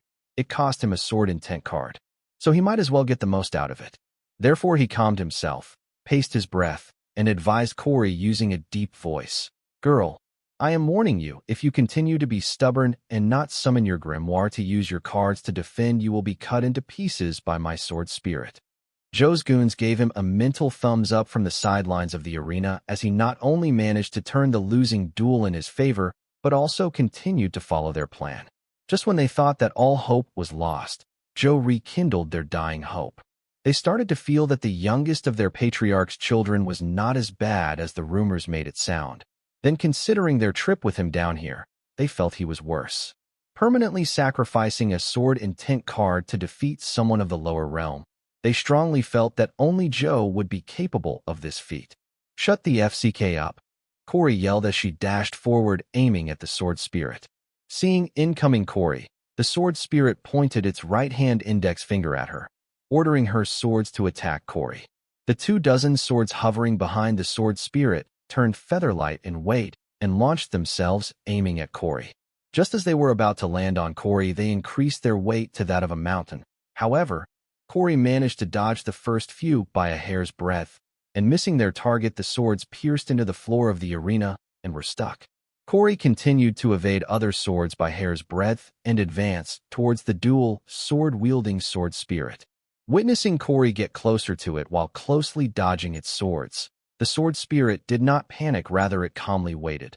Soon it saw what it waited for, a confident grin forming on Corey's face as she had almost dodged all other swords heading towards her and was down to one last sword. But before her grin could fully form, as she was about to evade the last sword of the 24 flying swords aimed at her by a hair's breadth, it exploded right next to her. Under the force of the explosion, Corey crash-landed into a bed of almost 24 swords embedded in the floor that exploded simultaneously as soon as Corey's back touched the ground. This was the explosion of sword intent, so there wasn't much smoke apart from the smithereens of the floor. So the crowd could see as the exploding sword intents cut Corey from every direction and left deep wounds on her body, having breached her body's demonic defense. The crowd went quiet, seeing more than swords conjured from sword intent detonate. Sansa and ABA worried for Corey, if not for seeing Corey's chest move up and down indicating that she was still breathing and alive. They would have rushed to the arena to check on her. They could not understand why Corey was being stubborn and not choosing to summon her grimoire or directly attack Joe to put an end to this match. However, they could only put their trust in Corey, believing that she knew what she was doing. Even Joe's goons were worried about Corey's well-being and sighed in relief, seeing her chest move up and down indicating that she was still breathing and alive. Because over time they have subtly noticed that ABA Windsor, the target of their plan, was on much closer terms with Corey and her friends than they first assumed. This meant if they wanted to get on good terms with the Windsors, they could absolutely not kill Corey. Otherwise, forget getting acquainted with the Windsors. It would be considered a blessing if they forget their offense and ignore their family's existence, not retaliating against them for killing one of ABA's friends. While the crowd worried for Corey's life, there were two in it who understood why Corey was stubbornly not summoning her grimoire to use her cards. Therefore, they could not help but get amazed seeing how Corey could be so cruel and demanding of herself. They cannot imagine putting themselves through what Corey was putting herself through. But considering the stakes here, they felt that they would make a similar choice as Corey. Because breaking past one's physical limit at a higher realm of mastery was a very difficult thing to achieve. Though they would not be as merciless as Corey towards themselves, they would definitely be smarter than her. How could she forget that the sword spirit could detonate its sword after having fallen for the same trick the first time? "Park, I had enough of getting my ass hooped. Let me morph into my demon form. I will teach this uptight sword spirit and its limp dick master what I am capable of." Laying on the cracked floor covered in wounds, blood, and dust, Corey mentally sick permission from Corey Park to morph into her demon, for which was more adjusted and suitable for her to show the complete threat of her sage-level mastery of body arts. No, you have to defeat this sword spirit in your current form to train your body. Otherwise, your body will never be able to adjust and grow enough to fully display the prowess of sage-level mastery of body arts in its current form. You are strong enough to defeat the sword spirit. You need to be just smart enough to use the strength you have properly, that is all. How can you be foolish enough to forget and not be on guard against the sword spirit detonating its sword intent? Corey, listen to me. Using the sage-level mastery of body arts should not put a burden on your body, but it is. And when using it in your demon form, it should be getting a huge boost enough for you to fight demons of a higher realm, but it is not. If you don't train your body and push it past its limits, you will never be able to display the true potential of my sage-level mastery. Corey Park mentally persuaded Corey not to give up, just as breaking past the limits of her current body will bring in huge gains beyond her imagination. She had purposefully not warned Corey to watch out for the sword spirit detonating its swords, as for a battle of this magnitude, Corey should not be requiring her assistance.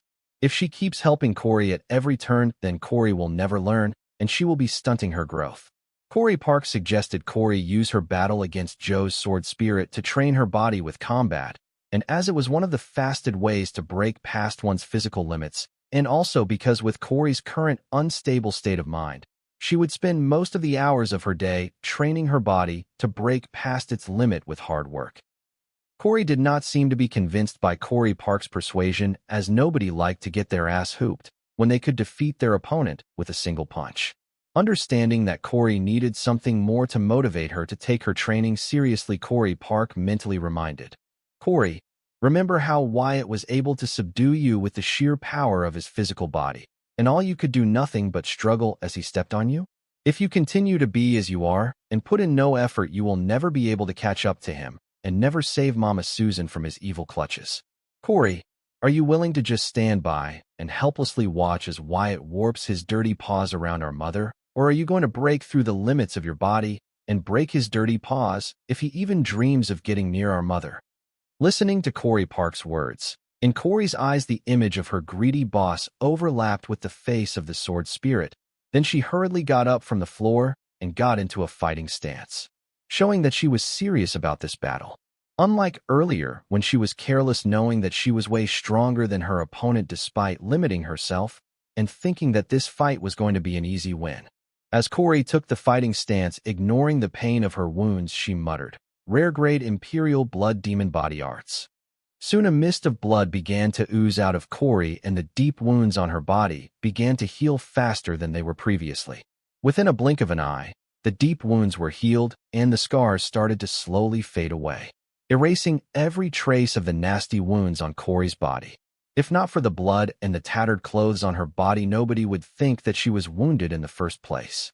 Seeing this, Joe and his goons panicked. They felt that they had celebrated too fast. To the goons, Corey reminds them of the martial arts card apprentice back in the central capital who only equipped martial arts cards and trained their body to master these martial arts. They too would defeat their opponents without having to make use of their grimoire or cards. But there was something different about Corey when compared to the central capital's martial arts card apprentice. Her body did not seem to be well trained when compared to the central capital's martial arts card apprentices, even though her level of martial arts mastery was very high. Even if it were martial art card apprentices, they would summon their grimoire to equip themselves with armor and weapons because no matter how much one trains their body, it could never compare to the item cards and the physique and traits one is born with or acquires. This was why there weren't many martial art card apprentices. However, it was Joe's unfortunate fate that he met one who was an exceptional martial artist, down here, in a remote third-rate city of the southern region. "I see. You are finally taking me seriously," said Sword Spirit, seeing Corey use her sage-level mastery in rare-grade Imperial Blood Demon Body Arts against it. As a Sword Spirit, it knew that until now Corey was arrogantly using basic body arts against it. Even though she had trained the basic body arts to sage-level mastery, that was not enough against it. A sword spirit born to walk the path of the swords. "No, I am not taking you seriously, but I finally know why I need to take this seriously," Corey said with a firm voice. She was not answering to the sword spirit, but to her evil boss, who for some reason sounded a lot like the sword spirit she was fighting earlier. The sword spirit respected Corey's honesty and nodded as it raised its dual swords and took its battle form. Taking their respective combat stances, Corey and the sword spirit glanced at their opponents, gauging their strengths and weakness, and predicting how their opponent will react to their attacks based on their battles so far. Neither of them dared to underestimate their opponent. Silence prevailed in the arena as the opponents engaged in a stare-down and slowly got closer to each other. The atmosphere was tense. The previous battle had shown that both the combatants were equally capable. Maybe one was less smart than the other, but strength-wise, it was hard to tell which one of them would fall short when they clashed. Rare-grade movement arts, strum steps, Corey yelled as she launched herself at the sword spirit. As Corey moved, it looked like a small storm was moving, cutting through the still air of the arena, blowing cold wind in every direction. Her advance seemed to be focused on destruction than speed, just like a storm that annihilated everything in its path. Seeing Corey make the first move, the sword spirit waved its dual swords at an unfathomable speed, yelling, "Death by 1,000 cuts." With that, the sword spirit had unleashed a total of 1,000 sword intent slashes at the advancing Corey. Seeing the thousands of sword intent slashes heading towards her, Corey did not stop her advance. Instead, she charged forward. However, her speed seemed to have grown slower, but the speed of the wind circling her grew strong and turned into a storm with Corey at the storm's eye. Soon the 1,000 sword intent slashes clashed with the small storm by deadly that covered Corey. It appeared that the sword intent slashes were able to break through the surface of the storm, but very soon it could be seen that they were being swallowed by the storm. Having swallowed 1,000 sword intent slashes, the storm soon spitted them out, aiming at the sword spirit at twice the speed they attacked the storm. Laura showed a satisfied smile seeing the progress of the duel, especially witnessing that Corey's rare-grade movement arts at sage-level mastery could turn mere steps into a storm disaster. This was the extreme a card apprentice could achieve in their martial arts. She should know, as a single slash from her basic sword art could cut a small mountain in half. There was little dissatisfaction in Laura's heart as she could see that Corey was holding back. Laura was right, Corey was indeed holding back, not out of pity for her rival, but rather because her mortal body could not withstand the burden of unleashing the extreme of her sage-level mastery in her rare-grade movement arts storm steps.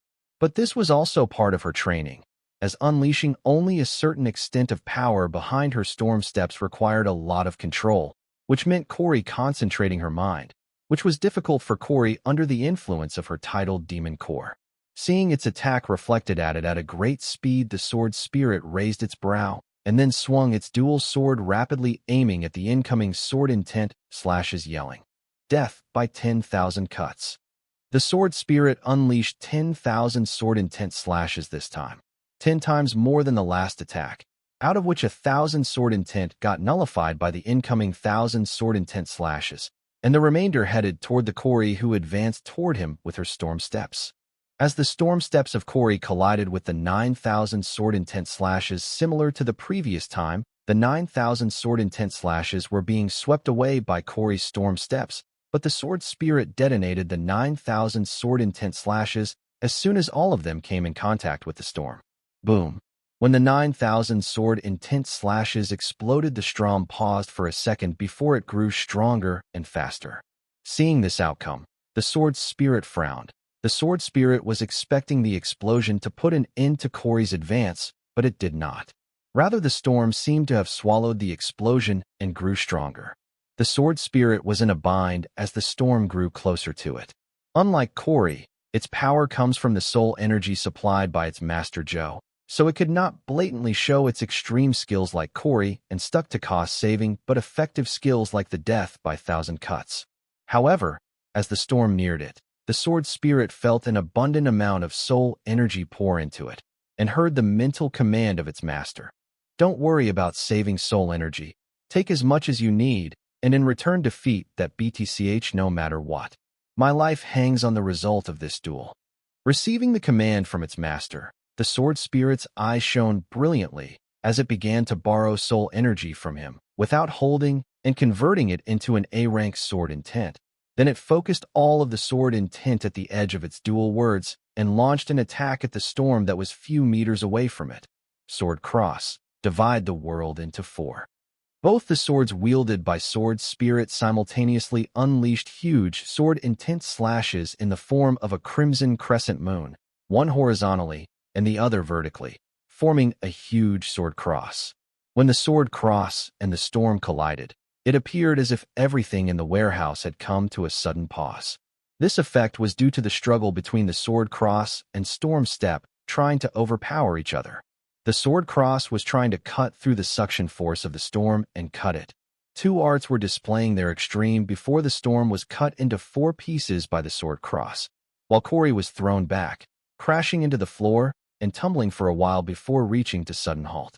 With unlimited soul energy at its disposal, the sword spirit showed off its true capabilities in the way of a sword.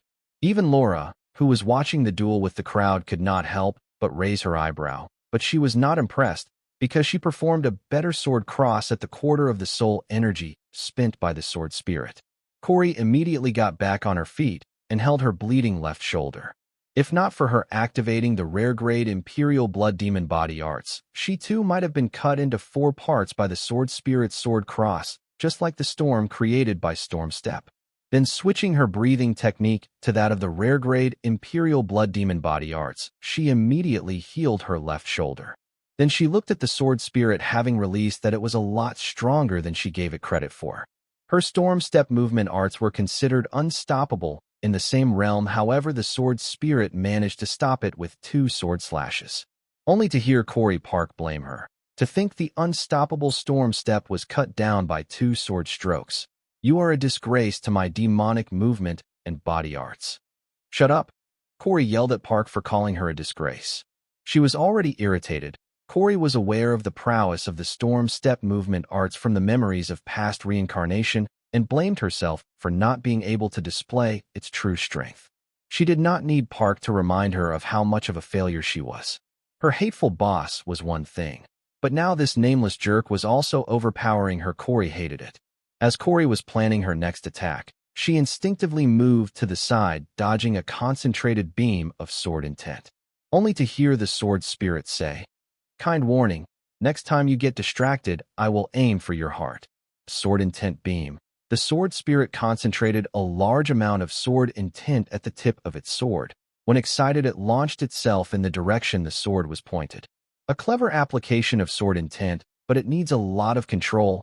A normal card apprentice could not achieve this, showing just how skillful the sword spirit was when it comes to the way of swords.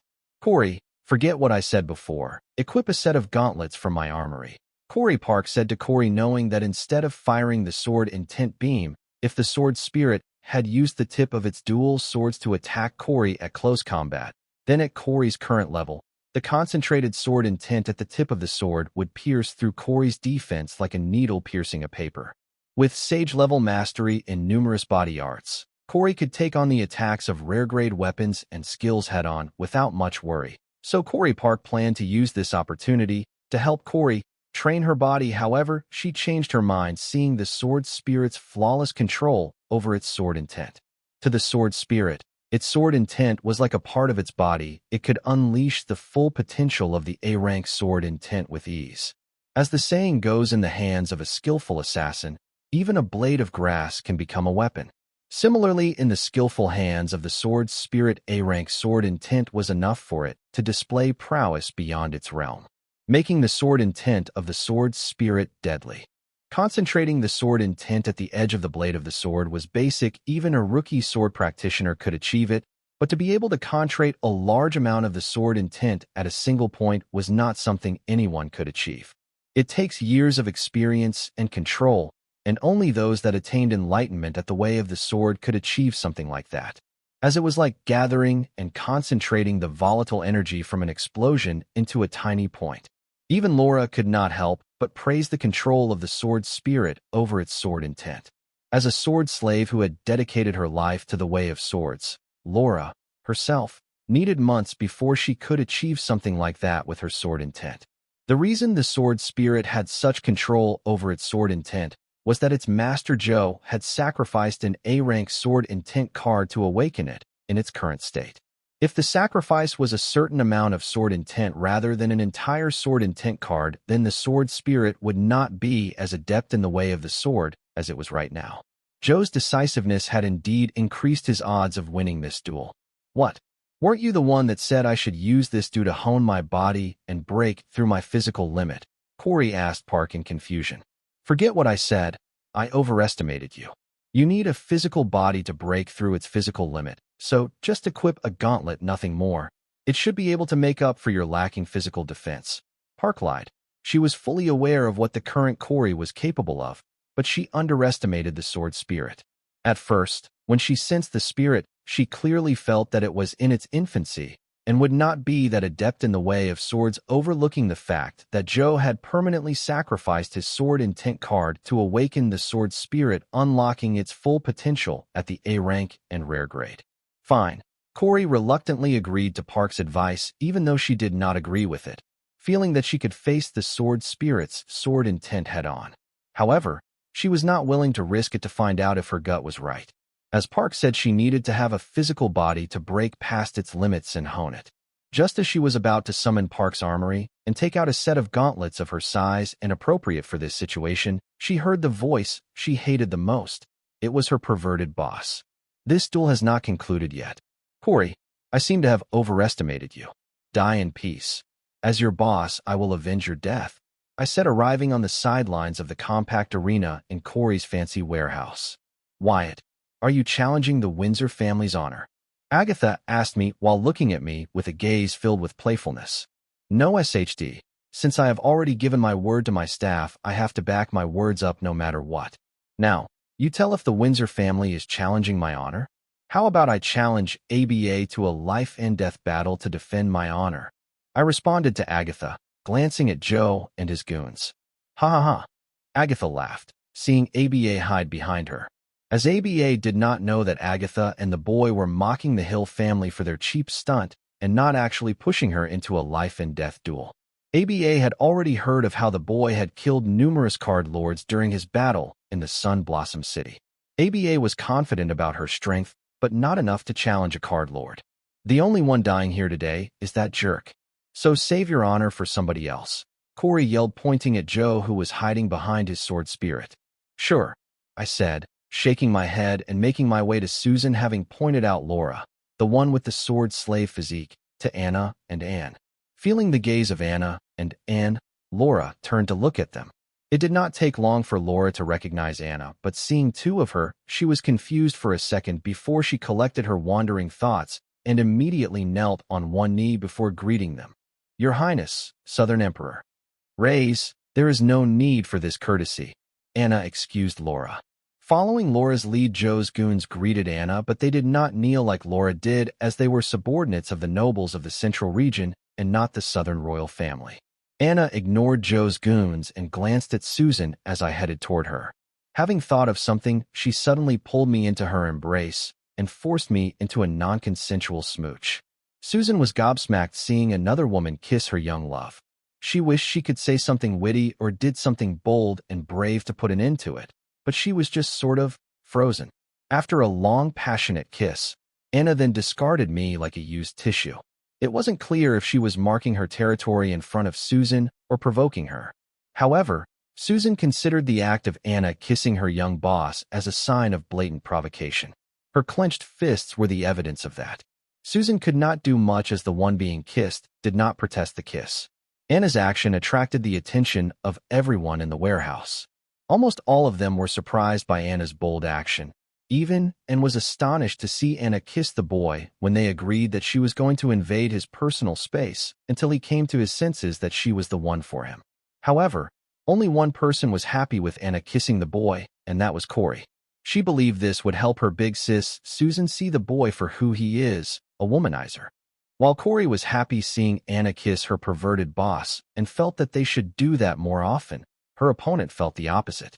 He looked at the boy with a gaze filled with hatred, as the boy had achieved something he fantasized about every single day of life ever since a new world opened to him, having spied on his half-brother copulating with his maternal grandmother.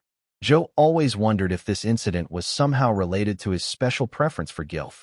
Before Joe could decide on the boy as his arch-enemy, he saw the chick who introduced herself to him as the boy's manager, the one with a beauty that could not be hidden by her plain office dress, calmly walking next to the boy under the watchful gaze of everyone in the warehouse, and hug his left arm, almost burying it between her bosom. Then she dragged him away from Anna to the spot where she stood earlier. The boy did not resist her and followed her lead. Seeing that Joe's hatred for the boy turned into worship, he began to idolize the boy.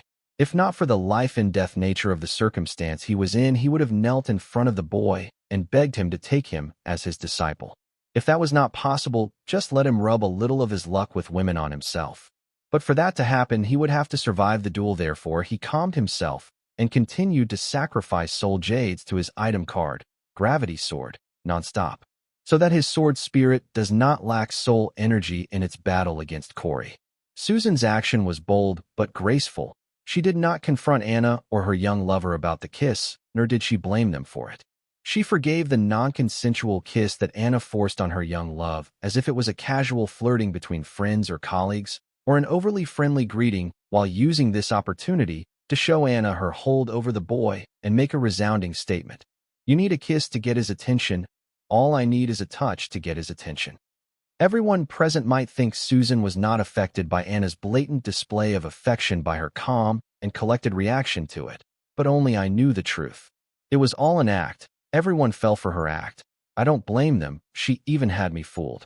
When she buried my left arm in her bosom, I felt like I was in bliss, feeling the warmth and softness on both sides of my arm. So I followed her without any resistance while sniffing her perfume, but after she dragged me aside from Anna, her grip on my arms tightened. It was cute to watch her try squeezing/twisting my arm, but it was clear to me that she was not okay with Anna kissing, and even blamed me a little for not stopping Anna. Not getting the reaction she was expecting from Susan, Anna was frustrated. Unable to vent it, she glanced at ABA and Agatha, planning to make things difficult for them by giving them a hard time about leaving their designated premises, the boys' warehouse, without her authorization. But before she could say anything, ABA pointed at her and spoke up for her friend. Anna, it is wrong to kiss someone else's boyfriend. Shorty, you have no idea about what is going on here. So do yourself a favor and just shut the hell up before I am forced to help you so that. Anna snapped at ABA for calling the boy Susan's boyfriend. If anything, it was Susan who was trying to steal her lover, not the other way around. ABA was not convinced by what Anna said. Having seen her friend being wronged, she only cared about getting her justice, but before she could continue to speak up about it, Agatha closed ABA's mouth, getting the hint that the boy, Susan, and Anna shared a very complicated relationship. Seeing ABA stand up for her, Susan was touched and felt that ABA was of genuine heart and simple-minded with one-dimensional thoughts. Susan felt lucky for having found a friend in such a person. Corey gritted her teeth, seeing the actions of her big sis Susan. She did not understand how blinded was her big sis that she would disregard what happened right in front of her eyes. How could she still care for the boy after seeing him enjoy a kiss with another woman? The more Corey thought about this, the more enraged she became, and then glancing at the boy with a gaze filled with malice, she thought, it's all because of him. He must have used some dark magic on Mother, causing her to be smitten by him. Corey, get your head in the duel. If you can't even defeat this sword spirit, then you can never defeat him. Park motivated Corey, reminding her of her worst fear. Him forcing himself on their mother while Corey helplessly watched from the side, unable to stop him because she wasn't strong enough. Picturing her worst fear, Corey cried out loud, revealing the rage and agony hidden in her heart to the world, which managed to gather everyone's attention back at the life and death duel. With Anna's bold display of passion, everyone had forgotten about the life and death duel between Corey and Joe. Even Joe and Corey, the combatants themselves, had almost forgotten that they were in the middle of a life and death duel. Anna's action and Susan's reaction to that were just too controversial to be ignored. Even Sword Spirit was on guard, seeing two new strong card apprentices suddenly arrive, not knowing if they would interfere with the duel. Well, Anna did interfere with the duel, but not the way the Sword Spirit feared, but by stealing the spotlight from the duel right when the fight was getting interesting. Corey's scream reverberated throughout the warehouse, and her agony-filled wail slowly transformed into a war cry. The picture of her helplessly watching while Susan was in peril constantly flashed in front of her eyes, giving rise to an agony in her heart that lit creeping darkness in her titled demon core, eternal flame of agony. Oh, SHD. I took it too far. Park blurted as the darkness of the titled demon core grew uncontrollably and swallowed her, turning her bright golden red flames into a pitch-black flame with golden tips emitting dark smoke. Soon Corey could no longer hear Park's voice. The eternal flame of agony had awakened. Corey abruptly started giggling amidst her war cry, adding an eerie background to the awkward atmosphere of the warehouse. Corey's hair had turned pitch black and floated in the air, upright and wave-wide, as if they were underwater. They appeared similar to flames in her titled demon core, and soon thick dark smoke was emitted from her hair, which formed a beeline and gathered at the ceiling of the warehouse and formed a dark cloud of smoke, from which time and again golden ambers of flame would fall to the compact arena's floor. Seeing this, and Anna, and Agatha locked their eyes and then nodded their head in understanding, preparing to make a move. But before they could act, a floating head appeared behind each of them and whispered, "I don't care if she is a demon. She is my staff. If you act against her, then you will be taking action against me." And Agatha, all three of them paused in their tracks, and before they could argue their concerns, the floating head behind them had vanished. So they looked at the boy who was watching the duel in the embrace of his manager as if nothing out of ordinary had happened. Seeing the boy did not even bother to spare a glance at them, the three realized that they will not get the explanation they were looking for and chose to pretend as if nothing out of ordinary was happening, just like the boy. Joe's goons were alerted, seeing the sudden change in Corey. Like the female trio before, they too knew Corey had embraced the darkness, so they immediately turned to look at Agatha, who was overseeing the duel, hoping that she would step in and put an end to the heretic who dared to practice demonic arts. However, Agatha never acted, neither did the Southern Emperor. This puzzled them, but before they could raise their voice, the life and death duel had reached its conclusion. Staring into the pitch-black flames that had replaced Corey's pupils and hearing Corey's eerie giggling, the sword spirit felt the dread that it had never felt before. It unconsciously tightened its grip on the hilts of its dual sword. Under Corey's gaze, it felt like prey being stared down by its predator in its final moments, feeling the darkness of its fear making its way of swords foggy. The sword spirit recited, "I'm a sword, a tool of my master. I have no emotions. I cut everything." As the sword spirit recited the sword mantra, the dual swords in its hands began to glow brilliantly as the dark fog covering its sword path began to clear. Slowly its confusion cleared, and its eyes became firm as it decisively swung its dual swords at Corey, yelling, "New beginning." An aura of destruction filled the huge amount of sword intent gathered at the tips of the sword spirit's dual swords before they were fired at Corey. The two beams of sword intent with destruction attributes overlapped each other to form a bigger beam of sword intent, destroying everything in their path, including the tiles of the compact arena, which was made of rank ingredients, revealing muddy earth below. As the beam neared Corey, an inch away from her, the beam of destruction attribute sword intent split into two and continued on their path, avoiding Corey. Then the remains of everything destroyed by the beam of the sword intent were suddenly filled with vitality, and soon an unknown plant life similar to weeds began to grow out of them and flourished.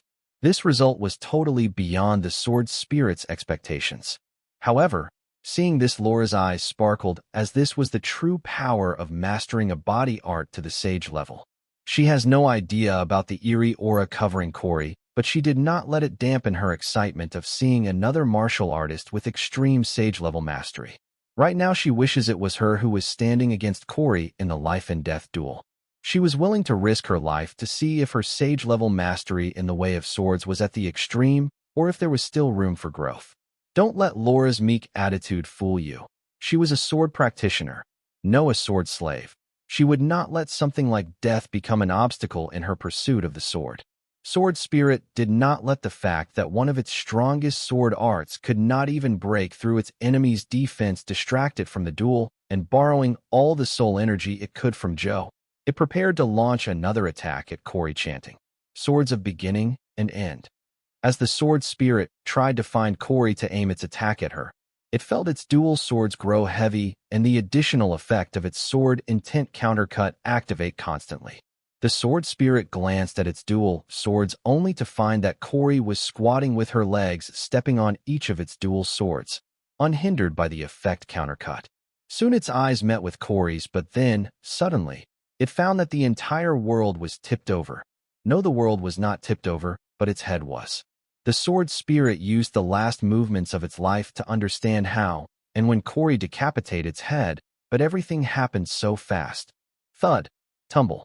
The sword spirit's decapitated head fell to the ground and rolled on it, giving it the chance to see its master's final movements. Corey was squatting on the shoulders of Joe's headless body as she juggled with his decapitated head. "Young master!" Joe's goons screamed. Unlike Joe's sword spirit, they saw Corey's every move, but before they could step into the arena to come to his rescue, they felt Agatha and Anna's aura lock on each of them, warning them that if they stepped a foot in the arena, they would be risking their life. Hearing the screams of Joe's goons and feeling their desperation, Corey turned to look at them, and then a smirk formed on her face as she threw Joe's head at them before jumping from the shoulders of Joe's headless body towards the only source of her agony, the bastard who was trying to harm her mother, her evil boss, Dalton Wyatt.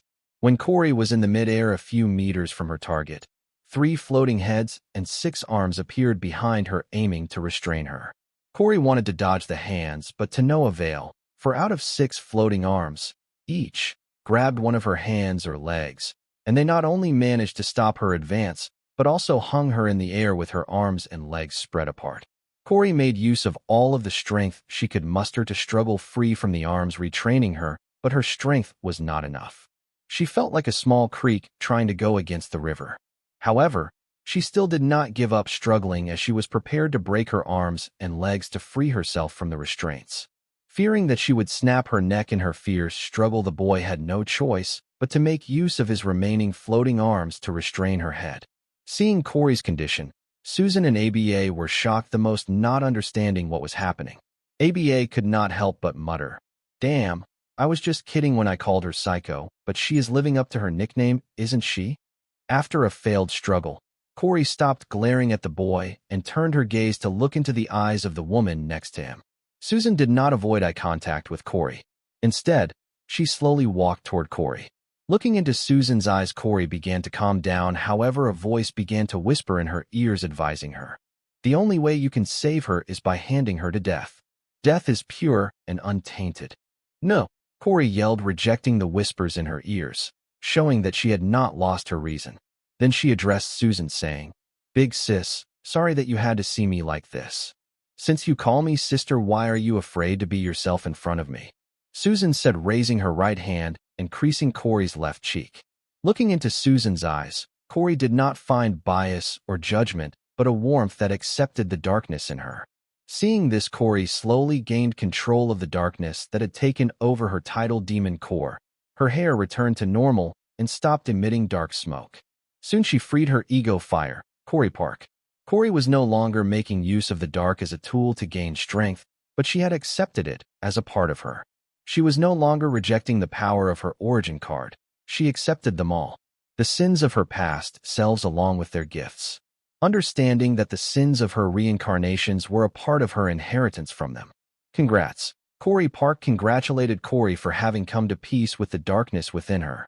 Though her plans for Corey had not succeeded, Park was very satisfied with the results of this duel. She planned to use it to help Corey break past the limits of her physical body. Instead, it helped Corey become comfortable with her skin. This was unexpected. Though Corey had managed to subdue the darkness in her for now, this was not the last time she will have to address the darkness in her, because as she continues to live on, she will keep growing and changing. Similarly, the darkness in her will keep growing and changing. Today it was about accepting the darkness in her. Tomorrow, it could be about something less. The darkness has many faces. It was ever-changing and growing, and it was up to Corey to keep it in check. Or she could do what the demons do, just give in to the darkness. Interesting. I blurted, watching the darkness in Corey's titled demon core be pushed by Corey with her sheer will, unaware that my words gained the attention of everyone in the warehouse. Becoming ever of my surrounding, I began to give out orders because thanks to Corey I had struck a gold mine and needed to act on it as soon as possible to control all the elements of the thoughts running through my mind. Laura Hill stays back. As for you goons from the central capital, fetch your friends from the Sun Blossom City, return to your family, and tell your patriarch that the sword slave is now the property of the Southern royal family, and if he wants to get revenge for his son, he can discuss it with Demigod Windsor. Hearing me suddenly bark orders, everyone looked at me in astonishment, but I did not spare my breath and signaled Agatha with my eyes. Agatha was not bothered by me ordering her around. Instead, she was more than happy to throw Joe's goon and his corpse out of the warehouse. While Agatha got busy, I said, "Please make sure they and their friends in the Sun Blossom City leave the southern region peacefully." Then I turned to look at ABA and Susan, saying, "Laura is our customer. Bring her up to speed and entertain her in our warehouse." ABA wanted to argue, but Susan stopped her and dragged her as she invited confused Laura back into our warehouse, having understood that I was getting rid of everyone to discuss something important with Anna and Anne. Hey pervert, I am gained control of myself. Now you can let go of me. Corey, who was hung in the air by my floating arms in an awkward position, asked, seeing that I was sending everyone away. Nope, like it or not, you are a part of this now. So you are going to stay here for a while. My advice to you, get comfortable. Saying that, I turned to look at and asked, what happened to the dungeon relocation apparatus? Do you guys still have it? Why do you ask? And asked, listening to me ask the whereabouts of the dungeon relocation apparatus that Luna borrowed from the Morningstar University. Leave the questions for the later, just answer me right now. Time is of the essence, people. I said, stressing that I did not have the time to explain everything to everyone, and they should just follow my lead. In the wake of the recent chain of events, we did not have the time to bother about that, but I will ask the researchers who acted as Luna's assistant in the project to get you the status update on it as soon as possible. Anna answered, not pressing me for an explanation. Despite the misunderstanding between us right now, when it mattered, she chose to stand by my side without hesitation. I did not have any doubt about Anna's loyalty. This was why I was having a hard time choosing. Does that mean Luna did not steal the dungeon relocation apparatus along with the Silver Beach dungeon card? I asked, in anticipation that Luna did not steal the dungeon relocation equipment, as it was the most important piece of my plan to bring everything back on track. Yes, Anna nodded, giving me the answer I was seeking. The dungeon relocation equipment is too big for her or the freedom fighters to steal in the limited time they had, so it was left untouched, and explained, seeing Anna already spilled the beans without waiting for me to give them an explanation. Hearing Anne's explanation, I nodded in understanding and then said, what do guys plan to do with it? Well, it was rented by Luna from the Morningstar University at an expensive rental. We are planning to return it to the university since we do not have a use for it anymore. And answered, not bothering to hold back any information, seeing how Anna would reveal anything she would try to hide. So she decided she might as well cooperate with the boy. Did Lana get insurance for the dungeon relocation apparatus while renting it? I asked. Considering it is Luna, she would have gotten insurance. Why do you ask? And asked in confusion, as she did not understand what I was planning to do, inquiring about insurance of the dungeon relocation apparatus. Great, I shouted in excitement and said, quickly move the dungeon relocation apparatus to a secured location and send the news to the Morningstar University that the dungeon relocation apparatus was stolen by the freedom fighters, and have the insurance compensate the Morningstar University for their troubles. What? Have you gone crazy? And yelled in disbelief, listening to the boy asking the Southern royal family to steal the dungeon relocation apparatus from the Morningstar University, blaming the freedom fighter for it, and simultaneously committing insurance fraud. Amazing. Why did I not think of that? I will contact the Southern Watch Company here in the city and ask them to move the dungeon relocation apparatus to a secure location ASAP. Anna enthusiastically got on board with the boy's idea of stealing the dungeon relocation apparatus from the Morningstar University by using the freedom fighters as the scapegoat and compensating the university by committing insurance fraud. This way, the Southern royal family would gain the coveted technique of dungeon relocation without having to spend a dime. Anna regretted that why she did not think of this idea. Anna, have you gone mad? Don't tell me you seriously getting on board with his insane idea. We cannot do this, and protested and stopped Anna from calling the Southern Watch and ordering them to hide the dungeon relocation apparatus in a secret location. Give me a reason why I should not be doing this, and it better not be about ethics and moral obligations, Anna asked, and to give a reason to which and responded, saying, I will give you two. First, if you steal the dungeon relocation apparatus from Morningstar University now, in the future it will be harder for us to borrow other high-end equipment from them or the other top universities. Second, even if you were to ignore the impact of something like this on our reputation, you have to remember that other than Luna, no one else in the southern region knows how to use the dungeon relocation apparatus. So even if we were to steal the dungeon relocation, it would not be worth more than a scrape mental unless we know how to operate it. These two reasons should be more than enough to give merit for the point I am making, right, as promised, and gave two reasons why Anna should not be going through my insane idea. Listening to the reason put forward by Anna realized that the idea proposed by the boy was indeed insane. Therefore, she turned to look at the boy and said, Wyatt, you heard her. I don't mind going through with your idea if you still insist, but what and said does make sense. Without Luna, No one in the southern region can operate the dungeon relocation apparatus, so there is no point in stealing it. With Anna's words, it was clear that she did not seem to care about the effect of her action on the reputation of the southern royal family.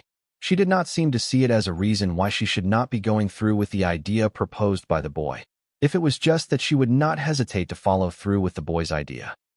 Listening to Anna, and was shocked. What the fuck do you mean by you will go through his plan if he insists? Did I not just explain to you how insane and pointless his idea was? Grandma and Mother were right to assume that she will be the ruin of our family. What was Grandpa thinking to make her his heir? Listening to Anna say that she would go ahead with my plan despite, and describing how insane and pointless it was, even astonished me. Seeing the shocked look on my face, a serious expression formed on Anna's face. She snorted and then declared, "Don't think that I am any less mad at you.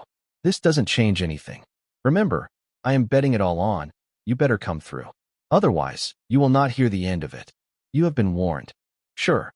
Saying that, I turned to look at and preparing to explain to her why my idea to steal the dungeon relocation apparatus and blame it on the freedom fighters was not an insane idea, as Anne made it out to be. As much as touching it was to see that Anna was willing to go against her family to bet on me. I did not want Anna to argue with her family anymore for me. So I decided to defend my idea for a change. As you said, even the idea of the Southern royal family losing the dungeon relocation apparatus to freedom fighters would cause damage to the royal family and stress the future relation of the family with the top university, but I think that losing Silver Beach Dungeon to the freedom fighters had already done that. Adding a stolen dungeon relocation apparatus to it will not change much. And I do not want to resort to having to steal the dungeon relocation apparatus, but we are going to need it, and I don't see any intents where the Morningstar University selling the apparatus to your royal family. So we have to resort to this tactic to acquire it. As for the problem of there not being another soul in the southern region with the know-how to operate the dungeon relocation apparatus, you do not have to worry about it. I have a guy who will help us with it, though it will burden our wallets, but trust me, in the end it will all be worth it. So before the current situation changes any further, please get to work. Right now, the situation in the southern region was very volatile thanks to the attack of the freedom fighters, so I needed the southern royal family to act on my idea fast and ask questions later. I knew you would have thought through everything before proposing such an insane plan. Don't worry, I will get my best men to work on it. Anna set a wide smile on her, facing that once again she did not lose by betting on the boy. So, you finally agree that his plan was insane. Listening to Anna, and could not help but think this before adding, "Anna, don't call your people. The spies of the government and other organizations must have already reported back to their respective organizations on the situation over here. So by now, the Morningstar University should be aware that the dungeon relocation apparatus they lent was not stolen. So what? If we say that the freedom fighters stole it, who dares to say otherwise?" Anna stated, and shock her expressing that she did not agree with Anna and said, "There is no need for us to blatantly provoke the Morningstar University. Under Luna's guidance, I have already learned to assemble and disassemble the dungeon relocation apparatus, knowing which parts of the apparatus are important and irreplaceable, parts that cannot be manufactured locally, and which can be. All I am saying is that we don't have to steal the entire dungeon relocation apparatus except for a few key components that we cannot manufacture locally. As for the other parts that we can manufacture locally, we will make a blueprint of them and return them to the Morningstar University, saying that this was what was left of the dungeon relocation after the freedom fighters were done with it. Later at our convince we can manufacture all the missing parts, and along with the parts we stole, then we should assemble the apparatus in our desired secure location." Getting on board with my idea, and came up with a thorough plan to throw all the blame for the theft of the dungeon relocation apparatus on the freedom fighters. Listening to her plan, I could not help but nod my head in approval and say, "I am impressed. Wyatt, and is a criminal mastermind. Back in the university, she would come up with perfect plans for me to prank my enemies. Still today, Ivana Osamand cannot find any hard evidence to prove that we were the ones who laced her dorm and caused her to go bald." Ha ha ha. Anna burst out in laughter, reminiscing about the past. Enough talk. Wyatt is right. If we plan to do this, we have to act soon before other variables are introduced. I will ask our mother to send some trusted people to help me with this. Anna, remember, What we discussed in here stays between us, meaning no one else knows about it. Grandma and Lorenzo included. The less they know, the better, and warned Anna considering the serious consequences of what they were going to do. With the recent chain of events, it has become hard for them to tell whom to trust. So, and prepared to borrow her mother's help with regard to the personnel for the mission, and decided to keep this mission as low-key as possible by going as far as not informing Lorenzo and Colleen about it. Not that she did not trust them, but she believed that the less Lorenzo and Colleen knew about the mission, the easier for them to stick to the narrative that freedom fighters are responsible for the missing parts of the dungeon relocation apparatus. "Don't worry about me, my lips are sealed tight," Anna assured Anne. And then the three of us turned to look at Corey, who was restrained by my floating arms. Feeling the three solemn gazes land on her, Corey felt a chill down her spine and could not help but panic for her life, as she knew she had heard something she should not have. Especially when she heard Anna say, "Only the dead can keep a secret." "Godmother, how can you be heartless? Did you forget my parents' years of selfless service to you? Can you really bear to kill me? I am your goddaughter, and can keep a secret like it is nobody's business. You don't have to resort to cruel means to help me keep the secret." Corey began to bargain for her life, listening to Anna make plans to kill her to keep their secret. Anna looked at Corey, playfully planning to tease her more, but I stopped her, saying, "Anna, we cannot deal with her, yet we need her for my plans. You can have her once I am down with her." "Anna, we don't have time to waste. Let us first recruit the sword slave and head to the base to carry on the mission," and said, having sent an encrypted text to her mother reporting about the mission and asking for a few trustworthy personnel to execute it. "Fine," Anna agreed, and then I added, "I will also be joining the mission. With me present, it will not be hard to make a blueprint of the entire dungeon relocation apparatus in no time." "Sure," and agreed to my proposal as we headed to my warehouse to meet Laura. As for Corey, we agreed that she will not act out and not leave my sight until we are done with the mission. Under the guise of monitoring Corey, so that she would not reveal our secret, I planned to make use of Corey when the time comes. I could be straightforward about my motives with Corey, but I did not want her negotiating a price with me for her help. The stakes here are very high this time.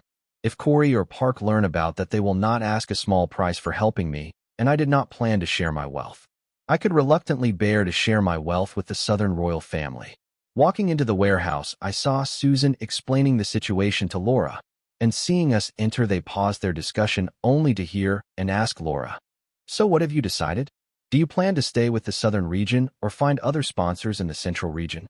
Laura hurriedly got up and saluted Anne and Anna. Then she yelled, "Your Highness, the Southern region has sheltered my family when our times were tough without asking anything in return.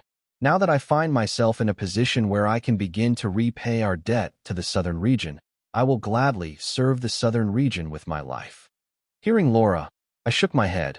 I guess not everyone is a selfish scum like me. I say this about Laura because every word she just shouted was genuine and directly from her heart, without any falsehood. She really was willing to sacrifice herself for the Southern region. It was thanks to these people the 5 regions could continue to exist today despite all their corruption and conspiracies. Good. The Southern region is proud to have a daughter like you, and it will not abuse your loyalty to it. I will send someone to your family to discuss the terms of the sponsorship, and the terms will be no less than what you can expect from the top universities. Until then, if you have something else you need help with, you can tell me now." And was happy to see that Laura was not only full of potential, but showed a substantial loyalty toward the Southern region and the Heatsend royal family. Someone like her was worth investing in. So, and decided to offer Laura an attractive contract. "Thank you, Your Highness," Laura enthusiastically thanked, and then added, "Your Highness, I need your help buying my fated ingredient from Master Wyatt." Listening to Laura, and finally understood why the boy would suddenly be thoughtful enough to help the Southern royal family recruit someone with a special physique. He wanted to exploit as much profit from Laura's situation as possible through the Southern royal family. She did not misunderstand the boy. He would not make move unless he stood to gain something from it. Now that she knew what the boy was up to, turning to look at him and asked, "How much?" "You tell me," saying that I shared the card's info with Anne in Anna's grimoire. Going through the card info, Anne's brows raised in amazement, and then saying complimented the boy, saying, "It seems your skills in card creation have improved considerably since the last time." As for Anna, She went through the card info shared with her grimoire by the boy with a cold face, and acting unimpressed, she coldly said, "This no big deal. I have seen cards with better status. It could have been created better." Knowing Anna was just finding faults due to her dissatisfaction with me, I did not bother to argue with her and looked at and waiting for her to state a price, prepared to state selling price, 10 times her asking price. How about we clear debt for this card? And knew that her grandma did plan to have the boy pay the debt and just use it to threaten him to do their bidding, but now that it did not work, and planned to clear that debt in exchange for Laura's fate ingredient. Yes, the debt he owed was quite large, but she knew that he would state a sky-high selling price for the card, plus the card stats were worth it. An item card that could use any rule energy was priceless in any market. Listening to and offering to clear the huge debt that I owe the Southern royal family in exchange for a card, I was without words because I knew how large the debt I owed was.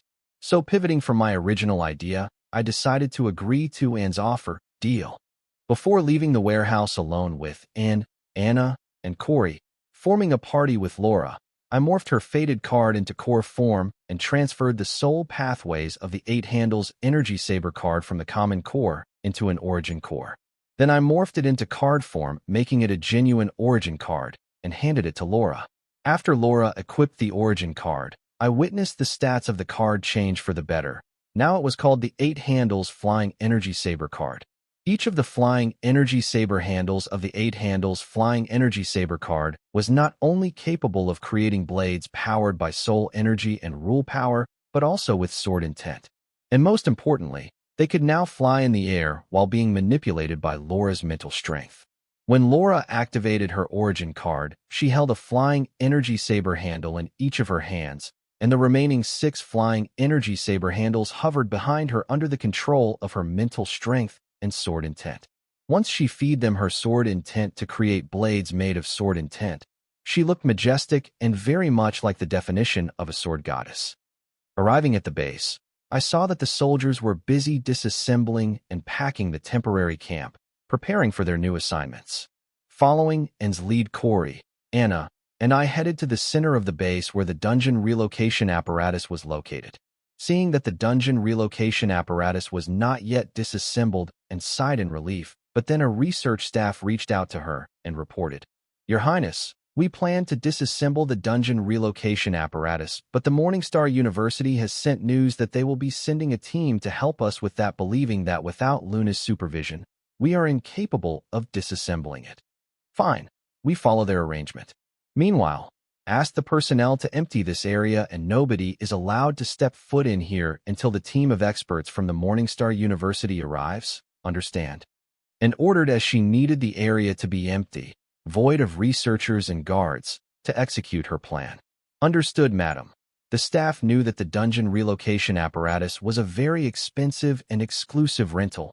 With the absence of Dr. Luna, it was best if they avoid it such that the team of experts from the Morningstar University will not get an opportunity to blame them for poorly handling the apparatus. Soon the crowd of researchers and guards cleared the area, leaving behind 4 of us all alone with dungeon relocation apparatus.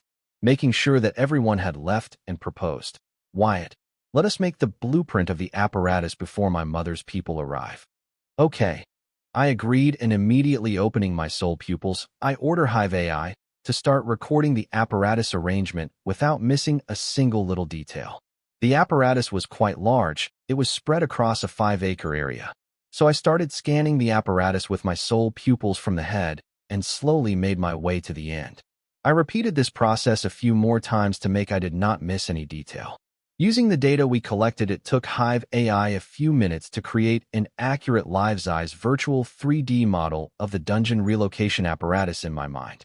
Then I shared the 3D model with Anne's grimoire so that she could verify if it was missing something. The chances of that were low, but it doesn't hurt to be thorough. And I have sent the blueprint to your grimoire. Verify it and tell me if I missed something. Finished already? Okay, I will do it right away. And was surprised to find that the boy was able to draw the complete blueprint of the dungeon relocation apparatus within a few minutes.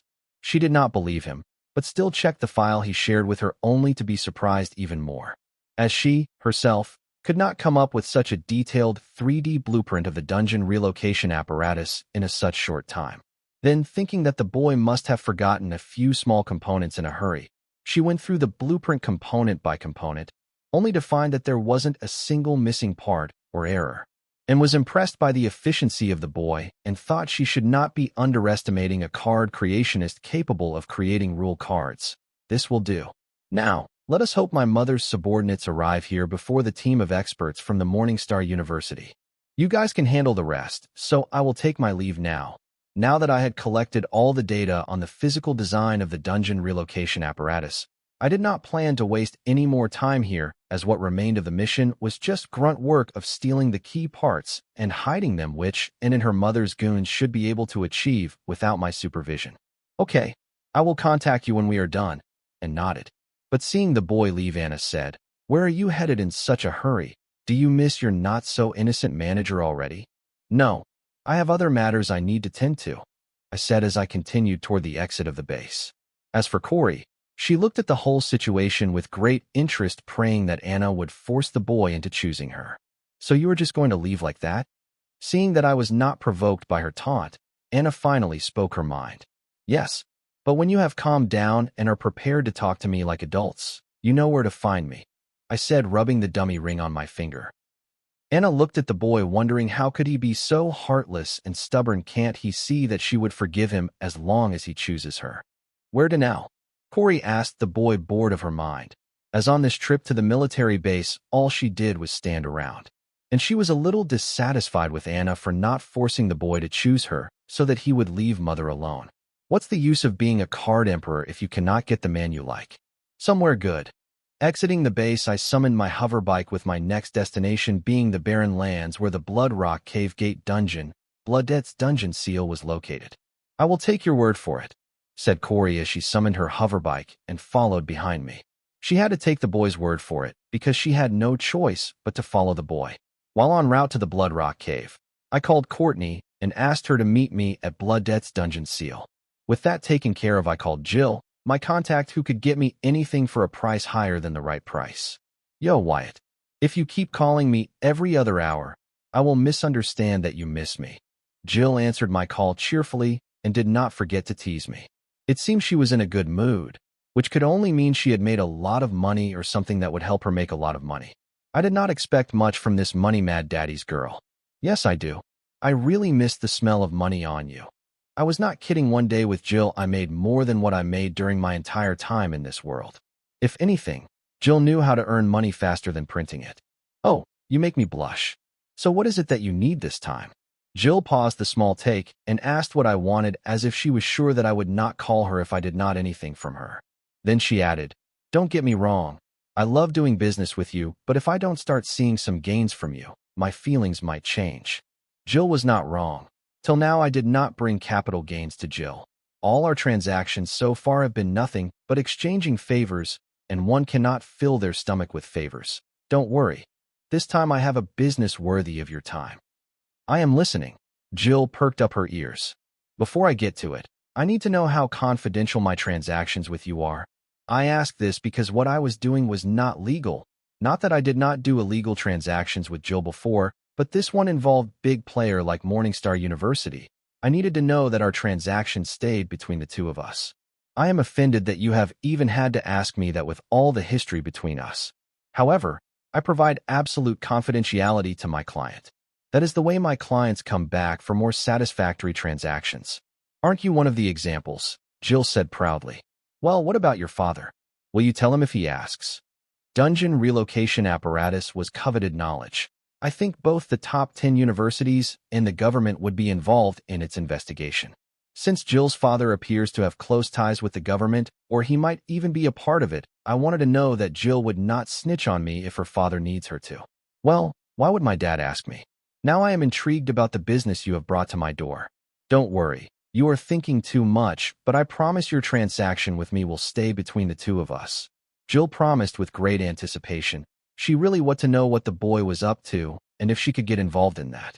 As long the money was good, Jill would not mind entering any business as long it does not touch her bottom line, which was basically non-existent. I need to learn how to operate a dungeon relocation apparatus. I reveal my reason for calling Jill, trusting her integrity. "Come again?" Jill asked, wondering if she heard wrong. You heard me the first time. I said, not bothering to repeat myself. You want to learn how to operate a dungeon relocation apparatus. Is this your big business? You are kidding me, right? Seeing the boy being so cautious, Jill had built up high expectations for this transaction, but it turns out only to learn that the movie could not even meet 1/10 of the hype created by its epic trailer. So, I take it you can help me learn how to operate a dungeon relocation apparatus. Unlike me, Jill had yet to learn the news that the key components of the dungeon relocation apparatus lent to the Southern royal family were stolen by the freedom fighters. So Jill had no idea of how big my request to her was. If I am not wrong, in the whole 5 regions, only Jill could help me learn how to operate the dungeon relocation apparatus. I say this because she was the only one with loose morals of the few who knew how to operate a dungeon relocation apparatus.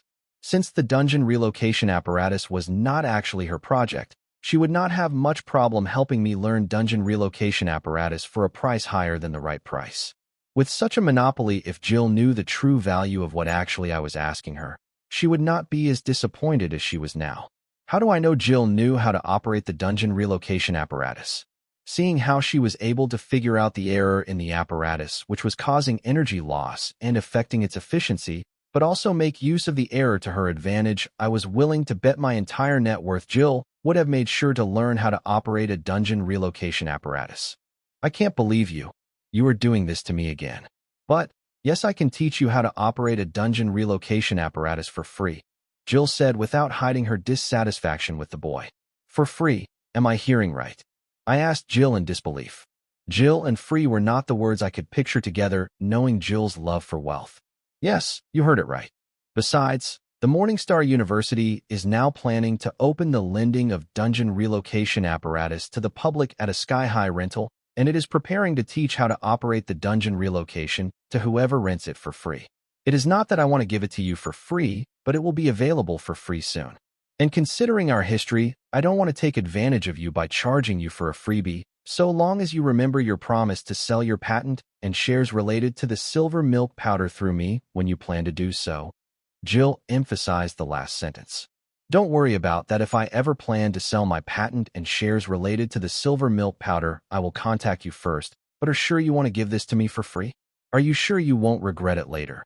I assured Jill that when the time comes for me to sell my silver milk powder patent and shares, I will contact her and ask if she was really okay with teaching me how to operate the dungeon relocation apparatus for free. It was not surprising to see that the Morningstar University was planning to monetize the dungeon relocation apparatus by allowing the public to rent it. And it was a smart discussion on their part to teach the renters how to use the dungeon relocation apparatus for free. Due to privacy concerns, most people would not prefer to rent a team of experts trained by the university to operate the dungeon relocation apparatus while renting the dungeon relocation apparatus. However, I think the Morningstar University will not go through this after they learn that freedom fighters have stole key components of the dungeon relocation apparatus they had lent to the Southern royal family. Considering that Morningstar University was a hub of great minds, it will not take them long to reach a conclusion that this incident was fishy and start suspecting the Southern royal family, but they will not be able to do anything as they do not have solid evidence. Uncovering the mystery of what actually happened to the dungeon relocation apparatus lent to the Southern royal family will not be the problem the Morningstar University would be focusing their resources on, but an even bigger problem that would have surfaced because of this incident, a threat that could potentially end their current monopoly of the dungeon relocation technique in the market. That was if everyone knew how to operate a dungeon relocation apparatus, so what was stopping an incident similar to the one in the southern region from repeating again? Having copied the entire blueprint of assembling the dungeon relocation apparatus, I have come to know that it was made using many rare and precious ingredients that cannot be found in the market or the treasury of the government or the 5 royal families. These ingredients were limited, which meant they could only limited number of these dungeon relocation apparatus. Therefore, the Morningstar University could not mass-produce the dungeon relocation apparatus and make a killing by selling them. Instead, had to resort to renting out the dungeon relocation apparatus at a sky-high rental. Because of this, the Morningstar University could not afford to lose even a single dungeon relocation apparatus, making it their utmost priority to figure out a way to stop the apparatus from getting stolen every time they lent them out. This would mean that their plan to teach how to use dungeon relocation apparatus directly to the renter for free would no longer be an attractive marketing gimmick. This was why I felt Jill was going to regret teaching me how to operate a dungeon relocation apparatus for free, especially when she learns that the key components of the dungeon relocation lent to the Southern royal family were stolen by freedom fighters. It will not take Jill long to figure out that the Southern royal family was using freedom fighters as a scapegoat for their crime. Well, it's her loss. No, I won't regret it. How greedy and money-minded do you think I am? Our relationship matters more than a few soul jades to me. Jill did not waste the opportunity to show how thoughtful and generous she was. Fine, if you say so, I said, trying to think of the face Jill will be making when she learns of the whole truth. Pity I will not get the chance to see it.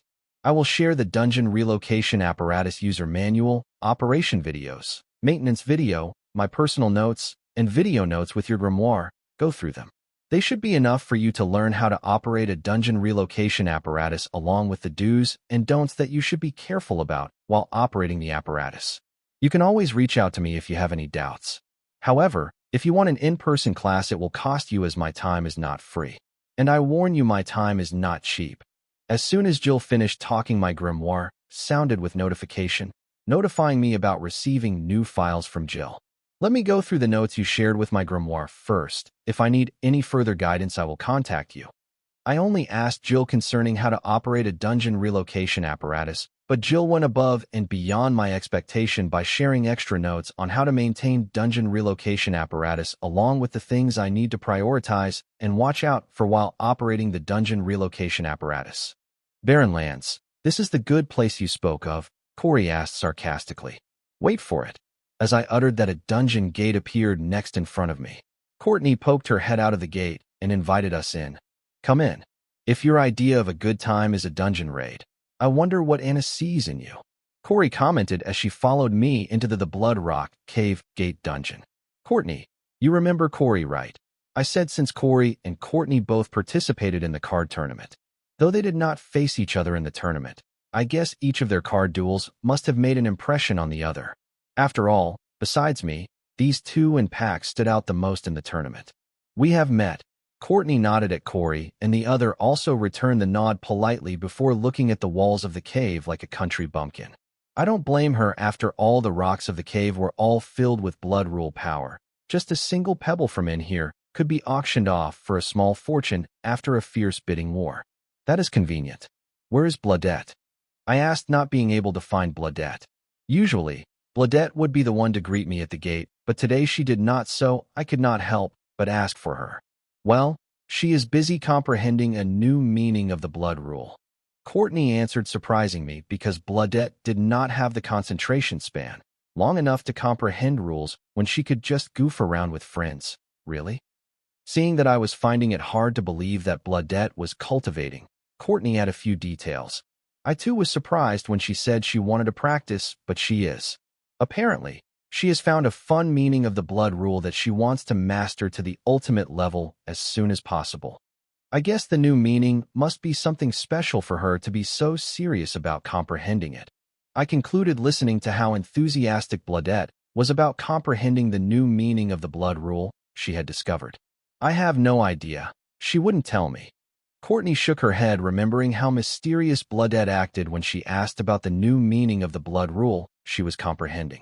Since it's her, I don't think it will take her long to comprehend that meaning of blood rule to ultimate mastery. I was not exaggerating about Bloodette's capability when it comes to blood rule comprehension, because she was the supreme being born from the blood rule. Make yourselves home. Two will return to comprehending blood rules. During my call, I had already informed her that I wanted to use the cave, so after a little small talk, she excused herself. Walking deeper into the cave, Courtney headed into Bloodette's secret chamber to comprehend blood rule. Then I turned to look at Corey, who eyeing a boulder made entirely of blood rule, and warned her, "Don't even think about it. The owner of this cave is a supreme being. If don't love your life, you can try stealing from her." "Steal? Wyatt, how dare you slander an innocent little girl like me of stealing?" Corey said while reluctantly looking away from the blood rule boulder stone. "Sure, tell that to the greed-filled twinkle in your eyes." While heading deeper into the cave to use my soul pupils, and check on demigod Redfall's soul and Agent Lois. This is indeed a good place. Who knew that a small city like our Sky Blossom City would be hiding such a treasure trove? Corey ran her hands on the walls of the cave while following me. Then think of something she suddenly said. Wyatt, send me out. I to attend to nature's call. Find a secluded corner in the cave and don't forget to clean up after yourself. As card apprentices with above-average active soul control, we were more than capable of controlling our bladders and going at our will. However, since the cave was very large and Corey had cleaning cards, in emergencies one had to do what was required. No, I don't have a fetish for peeing on gold. Send me out. Corey denied my idea and requested me to let her out. Her argument was not wrong. Every inch of this cave was worth hundreds of thousands of soul jades. However, it made me realize that maybe Corey doesn't actually need to attend a natural call, but had other plans. If you plan to call your family and ask them to buy the barren lands, then it is too late for that. My people have already bought every inch of land surrounding this gate dungeon. I said, having seen through Corey's little thoughts. I should have known who I am dealing with. Corey Park finally revealed herself. Hey you. I greeted Park, admiring her voluptuous body made out of the golden red fire. Even though Park's entire body was made of fire, it was too vivid and detailed. Hey you too. Seeing my gaze wander around her curves, the corners of Park's mouth turned up before she returned my greetings. Mind your eyes, uttered Corey with a frown, though Park did not seem to mind.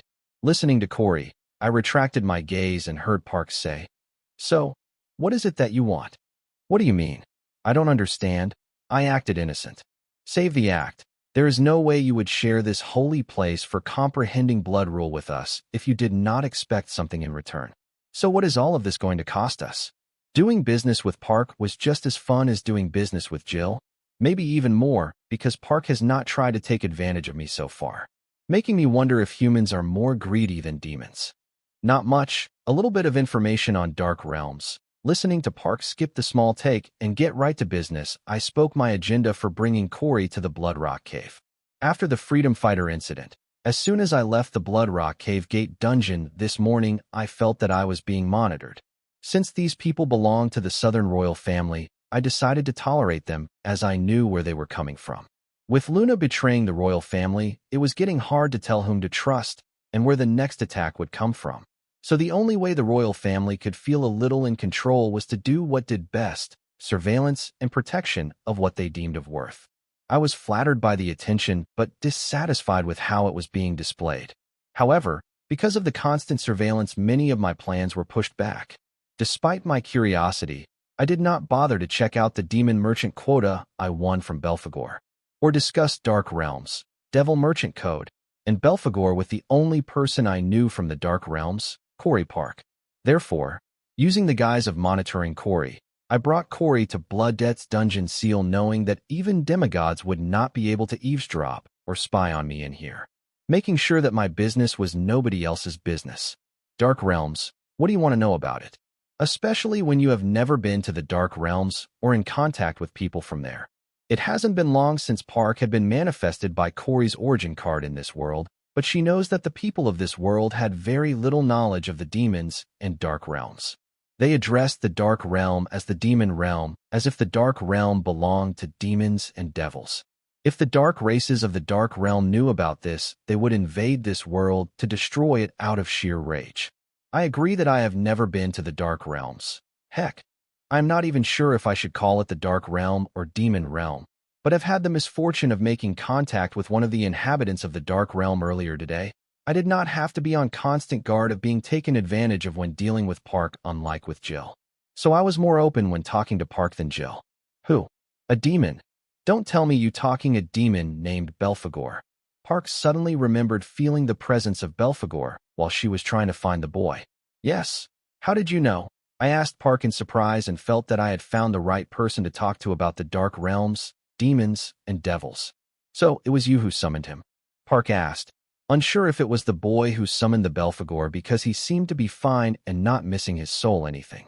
Having dealt with Belphegor for a lifetime, Park knew how greedy and conniving Belphegor was. So she knew anyone who traded with him did not end well. Yes, I did. And he is not a demon, but a devil. I corrected Park.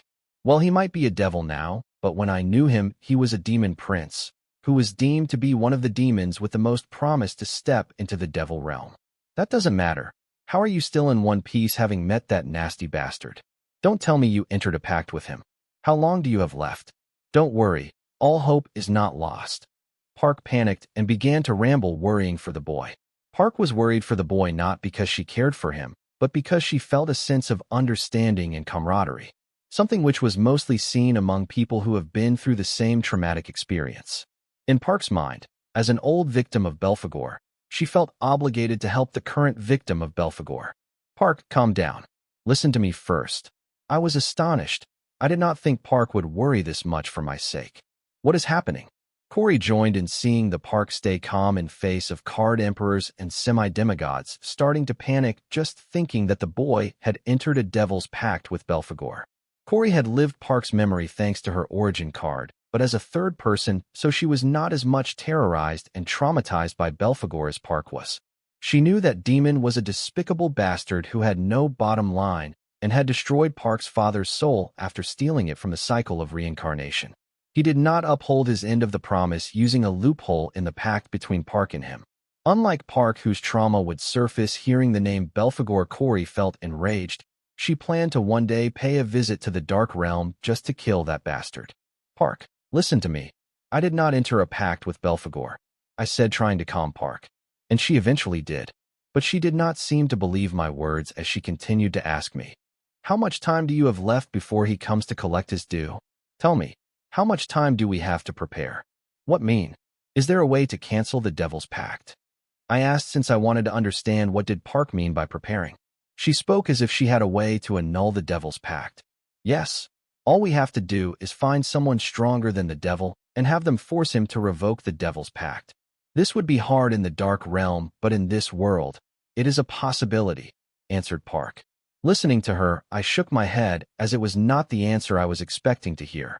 I thought there was a loophole or a shortcut to annulling the devil's pact, hearing Park say that it was not too late, but hearing her solution, I realized there was no such wonderful thing. The Southern royal family seems to value you. Do you think they will help you deal with Belphegor? Park asked in concern. For a humanoid made from the fire, her expressions were too vivid and graphic. Well, that was what an ego elemental was, I suppose. I don't know, but things haven't come to that because I did not make a devil's pact with Belphegor. So you can rest assured, he will not return to claim my soul, I assured Park, while wondering if the Southern royal family fight the devil for my sake. Anna would, without a doubt, whereas the other members of the royal family, it was abundantly made clear to me time and time again that they would not do it for free. What do you mean? It is not like Belphegor to leave without any gains, especially when his summoner is someone with a special soul like yours, Park asked. No matter how many times I repeat it, she did not seem to believe me. I guess Belphegor has done a number on her. Well, let me just say his greed got the best of him, I said, not planning to go into details of my wager with Belphegor. Huh, I don't understand, Park said in confusion. She did not understand why the boy acted mysterious when he spoke of Belphegor. Not bothering to clear Park's confusion, I asked her, Park, what do you know about Devil Merchant Code? Devil Merchant Code? Where did you hear about that? Even among demons and dark races, only a few know about it, and the rest treat it as a myth. Park was astonished to hear the boy throw around the names like Belphegor and Devil Merchant Code. These were not the names a high schooler from Card World should know of. She could not help but wonder what the boy had been through in the past couple of days while she was in a retreat. The Devil Merchant Belphegor told me about it. I need to give Park a little context, otherwise this conversation will not go anywhere. Belphegor is a devil merchant, Park cried out in shock and then began to mumble. No wonder, no wonder. This explains why he was so well prepared during our fights. Back when 100 years of her pact was coming to an end, Park had grown to become a threat to Belphegor, so using the loophole in their pact, and with help from some friends, he wanted to get rid of his troubles once and for all, but Park had grown to be a more of threat to him than he had thought. She had grown to the point where she and her army could fend off the army of 3 demon princes, which even Belphegor and his army were not sure could achieve. Since Belphegor could make use of the loophole in their pact, so could Park. With her loyal army, Park planned to overthrow Belphegor. However, whenever her army came close to defeating Belphegor's army, the tides of the war would suddenly change. Belphegor's army would somehow manage to get reinforcements out of nowhere or equip themselves with new weapons of mass destruction that were never heard of in entire Dark Realms, leading to Park's current state. Looking at Park, who kept mumbling to herself, I could not help but wonder about her history with Belphegor. Then I turned to look at Corey, who stood there not knowing how to comfort Park. Feeling my gaze, she made eye contact with me before waving her hand sideways and saying, "Don't look at me. It is a long story. But you are lucky to have survived someone devious like Belphegor without a single scratch." There seems to be much history between Park and Belphegor, which was a good thing for me to get the information I wanted, but Park's trauma was proving to be a pain in the ass. Now I could not help but wonder, what did Belphegor do to scare Park beyond her grave in her reincarnation? Since you summoned knowing Belphegor is a devil merchant, then it means you must have traded something with him? What did you trade for his assistance? Let me warn you, if devil merchant code is involved, the pact cannot be annulled forcefully.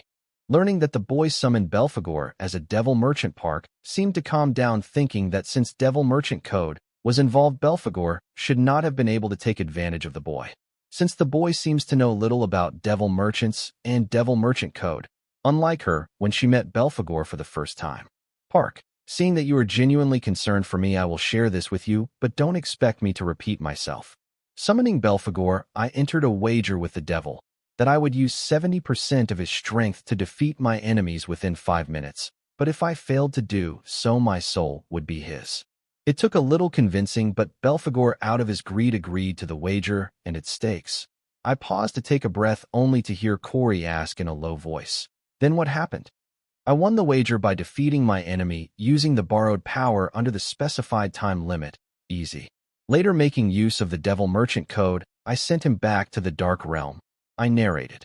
Seeing how without much context Park kept circling back to the same topic, I gave her something to ease her heart and forget about Belphegor and tell me about devil merchant code, especially if it was worth becoming a demon merchant and it would not restrict my freedom.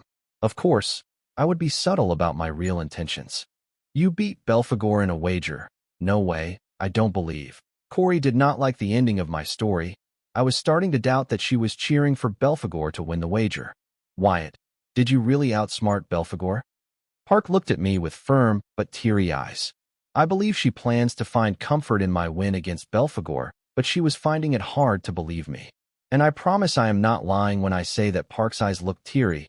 I know her entire body was made of fire, but believe me, her eyes looked teary. I really did. Him underestimating my physique became his undoing, I said without going into details. Park was not Corey. She did not require me to lay everything out for her. I see. I take it that borrowing the power of the devil, be it even for a few minutes, that experience must have helped your physique grow to new heights. No wonder you were able to suppress and handle Corey like a ragdoll despite her sage-level mastery in body arts. Not only did you manage to outsmart a devil, but you also gained a lot from the deal. I am impressed. Park's praise was genuine, but then her voice turned grim, saying, "You were lucky that you summoned him as a devil merchant. If he was summoned using a sacrifice, he would have killed you and gone on a rampage after losing to you." She was not only impressed by the boy's wits that were able to outsmart the devil, but his physique that could defeat a formidable enemy with help of borrowed power and no assistance from cards and a grimoire. Now Park hoped that she should have gone to the outskirt of the city to witness the boy's victory, even if it risked revealing her whereabouts to Belphegor, because to her the expression of unwillingness on Belphegor's face as he lost to the boy would be priceless. Yes, that sure helped me understand the direction I should be developing my physique in. And it did help me break certain limits of my physique sooner. I wasn't lying. Borrowing the devil's power and experiencing the peak of this world, I was able to map the development of my strength going forward. Yes, my physique was strong, but if I had realm-appropriate cards, I could have put an end to Lois even sooner. And I have come to conclude that it would be in my best interest if I were to comprehend a few martial arts to sage-level mastery, because then I would able to make the most of my physique. Fighting against Lois made me realize that I had very little combat ability and was lacking in it. When she sneak attacked me, I was mostly passive if not for the ability of my floating heads and arms and ultra-level mastery in Blood Rule, meaning along with my Calamity Daughter course, my situation would not be any better than Anna's. Come to think of it, I had to kill my body once to defeat Lois. That fight was barely satisfactory. Laura and Corey, especially Laura, did not seem to have strong physical bodies when compared to mine, yet their body was able to intimidate me. I guess it was the effect of them having achieved sage-level mastery in numerous martial arts. I would like to boost that in front of absolute strength martial arts were nothing but tricks, but I could not deny the fact that with martial arts I could more efficiently and effectively use my strength. My physique combined with sage-level mastery, I could defeat my enemies in a higher realm without even having to summon my grimoire. I was already able to do that, but I meant enemies of an even higher level than that. So, now can we move on from Belphegor and talk about the Devil Merchant Code? I asked Park, to which she nodded and asked, "Sure. What do you want to know about Devil Merchant Code? Why don't you start with the difference between summoning a devil/demon using Devil Merchant Code and summoning a devil/demon using a sacrificial ritual?" Though I had a little idea about the two summoning methods, it was best if I got a certain clarity. And it was a good starter for me to slowly stir the conversation to talk about the pros and cons of becoming a demon merchant. The answer to your question is within your question, Devil Merchant Code. That's the difference that matters. In a sacrificial ritual, summoning the one with the biggest fist among the parties involved in the pact would govern the pact. So nobody is stopping that party from abusing his power, and it usually is the summoned demon/devil. But that is not the case when dealing with demon/devil merchants, as the Devil Merchant Code is responsible for them. The deal that Park had with Belphegor did not involve the Devil Merchant Code, as the villagers had summoned Belphegor using her father's blood and offering her as the live sacrifice to him. That is the basic, I know that. What I want to know is, how did the people of this world know how to summon demons/devils using sacrifice and rituals, or the Devil Merchant cards? I mean, the demons and card apprentices live in two different realms, which were realms apart from each other. So, how were the card apprentices able to come in contact with the knowledge to summon demons/devils either by sacrifice and rituals, or how did they make Devil Merchant cards? At first, I thought maybe due to dungeons and reverse dungeons, but that explanation wasn't enough. How come?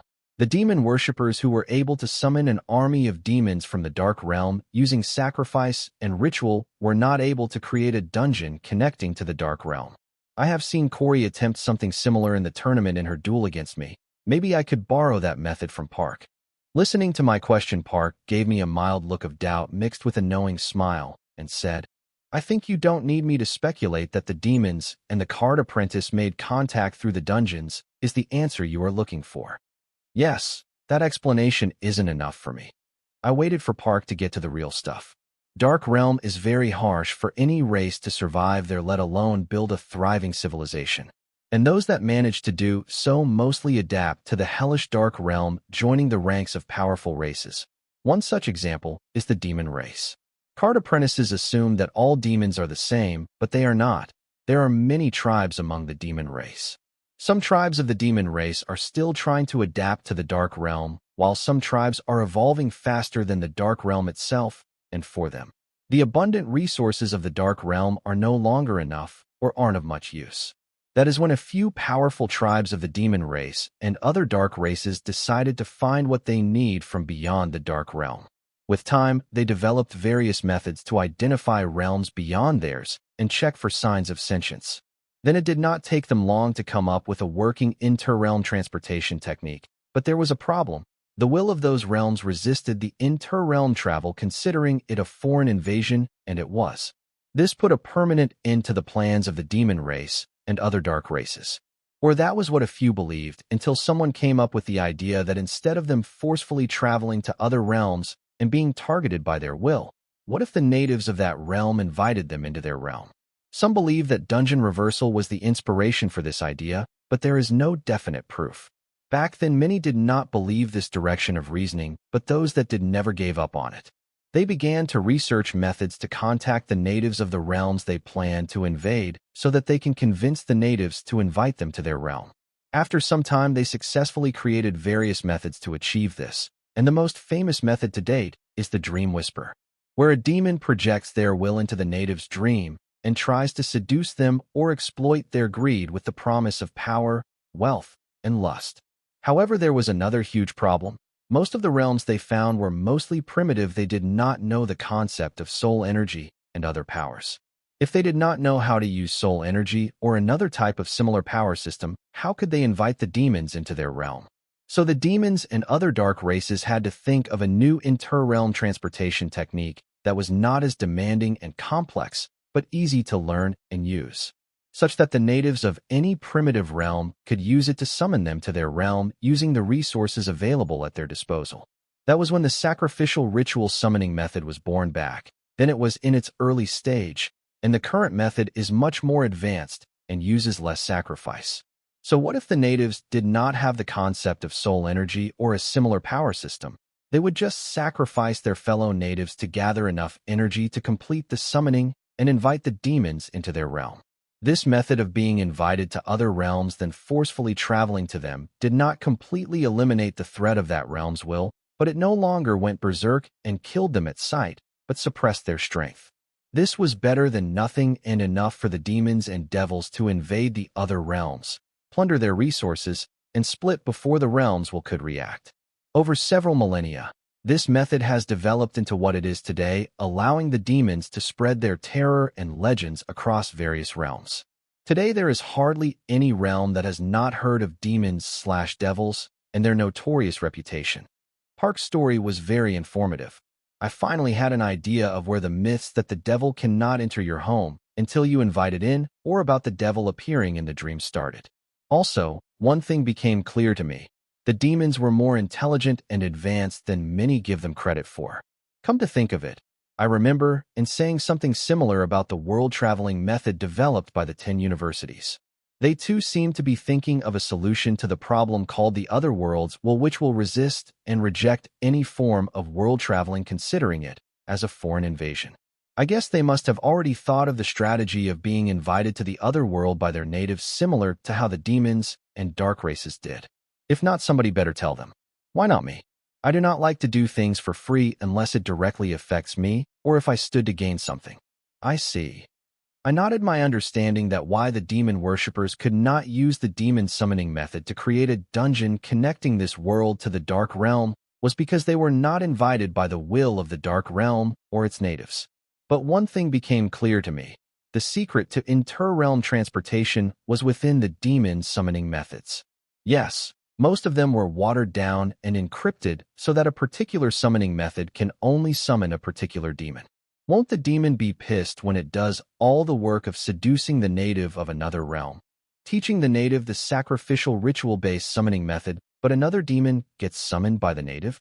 To avoid this kind of confusion, the demons give the native the coordinates to their location in the dark realm, but high-level demons who have spread their summoning method to various realms and do not know when and where they will be summoned end up encrypting their summoning method using their true name. When the natives say their true name while using the summoning method after offering the sacrifice, they would be summoned to that realm without any mix-ups and confusion. This was just fascinating. I need to get my hands on a few sacrificial demon summoning rituals.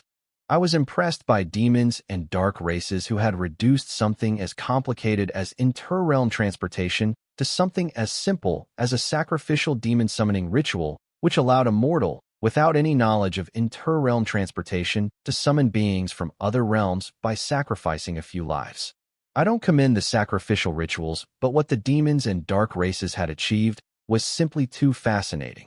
Shaking my head, I asked Park, "The sacrificial ritual is not necessary to summon the demons. One could easily replace the energy source for the demon summoning method with soul energy or rule power, right?" "Yes, but they would have to be savvy enough to alter the sacrificial demon summoning ritual's power source to soul energy or rule power. Not many are capable of that, so they just stick to the sacrificial ritual. For example, take the demon worshippers in this world. Not to forget, some demons/devils specifically prefer to be summoned only using sacrificial rituals. Listening to Park, I was more determined to get my hands on a few sacrificial demon summon ritual methods and try my luck. As if Park could think what I was thinking, she offered, "If you are interested in exploring demon summoning methods, I have a few on me, and they do not require a sacrificial ritual. I can give them to you, but in exchange, I want the devil ingredient you will receive for creating the twin origin card of the Garcia twins. Sorry, I cannot afford your demon summoning methods. Though I did plan to get some demon summoning methods from Park, I do not want them at a cost of a devil-grade ingredient. Not when I could get free ones that the demon worshippers have spread across the 5 continents to recruit new blood. Let me tell you, my demon summoning methods price might be steep, but they are worth the cost. They are far better than the ones the demon worshippers of this world use. Seeing me reject her goods, fearing the price, Park gave a sales pitch. I had no idea how true her words were, but a devil-grade ingredient for a few summoning methods was just too expensive. But considering that they held the secret to inter-realm transportation, it did appear worth the cost, but there were other cheaper options available. Let me explore them first. Park was not going anywhere. So I shook my head and said, I will think about it. Sure. You know where to find me. Park seemed confident that I would be returning for her demon summoning methods. Are you guys done? I am bored, Corey complained. Listening to her complain, I looked at her in astonishment and said, only you can complain when you are in the core of the holy place to comprehend the blood rule. Find a corner and quietly comprehend the blood rule. Corey wanted to retort, but then stopped hearing Park say the same. Corey, don't waste this chance. You do want to grow stronger than him, right? This is your chance. Back in the dark realm, I had comprehended the blood flame meaning of blood rule. I don't know if that meaning of blood rule is available in this world. If it is, then you need to comprehend that. Fine. Corey agreed and headed deeper into the cave to find a good spot to comprehend blood rule. Listening to Park tell Corey that the blood flame rule might not be present in this world, I was surprised and wondered if the rules in the will of different worlds had different meanings. But considering that you can find some things only in the dark realm, but not in the card realm, and vice versa, I thought that might be true. Because the physical world was the manifestation of the energies of the spiritual plane in the physical plane. So if something available in the dark realm was missing in the physical plane of this realm, then it could only mean that the energies related to that were not present in the spiritual plane of this realm. Explaining that the card realm might not have some rule meanings that the dark realm had, and the other way around was also possible. My advanced understanding of the spiritual plane and the physical plane was finally coming in handy. So what is Devil Merchant Code? Now that I knew all there was to know about the sacrificial demon summoning ritual spread across various realms by the demons and devils, now I need to understand what the Devil Merchant Code was, and why would demons and devils would be willing to be controlled by it to trade across the realms when they already had the sacrificial demon summoning ritual method, which did not restrict their freedom. Remember how I said that not everyone in the demon race and other dark races believed the theory of being invited to the other realm by their natives? These set of demons and dark races spent their entire life and created the living spell called the Dark Will. To create this spell, they used a small part of the Dark Realm's will. So despite being a spell, Dark Will was conscious like the world's will and as powerful as them. Over time, it only grew and evolved to grow stronger and become something more than what it was created for. Some say it has achieved transcendence, and some believe it might have even ascended to a higher realm system than achieving transcendence. How this spell worked as it made contact with other realms' will and negotiate terms with them to allow the demons and devils into their realm. At first, this was a huge failure as the other realm wills would not agree to the terms put forward by the spell. After several failures, the demons and other dark races abandoned this project, as by that time the sacrificial demon summoning ritual method had become popular and was taking over the dark realm by full swing. Though its creators abandoned it as a failure, the spell continuously kept trying to negotiate with other realms' will, and along with constant rejections, it began to evolve in a direction where it would transform into something that the other world realms would not reject, giving birth to the Devil Merchant Code. Unlike the spell Dark Will, which was designed to trick the other realms into allowing the demons to invade their realms, the Devil Merchant Code became a contract binding the devils and demons to follow a set of rules agreed by it, and the said realms while they visited that realm. This way the demons and dark races could go rampant in the other realms. As the living spell made its comeback as Devil Merchant Code, demons and dark races rushed to be part of it, but could not because of its strict set of rules. You see, there was a reason why every demon and other dark races wanted to be part of the Devil Merchant Code. It was because of its ability called exchange, which made it possible for demons and other dark races to exchange anything for anything as long as it was within the laws of the Devil Merchant Code. meaning demons and other dark races could use the Devil Merchant Code to exchange a native's soul, skills, memories, emotions, and another myriad of things for a little cost, which was a very attractive ability for any demon and other dark races. The interesting part about the Devil Merchant Code was that it now ordered around its creators and answered to the other realm's wills whom it was created to trick. It took me a while to process all the information that Park revealed about the Devil Merchant Code, but once I understood it, my mind was blown away. The knowledge possessed by the demons and other dark races was not just advanced, but realms ahead of what the card apprentices possessed. These guys created a living spell called Dark while using a part of the Dark Realms to help them invade other realms. However, because of its initial failures, they abandoned the spell, but since the spell was a living spell, it continued to work on its failure by itself and grew stronger until it found the reason behind its failure and was capable of entirely rewriting itself, morphing from Dark Will to Devil Merchant Code.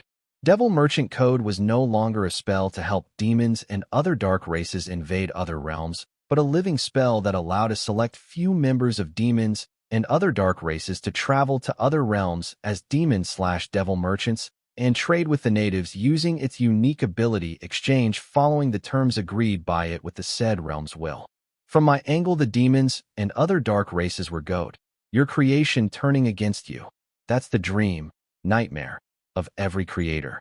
This was the rite of passage for any creator to be deemed accomplished. These guys created 2 successful methods to achieve interrealm travel. Granted, these methods had their restrictions, but they were enough for them to spread their myth across all the realms. Back on Earth, I created the superhuman serum to help Earthlings defeat a single Voltronian, but the superhumans submitted to the Voltronian and hunted me down to please their new master. Every accomplished creator goes through this. Are you telling me that Devil/Demons Merchant are slaves of the Devil Merchant Code? I did not ask Park the obvious, instead used the opportunity to direct the conversation toward the one thing I really wanted to know, whether becoming a demon merchant was worth it. What gave you that idea? Think of Devil Merchant Code as an online trading platform and demon/devil merchants as traders contracted by Devil Merchant Code to find clients and conduct trades in various realms following the laws agreed upon by the Devil Merchant Code with the said realm. Devil/demon merchants are Devil Merchant Code's employees. It is that simple. Park said, looking in Corey's direction. That fool, instead of trying to enter the one with the world state, to spiritually travel to the spiritual plane and comprehend the rules of the world's will, had fallen asleep, prompting Park to shout at her, "Corey, wake up!" Corey was in a deep sleep. She did not even hear Park calling her. Seeing this, Park looked at me impatiently and asked, "Any more questions?" Without someone monitoring and guiding her, that girl will be lazy. I am needed there. Sure. One last question. Can the demon merchants leave the Devil Merchant Code at will? I asked. Yes. The demon/devil merchants are free to leave the Devil Merchant Code at their will. But I don't think anyone will be foolish enough to give up on such a sweet gig. Park let out a laugh, thinking of the possibility of someone being foolish enough to leave the Devil Merchant Code. But then realizing something, she said, "Wyatt, don't tell me you plan to become a demon merchant? Why? Is there a problem?" I was not surprised that Park finally figured out what I was trying to hide, but that's okay. Now I can openly ask her for her opinion on becoming a demon merchant. Yes, because it is not easy becoming a demon merchant. The Devil Merchant Code will select demon/devil merchants every 10 years, and they are predominantly residents of the Dark Realm. And the only other way left for you to become a demon merchant is to be recommended to the Devil Merchant Code by 3 demon merchants or a single devil merchant. I can understand that the benefits of becoming a demon merchant are very attractive. Even I, who spent nearly a century in the Dark Realm, was not able to find 3 demon merchants who could recommend me as a demon merchant to the Devil Merchant Code. So I advise you to give up on this foolish idea, the sooner the better, and focus your energy on something plausible. Park spoke from experience. Listening to Park, it became clear to me that she had interpreted my series of questions about demon merchants as me taking interest in becoming a demon merchant. She had no idea that I had Belphegor's recommendation quota. Now that was a relief. Good for me. I know that, but I am just curious. So there are no downsides to being a demon merchant. As far as I know, there is only one downside to being a demon merchant. in the Dark Realm strong would capture demon merchants to get them to work for them. Because of this, demon merchants would hide their identity, other than that there are no downsides to being a demon merchant as long as your actions don't go against the Devil Merchant Code. Park bought the boy's reason without thinking twice, because back then when she first heard about Devil Merchant Code and demon merchants, she too was plagued with curiosity and questions about being a demon merchant. So she did not find the boy's curiosity and questions about the Devil Merchant Code and being a demon merchant odd. I see. Thank you for being patient and entertaining my curiosity. Learning from Park that there were no downsides to becoming a demon merchant, I could not wait to use the recommendation quota I won from Belphegor. No, I should be the one thanking you. This place is a paradise for me to practice my demonic blood arts. Saying that, Park flew next to sleeping Corey's side and knocking on her head, she said, "Wake up, dummy." Name, Devil Merchant Code. Realm, rumored to have crossed transcendence. Effect, a sentient spell redesigned with the sole purpose to conduct and govern interrealm trade. Additional effect, merchant token, oath keeper, merchant codex, interrealm search, interrealm communication, interrealm transportation, interrealm network, exchange, offering, guilty gauge, smite. Merchant token, a token used by the Devil Merchant Code to recruit demon/devil merchants across various realms. Oath keeper, Devil Merchant Code is able to record and oversee multiple oaths across various realms simultaneously. Merchant codex, a guide created by Devil Merchant Code for its demon/devil merchants, to regulate them according to the laws it has agreed with various realms and help them access the various benefit available for them as a demon/devil merchant. Interrealm search, a ability that allows Devil Merchant Code to search for realms in the Dark Realm's vicinity. Also, it can use these realms to search for new realms and their surroundings. Interrealm communication, a ability that allows Devil Merchant Code to communicate with the wills of various realms. Also, it allows the demon/devil merchants to communicate with the natives of these realms.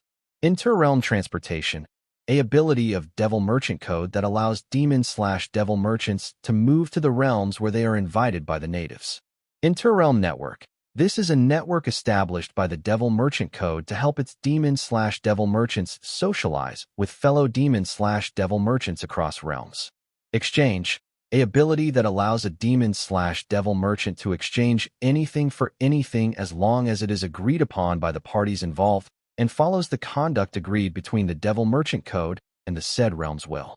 Offering, Devil Merchant Code collects an appropriate amount of compensation from its merchants for using its abilities in the form of offering. Guilty gauge, this ability allows the Devil Merchant Code to judge the demon/devil merchants if they had broken their oath. Smite, Devil Merchant Code can use this ability to punish the demon/devil merchant deemed guilty by guilty gauge. While Corey and Park argued in one corner of the cave, I walked to a secluded spot far away from them and arranged an isolation array, isolating my corner of the cave from the rest of the cave. Assuring some privacy, I made myself comfortable, and then summoning my grimoire, I took out the recommendation quota to the Devil Merchant Code I won from Belphegor. Then feeding the token my blood, I waited, when suddenly I felt my consciousness being dragged into the spiritual plane. I could feel that I was in the spiritual plane where the card world's will was present, but the rules and energies that I saw the last time I was here were missing. However, I could another presence here apart from me and card world's will. It had a similar presence as the world's will. I guess that must be the Devil Merchant Code. Why was it not showing itself? Was it screening me to check if I was worthy? Did getting the recommendation quota not guarantee becoming a demon merchant? Was I supposed to clear an interview with the Devil Merchant Code to officially become a devil merchant? Then soon a huge stele made of pure rule energy appeared in front of me. It had many ancient texts inscribed in it, and though I had no idea what language it was, I could read it with any difficulty. The ancient texts were titled Devil Merchant Code. I patiently read each and every letter mentioned in the Devil Merchant Code, merchant copy. Then I compared it with the Devil Merchant Code, customer copy. Fun fact, this may slightly change from realm to realm. I learned that the Devil Merchant Code did not actually provide an advantage to its demon/devil merchants, but had a fair set of rules and regulations to make the trade between a demon/devil merchant and the native as fair as possible. The problem was that customers were unaware of these laws and regulations, so they were easily taken advantage of by the demon/devil merchants. Once I was finished reading the ancient texts, I felt my consciousness return to my body. Then I looked at the recommendation token in my hand. It had turned into a new card, Demon Merchant Codex. Card name, Demon Merchant Codex. Card type, item card bonded. Card grade, --. Card rate, --. Card durability, --. Card effect. By equipping this card, the user can summon their personal Demon Merchant Codex to identify themselves as a demon merchant and also acknowledge that they have read and agree to the terms and conditions stated in the Demon Merchant Code. Additional effect, Merchant Recommendation, Oath Records, Merchant Log, Interrealm Search, Interrealm Communication, Interrealm Transportation, Interrealm Network, Exchange, Guilty Appeal, Guilty Pardon. Restriction, this card is bonded to card apprentice Dalton Wyatt. Note, this card will evolve with the user's realm. Merchant Recommendation, the merchant will get one chance to recommend a potential candidate to become a demon/devil merchant every decade. Oath Records, every oath made by the user as a demon merchant will be recorded here and will be overseen by the Devil Merchant Code. Merchant Log, merchants' use of Devil Merchant Code benefits such as Merchant Recommendation, Oath Records, Merchant Log, Interrealm Search, Interrealm Communication, Interrealm Transportation, Interrealm Network, Exchange, Guilty Appeal, Guilty Pardon. Interrealm Search. Demon merchants can use this ability of Devil Merchant Code to search for realms in their vicinity or access the already recorded realms for an appropriate offering. Interrealm Communication. Demon merchants can use this ability of Devil Merchant Code to communicate with the natives of a designated realm for an appropriate offering. Interrealm Transportation. Demon merchants can use this ability of the Devil Merchant Code to travel to a designated realm when invited by that realm's native for an appropriate offering. Interrealm Network. Demon merchants can use the Interrealm Network to socialize with other merchants by giving the Devil Merchant Code an appropriate offering. Exchange. Demon merchants can use this ability of the Devil Merchant Code to trade with the natives of a designated realm for an appropriate offering. Guilty Appeal. Demon merchants can use this to request the Devil Merchant Code expressing their innocence when accused of a crime or to accuse a fellow merchant or realm of a said crime. Guilty Pardon. When found guilty, the demon merchant can use this to reduce their punishment with an appropriate offering. After going through the Demon Merchant Codex card info, I immediately equipped the card and summoned my personal Demon Merchant Codex. Peace prevailed as the sky and the clouds were illuminated golden red by the setting sun, while 3 floater vessels with the fine gold logo on them left the city through the only highway connecting the city to the entire Blossom District. However, as the fine gold floater vessels had traveled 50 miles from the city, suddenly out of nowhere tens of thousands of hoverbikes appeared and swarmed the speeding floater vessels, and a few thousand hoverbikes landed on the deck of each of the fine gold floater vessels without the fear of crashing, leaving no choice for the floater vessels but to halt. Soon the tranquil scenery was disturbed by painful screams and agony-filled wails. Cindy rushed into Dana's office. Seeing her, Dana, who had just got up from her chair, said, "I have heard the news." They responded sooner than I was expecting. They are gathering 50 miles outside the city. I think they are preparing to invade the city once all of their forces have arrived, Cindy reported. Smart. This way the city management and police cannot stop their gathering. How many of them have gathered by now? Dana said as she walked out of her office while Cindy tagged along. As of now, about 35,000. But the number keeps growing, and by tonight we estimate that they will cross 100,000, Cindy answered. It appears they are mobilizing all the cities near us. Is it just the high school gangs, or are there any signs of adventure guilds? Diana asked as she got into the executive lift and pressed the button to the ground floor. As of now, it is just the high school gangs. There are no signs of the adventure guilds. I believe they do not plan to step in until we take action, Cindy answered, but frowned seeing that someone was accessing the elevator on a lower floor. Our city's number of high school gang members is nothing compared to the combined numbers of the high school gang members of numerous cities. We have no choice but to step in. This is a mess, Diana said in annoyance. Things were shaping to look as if the Sky Blossom City was about to face the combined forces of nearby cities. There was no way the other forces of the Sky Blossom City would be willing to be part of the mess that the Fine Gold created by destroying the Sun Blossom City branch of the Circle. So it was just them against the combined forces of other cities. Well, did you think that after destroying one branch of the Circle, they would sit back and take it? You knew the consequence of our actions, still you went through it. Cindy shook her head as they knew that the Circle's retaliation for destroying one of their branches was around the corner, but they did not think it would come so soon, especially when the nearest branch of the Circle was on the other side of the Blossom District. How did they even get the forces of the cities surrounding the Sky Blossom City to mobilize in just 2 days? Don't blame me. Our young boss is just too charismatic. I could not say no to him, Diana said as the elevator stopped and Jaya walked in shouting, "Sister, I tried to call Wyatt, but I am unable to reach him." "Why are you calling our young boss?" Diana asked Jaya with a frown because she thought that it was too soon to alarm their young boss about the retaliation of the Circle. He will learn about it through the Grimoire network anyway. Jaya understood what her elder sister was getting at and argued. Yes, he will. But tomorrow he will also learn about our victory against the enemy forces in the Grimoire network. All Diana was trying to say was that she did not want to cry fire to their boss every time they saw smoke.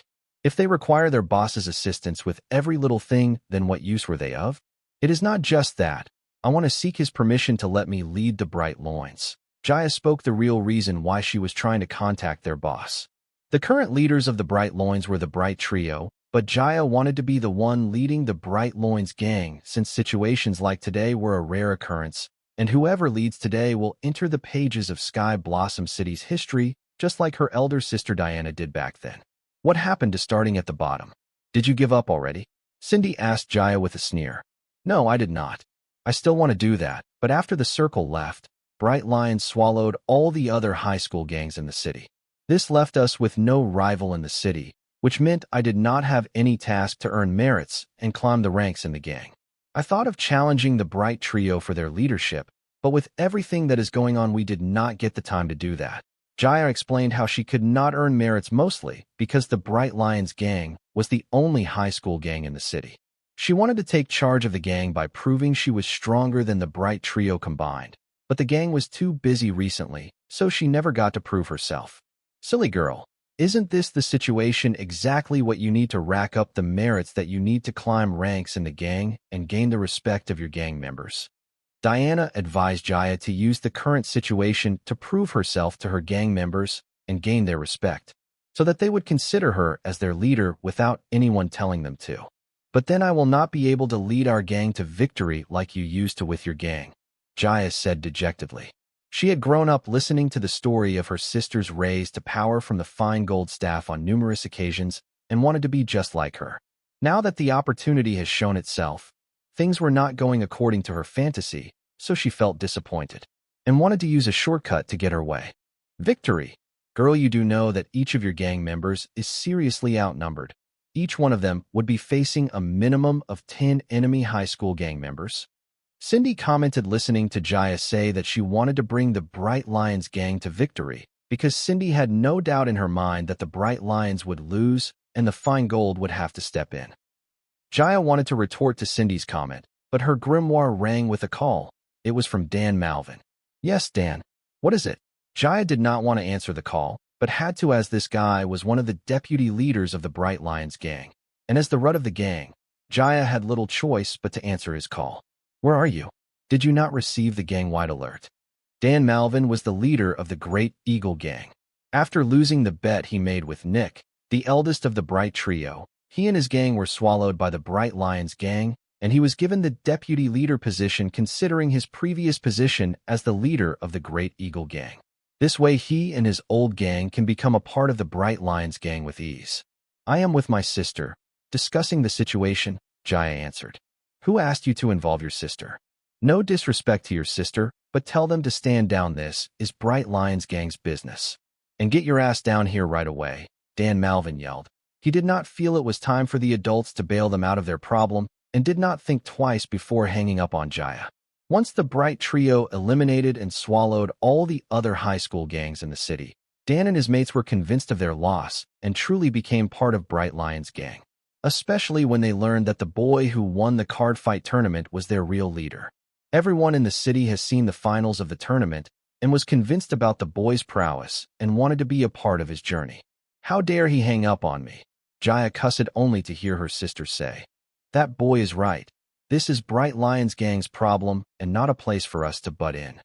Sister, Jaya could not believe that her sister was siding with Dan, but was once again interrupted by her sister who advised, "Jaya, you always say you want to be like me, but you never understood what it was like for me. I clawed my way up from the squares of this city even before the Circle found me. The Circle did not lend me a helping hand. They took me in believing that I will be of use to them. Little sister, remember nothing in this life will be handed to you.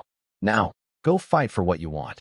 The elevator opened its door, arriving at the ground floor. Neither Diana nor Cindy walked out of the elevator. Instead, Cindy pushed Jaya out of the elevator, saying, "Tell the Bright brothers that our people will arrive at midnight to reclaim our cargo and floater vessels. They have till then to clean their mess."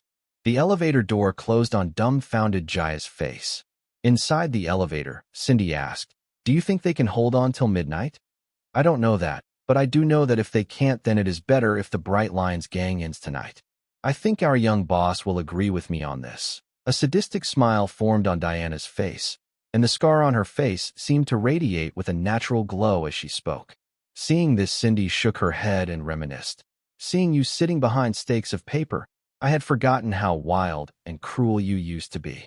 On the ground floor of Fine Gold Tower, Jaya's dumbfounded expression was replaced with a firm, bloodthirsty one as she flew away cussing. "FCK this.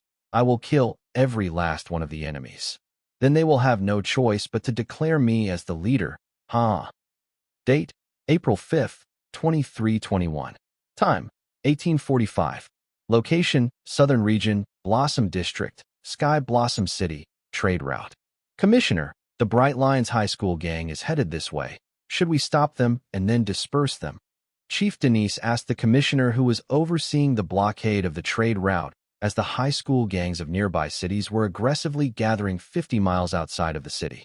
As much as the commissioner wanted to disciple these teenagers and show each one of them the consequences of playing gangster, she could not, as they were gathering outside of the city borders where she had no jurisdiction. The world was plagued with dungeons. There was only so much the city authorities could do while risking their lives. So during the Monster Wars, a law stating that city authorities have no jurisdiction outside the city border was passed. This law was passed so that city authorities do not have to risk their life trying to save greedy adventurers who do not know their limit and ventured out of the city borders to kill monsters and make money. Now that the Monster War has passed, people were abusing this law to settle their grudges. With this law in place, the commissioner had no choice but to do nothing but watch a bunch of high schoolers take part in delinquency. Not to mention the city police were outnumbered. Therefore, when she heard Chief Denise say that the Bright Lions gang was headed here, she helplessly ordered, "Stand down." No matter what the cops did, the fight was going to break out. The only question was, where did she want the fight to break out? If she were to detain the Bright Lions, then the fight would break out inside the city where the day-to-day life of the innocent citizens would be affected. Else, if she did not interfere and let the Bright Lions do their thing, then the fight would break out outside the city borders where there will be no casualties other than a bunch of goons killing each other. The only thing that pained her was that these goons were the youth of the southern region. Hearing the commissioner ordering them to stand down, the uniformed officers began to clear the blockade they previously built. However, one person did not agree with this order. It was Chief Denise. From the looks of it, Bright Lions' gang was seriously outnumbered, and it was obvious that they were going to lose if the enemy was merciful, or else they would be massacred. Jill was once a high schooler. She has grown up seeing these kinds of things. To her, this was pretty common. She still remembers the terror of Diana Keith's and her high school gang. So she could care less about a bunch of delinquents killing each other. However, the leader of the Bright Lions gang was her nephew. For his sake, she could not help but question the orders of her immediate superior. "Madam Commissioner, please reconsider. If we don't stop them, we will be sending them to their deaths." "Chief Denise, out of everyone here, you should be clear about how this ends. If I remember clearly, you had joined the force when Diana Keith's and her gang were making a name for themselves in the city." The commissioner did even spare Denise a glance and looked towards the city skyline, knowing tonight was not going to be a quiet one. Commissioner, I know how this will end. That is why I think we should not sit and do nothing. All hope is not lost. We can seek assistance from the temporary Southern Watch camp on the Dungeon Highway. Unlike us, their hands are not tied by the city laws. Denise knew the commissioner was right about the situation, but she still made her argument. I already thought of that, but the temporary Southern Watch base is no more. They left the city this afternoon. The commissioner said, shaking her head. What about the city array?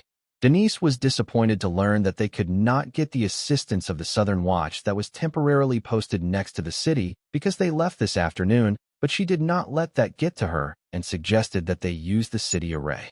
You know better than me, unless they are a monster wave or a crowd of demon worshippers planning to invade the city. I am not at liberty to use the city array against them. Commissioner was getting annoyed by Denise questioning her orders. If it were a newbie questioning her orders, she could still be patient, but Denise was not new to the Force. As a senior in the Force, Denise must have faced a situation like this on numerous occasions and should know that the orders she gave were in the best interest of the city they were meant to protect.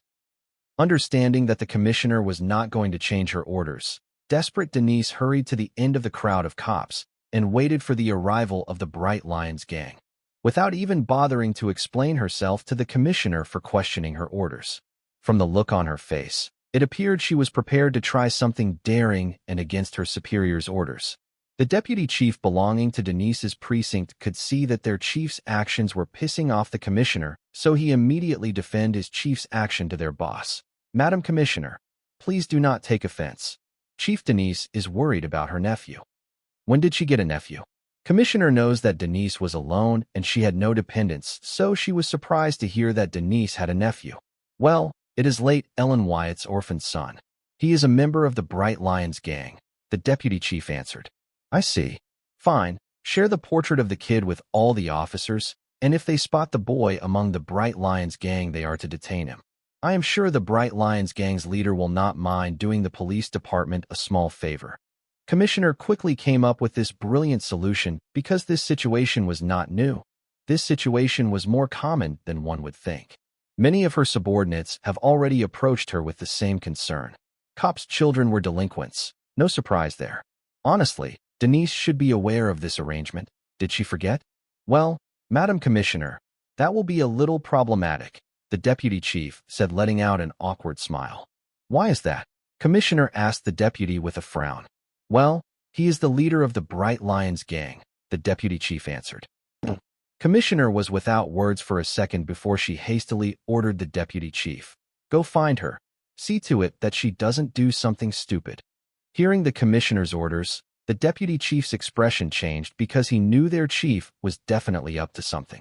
Without bothering to excuse himself, he hurried in the direction Denise just left. Removing the blockade, the cops dispersed to the empty lots on both sides of the trade route waiting for the arrival of the Bright Lions gang. While the police commissioner and the police chiefs, who were all in the card lord realm, stood on the trade route, right at the borderline of the city. The plan was simple. They would try to mediate the two sides. If a compromise could be reached, well and good. If not, they would make sure that the fight between the two parties will not spread to the city and disturb its peace.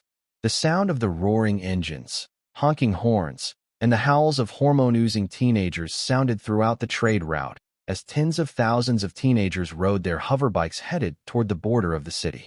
The Bright Lions had arrived.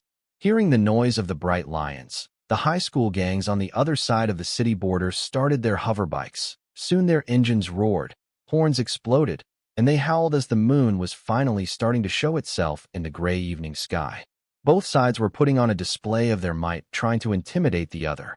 Nick, Tom, and Ed each rode their golden nanomorphers, and behind them were about 20,000 Bright Lions gang members riding on their or sharing their mates' hoverbikes or hovercars.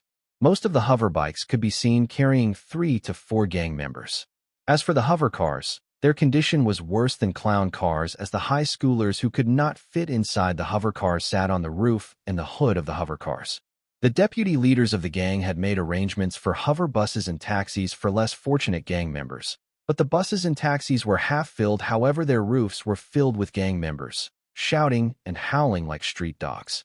As the Bright Lions gang neared the city border, the deputy chief approached his precinct chief Denise, and repeatedly begged, "Chief, please don't do something we all will end up paying for."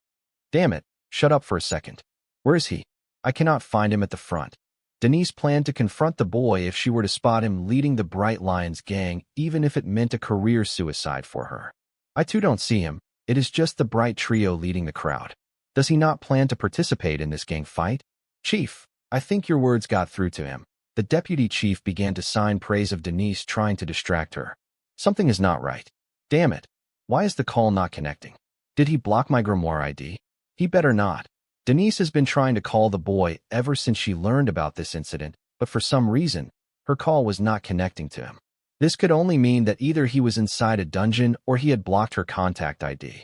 Unable to find the boy in the crowd of Bright Lions gang heading toward the city border, pissed Denise left the crowd and headed to the city borderline to join her colleagues to improvise her plan according to the situation. Knowing that her colleagues would stop her from confronting the boy, Denise chose to hide in the crowd. This way she could confront the boy as soon as he nears the crowd of cops, while using the officers behind her to stop gang members from stepping in to stop her from nearing their gang leader before the police commissioner and her fellow police chiefs spring into action to detain her. Denise felt this was a follow-proof plan. However, when the time arrived, she could not find the boy in the gang. So she had no choice but to improvise her plans. What Denise's deputy saw was that if Denise confronts the boy as he nears the crowd of the cop, the gang members would take action to stop her, misunderstanding that the cops were attacking their gang leader. While this action of the gang will be misunderstood by the surrounding cops, they will take action believing that the gang members were attacking police, and this could easily spiral into a full-on fight between the Sky Blossom City Police Department and the Bright Lions gang, which was the worst possible outcome with the lowest probability, yet it was now very likely to happen, all because Denise wanted to protect her nephew.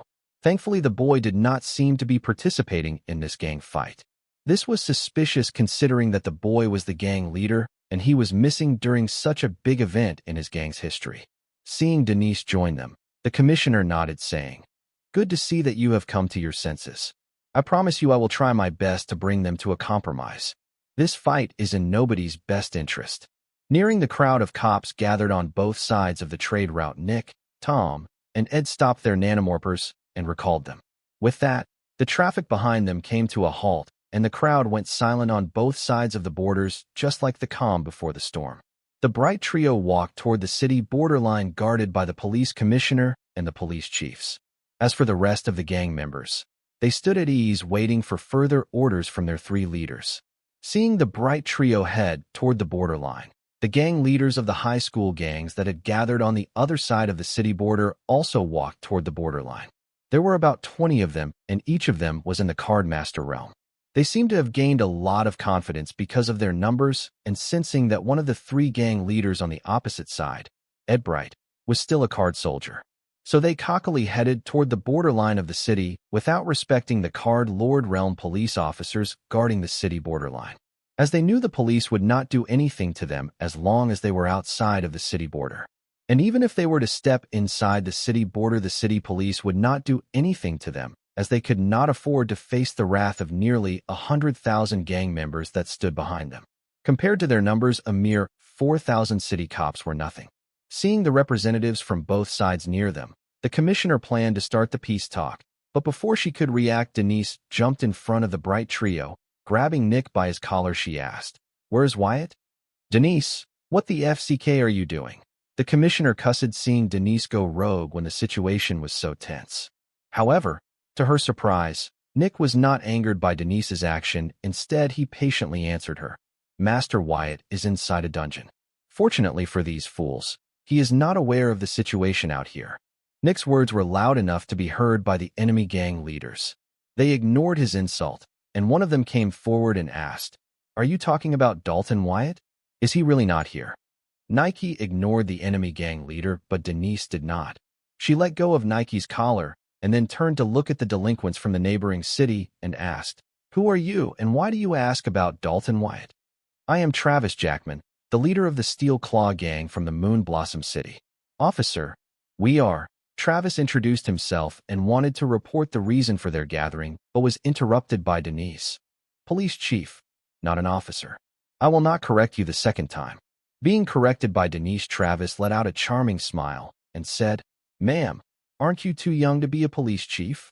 Seeing Travis openly flirt with Denise, who claims to be in her 40s while her documents say otherwise, her fellow police chiefs lifted their eyebrows. However, taking a look at Denise's figure, they all felt they were quick to judge the young man and thought, "Young man's got taste." Even the police commissioner could not help but throw an envious gaze at Denise's tight hourglass body shape, cussing, "Damn girl." Amen. So how do you know Dalton Wyatt?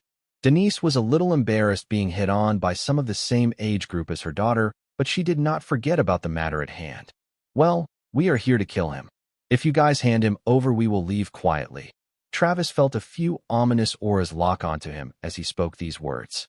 Denise's legs went cold, learning that about 100,000 delinquents had gathered just to kill Ellen's son. She was without words, wondering just what did her prodigal nephew do this time. "You three stand back, he is mine." Vivian landed next to the bright trio and declared with her malice-filled stare locking on Travis. It took her a while to get here after taking a break from Slime Fairy Project. "Sorry, little girl. Though you have an ample figure, you are a little too young for my taste," Travis joked, and his fellow gang leaders laughed, not knowing the disaster they had provoked. "Travis, I am the commissioner of the Sky Blossom City Police Department. Since we have all gathered here, then let us peacefully resolve this. Nobody has to get hurt today." The commissioner stepped forward and proposed a peace talk, seeing the sparks fly between the two groups. "Boys, listen to this. Madam Commissioner is thirsty for my attention." "Ma'am, I'm sorry, you are too old and for my taste." Travis could barely hold in his laughter as he politely mocked the police commissioner. But his boys laughed unscrupulously. "Young man, watch your mouth," a police chief with gray hairs yelled, hearing Travis insult their commissioner. Travis glared at the police chief with gray hair, not caring for the fact that the other part was a card lord and could pinch him to death. One of his boys spoke up, ignoring the warning of the police chief with gray hair. "Travis, if you don't want her, I will take this gilf off your plate." "You sure, bro? You fine with gray carpet?" "She is clearly using a hair coloring card," Travis asked his fellow gang leader, who showed interest in the police commissioner. "No probs, bro. I love me some gray carpets. I can't get enough of quality gray carpets," the boy said, vulgarly gazing at the commissioner's body. It was as if Travis and his bud did not seem to care that the gilf they were talking about was a card lord and a few steps away from them. The police chief with gray hair had heard enough and was about to teach these delinquents to respect their elders, but the commissioner stopped him with her glare. She was no damsel in distress for her male subordinates to act as her knight. She could take care of herself.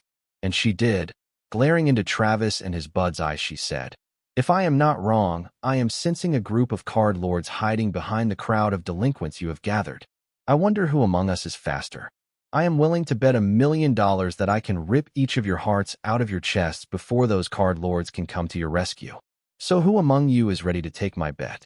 Travis and his fellow gang leaders' laughter came to a sudden halt, listening to the commissioner's words as they were suddenly reminded of their place. A rat backed by a tiger was still a rat. Seeing the frozen expression of the delinquents, the commissioner nodded with a satisfied smile on her face and then declared, "So, let us talk. Nobody has to get hurt today." "Fine." Travis agreed with the commissioner's proposal with an annoyed face. Seeing Travis agree with her, the commissioner did not even bother to ask for the Bright Trio and Vivian's opinion, as she felt that the Bright Lions gang would be more than willing to settle this peacefully as they were outnumbered, and asked Travis, "So what will it take for you guys to return to your cities peacefully?" "Dalton Wyatt. As long as he is handed over to us, we will leave immediately," Travis states his group's demand. "No way," Denise yelled, to which Travis replied, "It is not up to you to decide.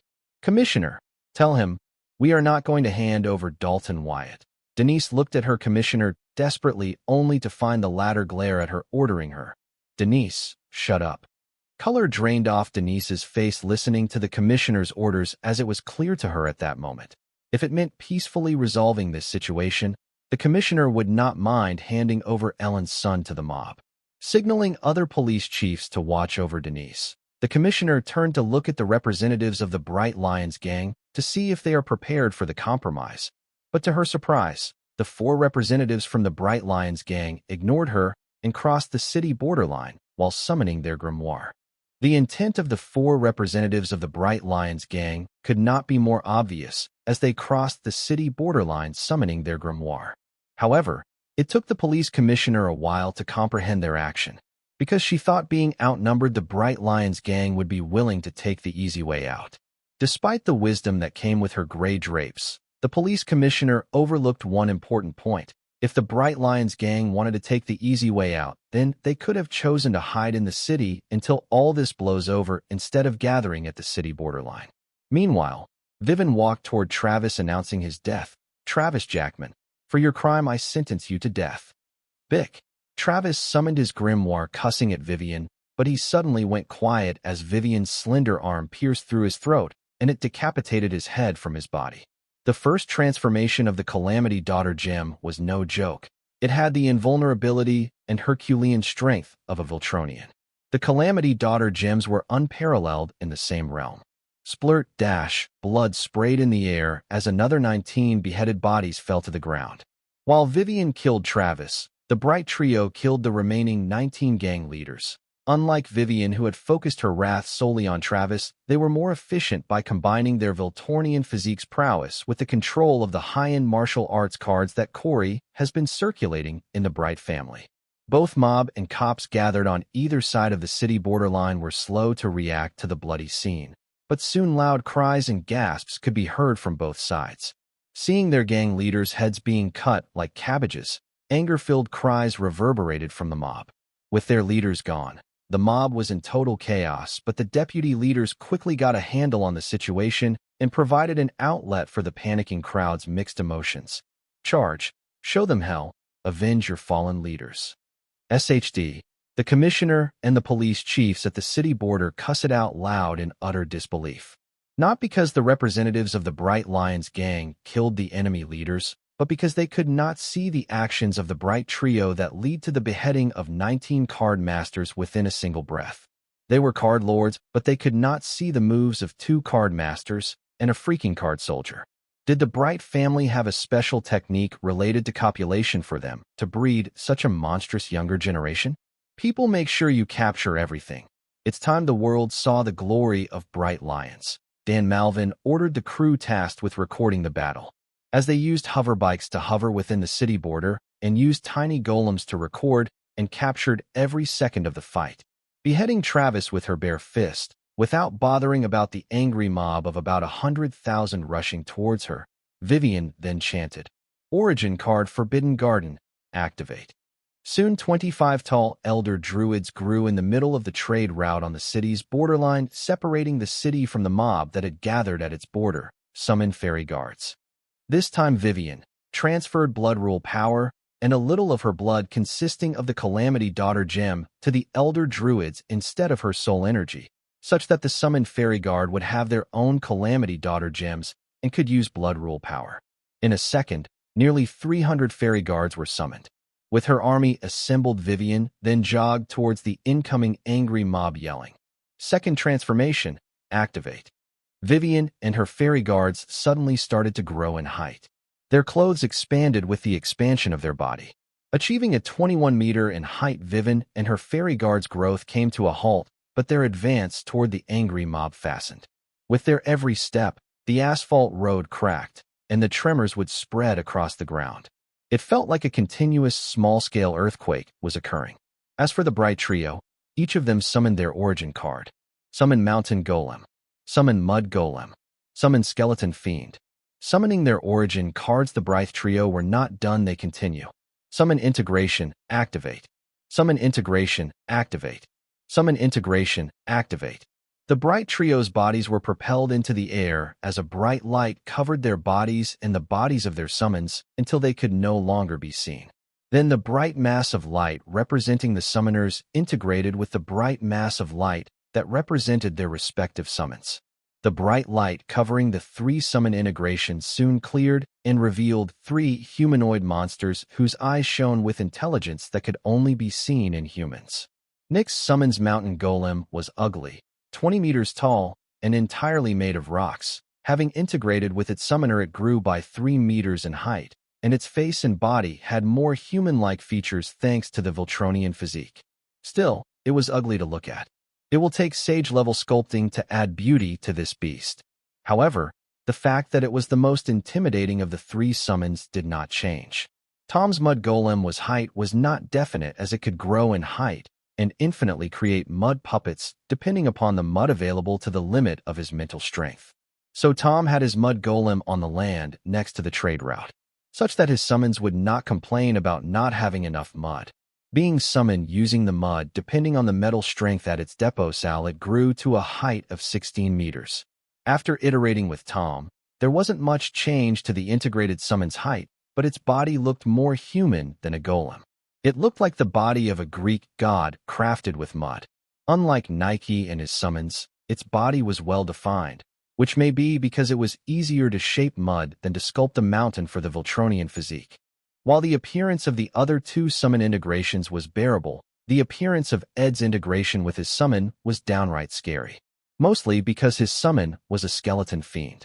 It was 2.5 meters tall, and aside from its humanoid skeleton frame, its entire body was covered in bone armor made entirely of the bones that it collected from its victims. There wasn't much chance in its body after integrating with its summoner, though it seemed that the Voltronian physique had reinforced its skeleton body and armor. The only notable change to it was that the balls of flames burning in its skull's eye sockets had grown brighter and were burning vigorously. Having integrated with their summons, the trio followed behind Vivian's giant fairy guard army, chanting out loud, "Second transformation, activate." Summon integrated Nick, who was already 23 meters tall, suddenly grew nearly 180 meters tall. With a single step, he took the lead from giant Vivian and her fairy guards, engraving a 3 feet deep footprint into the asphalt road. The tremors now grew to the magnitude of a medium-sized earthquake. Transforming to the second form of the Calamity Daughter gem, 16-meter-tall summons integrated Tom grew to a height of 110 meters. Unlike Nike, he was using the muddy clearing next to the trade route to slide toward the incoming angry mob, so he too was easily able to overtake Vivian and her fairy guards. As for summons integrated Ed, who was 2.5 meters tall, after activating the second transformation of his Calamity Daughter gem grew to a height of 38 meters. However, the skeleton frame of his skeleton fiend body had beefed up and grown sturdier. The skeleton armor on its body too showed similar changes. Despite him being taller than Vivian and her army of fairy guards by a few meters, he could not overtake them, as that height was not enough to overtake them, mainly because of the slow trait of the undead monster, which was minimized mostly by the super speed of the Voltronian physique. While these giants walked the ground, the asphalt road of the trade route trembled and cracked. Tremors could be felt spreading in the surroundings, which alerted the authorities of the city into activating the city array to isolate the city from the tremors heading in its direction. Meteorite jump. Nearing the angry mob, summons integrated Nick jumped into the sky almost 3,000 meters high above the ground. After reaching 3,000 meters high in the sky, his body switched from a humanoid mountain form to a mountain shaped in egg form and descended to the ground at an insane speed, aiming at the center of the angry mob, just like a meteorite falling to the ground. Mud puppets. Tom yelled as he slid toward the angry mob, summoning nearly 110-meter tall mud puppets using mud in the surrounding. With this, the Allied forces numbers that started with 4 jumped to 300 and now to 404. Seeing the small army of giants heading towards them, the speed of the angry mob slowed with every passing second. The mob was made of 100,000 immature and inexperienced teenagers. Most of them haven't even been to the dungeons, let alone see giant monsters. So far they were used to bullying the weak with their numbers and had never been in a true fight. When the intimidating auras of the small giant army locked onto them, most of them felt their legs tremble in fear, which only grew worse when they felt the tremors spreading in the ground with every step of the giants. Especially the 180 meters tall mountain giant and sliding 110 meters tall mud giant. The mob came to a completion seeing the 180-meter tall mountain giant jump high in the sky, then seeing the 110 meters tall mud giant split into nearly 100 mud giants 110 tall in height. The mob that had come to a halt split into two. One group was retreating, and the other group was planning to make their stand right there. But then they heard a sound of wind being spit in the sky above them, only to find a meteorite descending towards them at an incredible speed. With this, they no longer cared about the reason they were there and began to disperse in various directions except to their front, as they were running for their lives, and what stood in front of them was death. Being blocked by a row of elder druids, the commissioner and the police chief immediately cleared the way for the Bright Lions gang to go fight with their representatives, but to their surprise, they did not move from their original position except for a few, but these few did not dare to cross the city borderline. Instead, they summoned tiny golems and sent these tiny golems across the city borderline. Seeing the tiny golems, the police commissioner and the police chiefs immediately knew what these delinquents were up to and were dumbfounded. When your leaders were in the front confronting a large number of enemies, should you guys not be joining them to fight the enemies? What the FCK do you mean by using tiny recording golems? Do you plan to record the death of your leaders? Then what? Upload it in the Grimoire network titled, 4-Card Apprentice Being Stomped to Death by 100,000. The police commissioner and chiefs came to a sudden realization that these people might have a plan, watching Vivian summon a small army of humanoid summons and the Bright Trio summon their summons. But what happened next made them gasp in surprise. They could have never guessed that a group of delinquents had such capable cards. The small army of 304 people morphed into giants, with the lowest height being 21 meters and the top heights being 180 meters, 110 meters, and 38 meters. The commissioner and the police chief did not awaken from the shock until they felt the tremors spreading in the ground as the giant army advanced toward the angry mob. They finally understood from where the 4 representatives of the Bright Lions gang got their confidence to face a mob of 100,000 head-on. Just as the mountain golem's egg form of the summon integrated Nick was descending to the ground, in the midair a few figures appeared in its path. They all were oozing the breath of a card lord. These figures seemed to be planning to intercept the free-falling mountain in midair. These figures were none other than the group of card lords that the commissioner sensed hiding behind the mob of 100,000 delinquents. They were also the source of the late Travis and his fellow gang leaders' confidence, giving them the courage to blatantly disrespect the Sky Blossom City's police department's commissioner and the police chiefs. The enemy card lords showed themselves because they knew that the impact of summon integrated Nick would kill more than half of the delinquents they had gathered. So they had no choice but to show themselves to intercept summon integrated Nick's meteorite jump. However, the enemy card lords weren't the only ones watching out for their juniors. Behind the city borders up in the sky, a fine gold floater hovered, and on its deck, the leaders of the Fine Gold, TSR Guild, and the Tiger Squadron could be seen monitoring the progress of the fight down below. "I will take care of this," Old Ben said as he prepared to use Voltronian flight to get to the enemy card lords. "I will tag along," Diana volunteered, but was immediately rejected by Old Ben. "Miss Diana, I know you want to help, but this old man can handle this." Without waiting for Diana to argue, Old Ben took off from the deck of the floater yelling, "Hybrid rune, blood ignition, activate." Diana prepared to go help Old Ben regardless of his rejection because there were almost a dozen of enemy card lords, but was stopped by Van, who said, "Sit back and enjoy the show." Diana frowned. She did not understand what gave Old Ben and Van the confidence that Old Ben could face a dozen enemy card lords all alone. Diana had seen them fight in the Sun Blossom City, but she could not judge their strength back then because she was busy defending against Mark's never-ending skeleton dragon clone army. She knew they were capable and strong, however she was not sure if Old Ben was capable enough to take on a dozen card lords by himself. Still, she decided to trust the two for once because their young boss seemed to value the two a lot. Then when she focused her gaze on Old Ben, who was advancing toward the enemy at an insane speed, she found his skin had turned red and red vapors were oozing from his body, resembling the steam from boiling water. She had seen him do something similar at the Sun Blossom City fight, but back then the vapors oozing from his body were not this intense, and the redness of his skin was also lighter than present. It seems Old Ben had gained higher achievement in rule power. Diana's speculation was right. Old Ben had indeed gained a higher achievement in his rule power.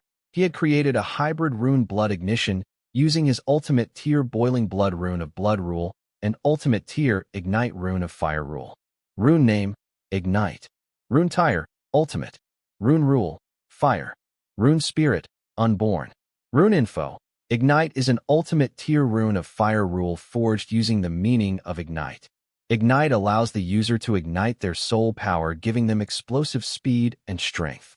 Ignite also allows the user to ignite the soul power of inanimate objects or beings with lesser mental strength than themselves, which could be used to ignite the target's soul pathways, resulting in the explosion of the target. Caution: please refrain from using ignite on oneself when the soul energy is low. You may end up igniting your soul pathways. Note: the user can also ignite the soul pathway of targets with higher mental strength with their permission, providing them the explosive power and speed of the rune. Rune Name: Blood Ignition. Rune Tier: Hybrid. Rune Rule: Fire and Blood. Rune Spirit, Unborn. Rune Info.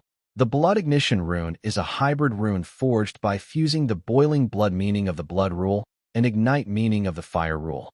Blood Ignition allows the user to ignite their boiling blood rune, explosively increasing the effects of their boiling blood rune. Caution: igniting the boiling blood rune will not only explosively increase its status buff, but also madness debuff. Igniting the boiling blood rune to the fullest will lead to permanent madness debuff. Permanent madness debuff was enough to scare off any card apprentice from ever using this hybrid rune, but not Old Ben, because this hybrid rune was a perfect match with his origin card side effect. Old Ben's origin card, Emotion Olfactory Lobe, allowed him to smell others' emotions at a cost, which was emotion paralysis. This side effect of Old Ben's origin card was a safety mechanism of his origin card, such that Old Ben's mind would not be influenced by constantly smelling various emotions of those surrounding him and undergoing something called emotion overload. However, this also became a perfect safety mechanism for Old Ben against his new hybrid rune's permanent madness debuff. Thanks to his origin card's emotion paralysis effect, Old Ben could use his hybrid rune to the fullest without worrying about its side effects. When Boiling Blood rune was used to its fullest, it gave Old Ben a 1000% boost to all his states, but when used under the effect of the hybrid rune, this boost increased exponentially. Under the effect of the Blood Ignition hybrid rune, Old Ben reached the enemy card lords at an insane speed, and in a blink of an eye, he ignited each of their soul pathways before they could react or counter. Soon they explode in the sky like fireworks. Old Ben's figure flashed again as he collected their grimoires. Then he landed back on the deck of the fine gold floater. His skin color had returned to normal, and his body was no longer oozing steam of blood vapors. As Old Ben landed next to them, Diana and Cindy looked at him in awe. Despite being card lords, their sights had barely registered what just happened. They saw Old Ben's figure flash by the enemy card lords twice, once before they explode, and later as he collected their grimoires. Both Diana and Cindy did not understand why someone with such monstrous strength was working under a teenager. Then they nodded their heads, hearing Van comment, "Show off." Boom. The dust covered the sky as the 150 meters wide mountain collided with the ground, leading to an earthquake of large magnitude covering a small area. Despite the mob scattering beforehand, the impact of the summon integrated Nyx meteorite jump had managed to dwindle their numbers by half. Because when the 150 meters wide mountain collided with the ground, a large-scale landslide occurred. The landslide spread to the surroundings of the area of impact and buried everything in its path 10 feet deep. The impact of 150 meters wide meteorite was devastating. The damage would be on a larger scale if the height from which it descended was greater than 3,000 meters high. Roar! Summon integrated Nick then morphed from egg form to humanoid form and let out a thunderous roar. Then immediately he began to grab huge chunks of the ground, asphalt road, and throw them at the delinquents escaping in their hover bikes, cars, taxis, and bus.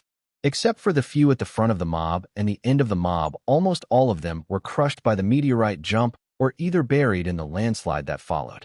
Under the impact of the meteorite jump, the dust covered the entire area. Those at the front of the mob may have managed to survive the landslide caused by the impact, but they were blinded by the fog of dust covering the place.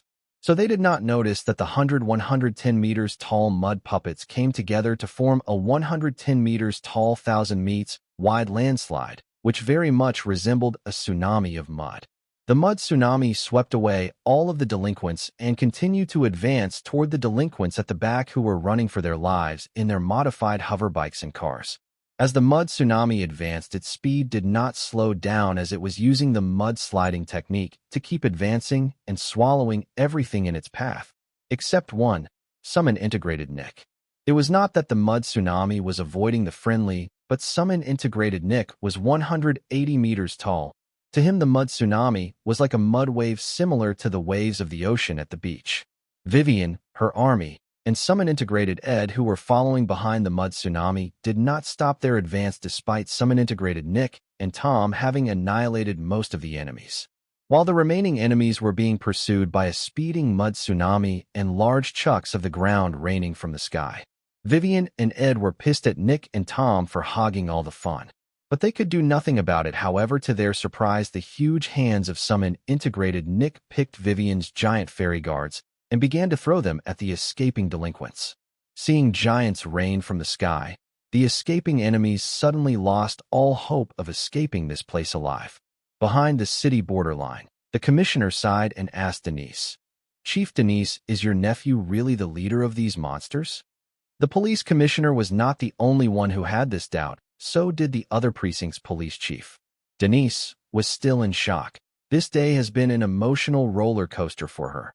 From risking her career to keep her nephew from harm's way to learning that the city police department was prepared to sacrifice her nephew to meet the mob's demand to avoid a fight.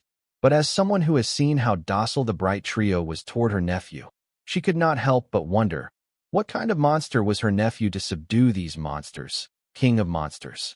However, all she could reply to the commissioner was, "That is what I have heard." Then the one with gray hair said, "With the prowess displayed by these four, all of them can easily get top ranks in the university entrance exam and apply for the top 10 universities. As for Dalton Wyatt, I had the fortune to witness his fight in the city card fight tournament. Now he is a monster of a different kind. He is not alone. Pax Whitebun, Corey Bright, and Courtney, these three stood out in that tournament. Pax is not that stronger compared to others, but he is younger than them and still has time to grow.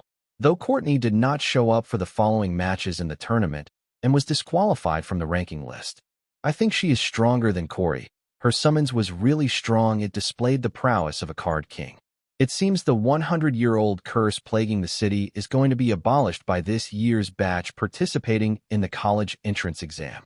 The police chief with gray hair wasn't the only one. His colleagues thought the same thing and nodded their heads, hearing him compliment the younger generation. Some of the police chief's children and grandchildren were a part of the Bright Lions gang. At first, they were opposed to this idea, but now they thought otherwise. They hoped that the halo of these kids would somehow help the present and future of their children and grandchildren. I don't know about others, but I have heard that Dalton Wyatt has been already admitted to the Morningstar University. Denise suddenly chimed in, bragging about her nephew, hearing her colleague compliment him. Denise was not lying. The last time she talked with her daughter, she shared the videos of his duel in the city's card fight tournament with her grimoire. Her daughter was so much impressed by the prowess of her cousin that she promised that as long as Wyatt was willing, she could get him early admission into the Morningstar University. Overjoyed, Denise wanted to share this information with her nephew at that instant, but was stopped by her daughter, who warned her that the politics in the Morningstar University was very disgusting. So for Auntie Ellen's son's safety, she cannot be seen pulling favors for him. However, Denise's daughter did promise her to find a way around it and help her cousin get early admission to the university and also help him find a very dependable background, who will not only protect him from Morningstar University's politics, but also help him grow unhindered. Denise was not aware if her daughter was able to keep her promise, but she jumped the gun and bragged about her nephew to her colleagues. All these years, she was miserable, unable to brag about her brilliant daughter to her friends and colleagues. Now that she had a nephew as capable as her daughter, she did not care about jumping the gun. Nobody can stop her from venting her years of suppressed emotions by bragging about her talented nephew. She was going to brag about him to everyone she knew, to her heart's content. "What?" the commissioner and the police chiefs exclaimed in unison, because it was unheard of for the top 10 universities to recruit students without going through the proper channels. It was not that the top 10 universities did not practice such behavior, but their part of the southern region never had someone talented enough for the top 10 universities to go through that trouble. For Denise's nephew to have such a capable talent, they were astonished. Some, like the police commissioner, who were acquainted with the Wyatt couple, regretted not attending their funeral and adopting their orphaned son. But right now the police commissioner had something else weighing her mind. Why did you not tell this sooner when the mob was demanding that I hand over Dalton Wyatt? If I had known that he was getting an early admission into the Morningstar University, I would have done everything in my power to protect the city's hope. Denise frowned, listening to the commissioner trying to blame Denise for her decisions. Honestly, I am not surprised. I heard rumors that Ellen Wyatt hails from a big family in the central capital and had completed her graduation from the Morningstar University. If you ask me, his early admission is more of legacy admission than talent recruition. One of the police chiefs who did not have child or grandchild of the boy's age and stood not to gain from flattering Denise, or the boy spoke up hearing the commissioner blame Denise for not telling her such an important piece of news, which almost hurt the hope of their city. As for how did he hear this rumor, let's just say he had friends in the inner circle of the Circle's Sky Blossom City branch. I do not know about that rumor, but he seems to be very close with Southern Emperor, if you know what I mean. She even showed up to watch his duel in the city card fight tournament. Then there is the news about him being the fraudster of the year who managed to con the Southern Emperor into helping him successfully register a patent for a fake product. What was it called? It's on the tip of my tongue, but I cannot remember it. Another police chief who was not on good terms with Denise took the opportunity to put her in her place. Silver milk powder, I heard of it too. The police chief from earlier nodded in agreement. Listening to them bash Ellen's son's reputation, Denise was fuming and was about to explode on them, but was beaten to the punch by the commissioner who yelled, "You dumb FCKs, you all knew about Dalton Wyatt being on close terms with the Southern Emperor, and yet none of you said a beep about it when I agreed with the mod's demands to hand him over to them? Are you guys so desperate for my seat that you could not wait for a week for me to retire from the force with a full pension? Well, let me ease your minds. When the time comes for me to step down, I will be endorsing Denise to fill in my shoes as the police commissioner of the Sky Blossom City Police Department." Listening to the commissioner declare that she would endorse Denise to be the next city police commissioner, the face of the two police chiefs from earlier became ugly out of envy and dissatisfaction. Because being endorsed by the previous police commissioner would definitely guarantee Denise the police commissioner seat, and not to mention with a nephew attending Morningstar University, none of the bureaucrats would dare to oppose her rise to power. As for Denise, she was not impressed by the commissioner announcing her support for her becoming the next city police commissioner, as she still did not forget this BTCH was the one who was willing to sacrifice her nephew to the mob to keep her record clean before retiring the force with a full pension to joining the private sector. And not to mention, she did not have an ambition of becoming the city commissioner lately, because she had come to realize that as commissioner, she would not actually be able to do as much as good she was doing as a police chief because of the hardcore office politics in the department. It seems we had underestimated the Bright Lions gang. Even I am not sure if I can take on those 4 kids. They are already strong enough to fight on par with early-stage card lords physically, and if they make use of their rule power, it is a different story. Cindy commented, witnessing the Bright Lions annihilate a mod of 100,000 card apprentices with 2 moves, namely the meteorite jump and the mud tsunami. By the way, where is Jaya? Did she not leave the tower earlier than us? Why is she not here yet? Diana was impressed by the prowess displayed by the Bright Trio and Vivian, but she was more worried about her sister, who did not make it to the fight in time. To be honest, she was somewhat relieved that Jaya was not here. Her sister has been training very hard ever since her embarrassing defeat in the card fight tournament. Yes, she had made a lot of progress and was a lot stronger and more efficient than before, but her prowess was nowhere close to what these 4 monsters representing the Bright Lions gang in the absence of their leader displayed. Who knows? That idiot did not take the company car, instead decided to fly. Knowing her, she might be lost.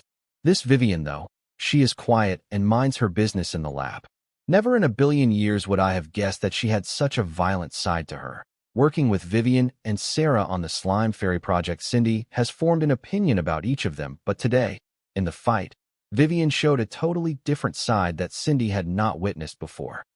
High up in the sky above the fine gold floater vessel, 4 figures could be seen hiding between the cloud. It was none other than Anna, their grand uncle Lorenzo, and for some unknown reason Jaya Keiths. They too, like the leaders of Fine Gold, TSR Guild, and the Tiger Squadron, were observing the progress of the situation down below. See, I told you, your lover is definitely holding out on us. He never told us about the giant transformation cards being used by his subordinates. It seems to be handier and cheaper than the Megamorpher idea that he pitched to us. A unit of Southern Watch equipped with these giant transformation cards could easily conquer about a few hundred miles within the way beyond. Lorenzo complained to Anna, seeing the two Bright brothers use the second transformation of their Calamity Daughter gem to annihilate a mob of 100,000 with one move each. Anna and did not bother to argue with Lorenzo, because if they were to listen to him, he would prefer they lock their young lover in the royal palace basement and force him to create cards for the royal family and its soldiers for the rest of his life. Sir, forgive my rudeness, but it is up to my boss to decide whom to share his creation with. The Southern Watch or the royal family has no say in it. That said, if Her Highness, Southern Emperor, ever demanded his help, I am sure my boss will not refuse to offer his creation to the Southern Watch if it meant serving the Southern region. Jaya immediately came to her charming boss's rescue, listening to the old man fill the Southern Emperor's ears with ill-willed hearsay about her boss. As much as she wanted to scold the old man silly for targeting her young charming boss, she was in the company of the Southern region's most respected and powerful being, so she had to behave and not sully the name her charming boss, the Fine Gold, and her sister. Not to mention she has to make her charming boss look good when there were people blatantly slandering him to the Southern Emperor. Jaya had arrived at the city border a little late, but seeing the tense situation down below, she did not immediately join the Bright Lions gang. Instead, she flew higher in the sky, planning to hide between the clouds and make an entrance when Bright Lions gang desperately struggled against the mob like a hero, but to her surprise, flying to a higher altitude, she ran into the Southern Emperor and her aides, who were hiding in the clouds and observing the situation down below. One thing led to another, and she joined them to spectate the fight down below. Another maiden's heart has fallen victim to that boy's honey words. Sigh, this world is so unfair, Lorenzo exaggerated. Hearing him, Jaya's cheeks and earlobes turned red in shame. Anna suddenly turned to look at Jaya as she felt a sudden disturbance in the force, causing Jaya to blush even more. This silly girl was unaware that one of her strongest competitors in pursuit of her charming boss's love was the Southern Emperor herself, and did not mind being obvious about her feeling for him in front of the Southern Emperor. Anna's face turned dark as she mouthed, "Damn that womanizer." "Huh, what was that? Your Highness, did you say something?" "Amen, nothing. The wind at this altitude must be messing with your hearing." Summon Demon Merchant Codex. Equipping the Demon Merchant Codex card in one of my free item card slots, I activated it with great enthusiasm and anticipation. Do you want to summon Demon Merchant Codex as a separate item or as part of your grimoire? Note, the changes made are not permanent, and the user can switch between the two modes at their convenience. Summon Demon Merchant Codex as an independent item. Not recommended. Note, will permanently utilize one slot of your item card slot. Risk of exposing Demon Merchant Codex. Vulnerable to third-party surveillance. Summon Demon Merchant Codex as part of your grimoire. Strongly recommended. Note, will add extra pages to the user's grimoire for the sole purpose of Demon Merchant Codex. Will not utilize a slot of item card slots. Will increase the privacy of the user by strengthening the firewall of the grimoire, eliminating the risk of third-party surveillance. Pialfadialfanu, seeing a series of dialogue box pop in my grimoire, my enthusiasm and anticipation decreased by half as I went through them. I was not sure which of the two options to choose from. However, since the changes were not permanent and I could switch between the two modes at my convenience, I decided to go with the recommended mode for now. Summon Demon Merchant Codex as part of the grimoire. With my command, my golden grimoire was covered in a brilliant golden halo that shone brightly as I heard the pages of my grimoire move fastly and the grimoire close loudly. Then the golden halo disappeared and my grimoire floated in front of me like it would normally. To my surprise, my golden color had darkened and it looked more like dark gold than golden grimoire. I guess this means my golden grimoire has fused with my Demon Merchant Codex. I did not worry much about the color change of the grimoire, because golden and higher grade grimoires had the feature to camouflage the grade of the grimoire. So with a thought, I changed the dark gold color of the grimoire back to the regular golden color. Fixing that, I opened the grimoire to check out the demon merchant pages added to the grimoire. Arriving at the demon merchant page, I was welcomed by a copy of the devil merchant code I read in the spiritual plane. Then I was greeted by various features provided to the demon merchants by the devil merchant code. Merchant recommendation. You have one recommendation quota. It will refresh in 10 years. Note, you can exchange recommendation quota with other demon merchants for appropriate prices and offerings. Oath records. Demon merchant contract. Please make an appropriate offering to call the devil merchant code as a witness to your oaths. Merchant log. You joined the demon merchant code on April 5th, 2321 at 1439. Inter-realm search. Online. To start searching for the realms next to your realm, prepare appropriate offerings. Inter-realm communication. Add contacts and prepare appropriate offerings to communicate with the contacts. Inter-realm transportation. Enter the coordinates and prepare the appropriate offerings for transportation. Inter-realm network. Online. To enter the inter-realm network, prepare the appropriate offerings. Exchange. Online. To initiate an exchange, prepare the appropriate offerings. Guilty appeal. None. Do you want to register a guilty appeal? Guilty pardon. None. Do you want to register a guilty pardon for others? Note. If you do not have an appropriate offering, you can use your soul and body as collateral to make use of the various features of the devil merchant code temporarily. What the FCK is considered an appropriate offering. I was astonished going through the demon merchant page because I could not use any of the notable features of the devil merchant code without making an appropriate offering. The demon merchant codex reminds me of the smartphones back on Earth, where people pay high prices to buy a smartphone and then pay high prices for the internet to access the features of the smartphone with extra hidden charges.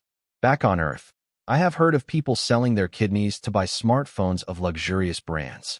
So I was not surprised by the note at the bottom of the demon merchant page, which read that a demon merchant could use their soul and body as collateral for temporary access to the features of the devil merchant code. Now I started to understand why the devil merchant code's prowess was able to exceed the limits known to beings in this plane. It was because it was basically an inter-realm conglomerate that made an insane amount of turnover by charging insanely high prices for its services. What was worse was that it had a total monopoly over all kinds of inter-realm services. With no competitors, in the entire physical and spiritual plane, the devil merchant code was bound to get fatter and fatter by the day. Thinking of this, my mind started to ache. I could not imagine the vast amount of strength and wealth gathered by the devil merchant code over the centuries and millennia. With that kind of strength and wealth, I bet the devil merchant code living the chill life that I dreamed for myself. It was hard to tell because devil merchant code was a sentient spell that had gone rogue. It was not sure if my definition of chill life was the same as its definition of a life of leisure. However, it succeeded to overthrow its masters. At some level, one could also say that it had even managed to become the master of its masters. In my books, that fits the bill of a carefree life.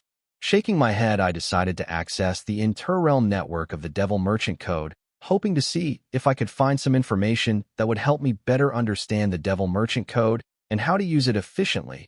Because the features of the devil merchant code seemed expensive, I did not know if my current net worth could support my career as a demon merchant. Make an appropriate offering to access the inter-realm network. With that notification, the pages of my grimoire turned and stopped on an empty page, but soon a compact array appeared on the page. Then a dialog box appeared next to the compact array that read, "Place your offering here." I glanced at the offering page, wondering what to use as an offering. With an idea in mind, I placed a low-tier soul jade on the compact offering array, and soon another dialog box popped up next to the compact array that read, "Offering not enough to exchange for minimum services. Please offer a minimum of 1,000 low-tier soul jades to get the minimum services of the inter-realm network." Interesting.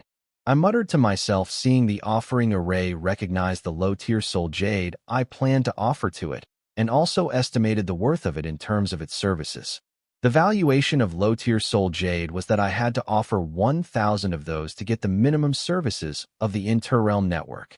Now that I knew I required a minimum of 1,000 low-tier soul jades to use the inter-realm network, I did not immediately pay the price to start using the inter-realm network because I wanted to check whether the value of the low-tier soul jade in the card world was equal to the value quoted by the Devil Merchant Code? If not, was the low-tier soul jade valued more in the card world or the Devil Merchant Code, and what was the difference in the valuation? Also, can I find something else as a perfect offering that was of low value in the card world but of high value in the Devil Merchant Code? This step was essential for me to determine a cheaper way for me to access the features of the Devil Merchant Code, because if I have to pay a minimum of 1,000 low-tier soul jades every time I use any one of the Devil Merchant Code's features, then I will most likely go broke pursuing a career as a demon merchant. Thinking of this, next I planned to offer something that was valued as 1,000 low-tier soul jades in the card world's market to see if the Devil Merchant Code's market also valued its worth the same as 1,000 low-tier soul jades. I plan to repeat this process with various items and ingredients to get an accurate set of data to conclude if there was a way for me to take advantage of the price differences between the two markets. Thinking of this, I first placed about 100 grams of the Phantom Sword wood valued at 1,000 low-tier soul jade in the card world market on the offering array. Soon a dialog box popped up reading, offering enough to use the Interrealm network for 48 hours with a validity period of a month. Do you want to proceed with the transaction? Yes/no. Note: the demon merchant has to use 48 hours of the Interrealm network availed by them within the validity period of a month, or else it will expire. No. I removed the 1,000 low-tier soul jade worth of Phantom Sword wood that I had placed on the array, choosing not to go forward with the transaction. Then I placed 1,000 low-tier soul jades on the offering array to check how much the mentioned minimum service was. P-alpha-d-alpha new, offering enough to use the Interrealm network for 24 hours with a validity period of 10 days. Do you want to proceed with the transaction? Yes/no. Note: the demon merchant has to use 24 hours of the Interrealm network availed by them within the validity period of 10 days, or else it will expire. No, seeing that 1,000 low-tier soul jades can get me 24 hours of Interrealm network usage with 10-day validity period, but 100 grams of the Phantom Sword would worth 1,000 low-tier soul jades in the card world could get me 48 hours of Interrealm network usage with a month validity period. I noted that there was a vast difference in the price of Phantom Sword wood in the two markets. The Phantom Sword wood was valued twice as much in the Devil Merchant Code market than in the card world market. The valuation of a certain item or ingredient in a market depends on the demand supply of that item in said market. It appears the demand for the Phantom Sword wood in the Devil Merchant Code market was larger than in the card world market, or else the supply of the Phantom Sword wood in the Devil Merchant Code market was low compared to that in the card world market. Either way, this helped me conclude that there was a way for me to take advantage of the difference in the price of the two markets to come up with a reasonable offering that would help get the maximum of the Devil Merchant Code features. Next, I placed 10 grams of low-tier blood rule stone worth 1,000 low-tier soul jades in the card world market on the offering array to check how much it was worth in the Devil Merchant Code market, offering enough to use the Interrealm network for 24 hours with a validity period of a month. Do you want to proceed with the transaction? Yes/no. Note: the demon merchant has to use 24 hours of the Interrealm network availed by them within the validity period of a month, or else it will expire. No. I was surprised to see that the 10 grams of the low-tier blood rule stone were worth less than the 100 grams of the Phantom Sword wood in the Devil Merchant Code market. Then I placed a broken rune of water rule on the offering array. Though it was worth a lot more than 1,000 low-tier soul jades in the card market, I wanted to see how much it was worth in the Devil Merchant Code market. Offering not enough to get the minimum services. Please offer a minimum of 10 broken runes of water rule to get the minimum services of the Interrealm network. FCK me. I blurted, seeing that a broken rune of water rule was nearly worth 100 low-tier soul jades in the Devil Merchant market. I was starting to sense that rule-related items or ingredients were not worth much in the Devil Merchant market. I had yet to figure out if this was the same for all rule-related items or just a few. Offering enough to use the Interrealm network for 48 hours with a validity period of a month. Do you want to proceed with the transaction? Yes/no. Note: the demon merchant has to use 48 hours of the Interrealm network availed by them within the validity period of a month, or else it will expire. Yes. I experimented with all the expensive ingredients and items I had on me, then concluded that Phantom Sword wood was the economical offering I could get my hands on for now. Therefore, I offered 100 grams of Phantom Sword wood to get access to the Interrealm network for 48 hours with a validity period of a month. Welcome to the Interrealm network. Please choose a network you want to explore. Personal Realm Network, Local Realm Network, Allied Realm Network, Interrealm Network. Confused, I selected the Personal Realm Network. Dear Demon Merchant, you have yet to host a Personal Realm Network. Do you want to host a Personal Realm Network by giving the Devil Merchant Code an appropriate offering? Yes/no. Note: Devil Merchant Code will share a percentage of the offering with the Demon Merchant if someone visits the Personal Realm Network hosted by the Demon Merchant. No. I finally had an idea of what the 4 kinds of interrealm networks mentioned were. They were like the different kinds of area networks back on Earth. For example, PAN, Personal Area Network, LAN, Local Area Network, WAN, Wide Area Network, etc. With this notion in mind, I selected the Local Realm Network. Dear Demon Merchant, we are sorry to inform you that your native realm doesn't host a Local Realm Network. Note: you are the first Demon Merchant contracted by Devil Merchant Code from your native realm. Do you want to host a Local Realm Network for your native realm by giving an appropriate offering to the Devil Merchant Code? Yes/no. Note: the Demon Merchant hosting the Local Realm Network will be the admin of the Local Realm Network. As the admin, the Demon Merchant will govern and manage the Local Realm Network hosted by them, and also receive a share of the offering collected by the Devil Merchant Code if someone visits the Local Realm Network hosted by the Demon Merchant. Mother F. Kerr. I cussed reading the dialogue box that appeared one after another as I selected the Local Realm Network. Shouldn't the Devil Merchant Code be hosting the Local Realm Network for the convenience of the native demon merchants of that realm? Instead, it was outsourcing it to the native demon merchants and also giving them the power to govern and manage the network as its admin. This was just a completely capitalistic system. I had a hunch that I was the sole demon merchant from this world, but it was assuring to get confirmation that I was the first demon merchant from my realm straight from the source. But I couldn't help but wonder, what about the first devil merchant?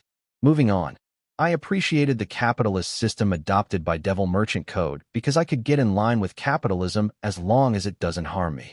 To be honest, I felt more at ease about using the Devil Merchant Code now that I knew it was a capitalist system.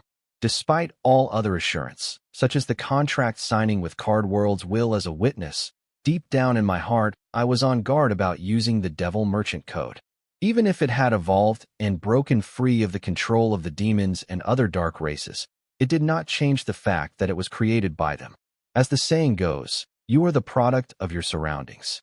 However, now that I have seen that Devil Merchant Code was more about capitalism than some kind of inter-realm overlord, my heart was a little more at ease about using it. So next I selected the Allied Realm Network. Dear Demon Merchant, you have no outstanding contract with other realms to enter their local realm networks. Do you want to use the inter-realm search feature of the Devil Merchant Code to search for realms by giving the Devil Merchant Code appropriate offering? Yes/no. Note: the foreign realms with which demon merchants have contracts are called Allied Realms. No. Learning that by using the Allied Realm Network, I can enter the local realm network of the realms I am allied with, I moved on to select the Interrealm Network. Welcome to the Interrealm Network. Search. Interrealm City. Search. This function of the Interrealm Network searches for and identifies items in the Interrealm Network database that correspond to keywords or characters specified by the Demon Merchant.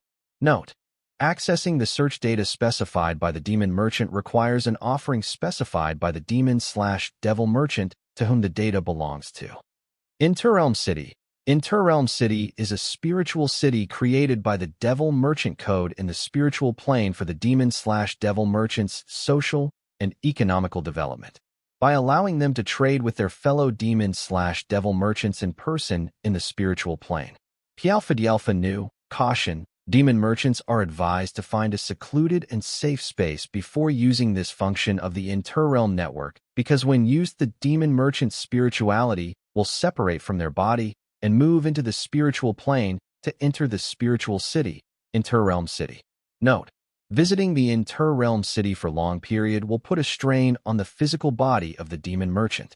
The Interrealm Network, which was hosted by the Devil Merchant Code, was more user-friendly as it provided descriptions for each of its functions. Thanks to the description, I understood the two functions of the Interrealm Network. I felt that the search function was very much like a search engine back on Earth, except for the fact that all the search engines on Earth's internet were free. But considering the fact that those search engines collected our private data and sold it to a third party who was willing to pay for our private data, it was good to know that the Devil Merchant Code prioritized user privacy, even though it weighed on my wallet. I'd love to hear from you. Thanks so much for watching. Did you enjoy this video? If you did, make sure to hit that notification bell so you never miss an update. And don't forget to subscribe and give this video a big thumbs up. Your support means the world to me, and I can't wait to see you in the next one. Thank you.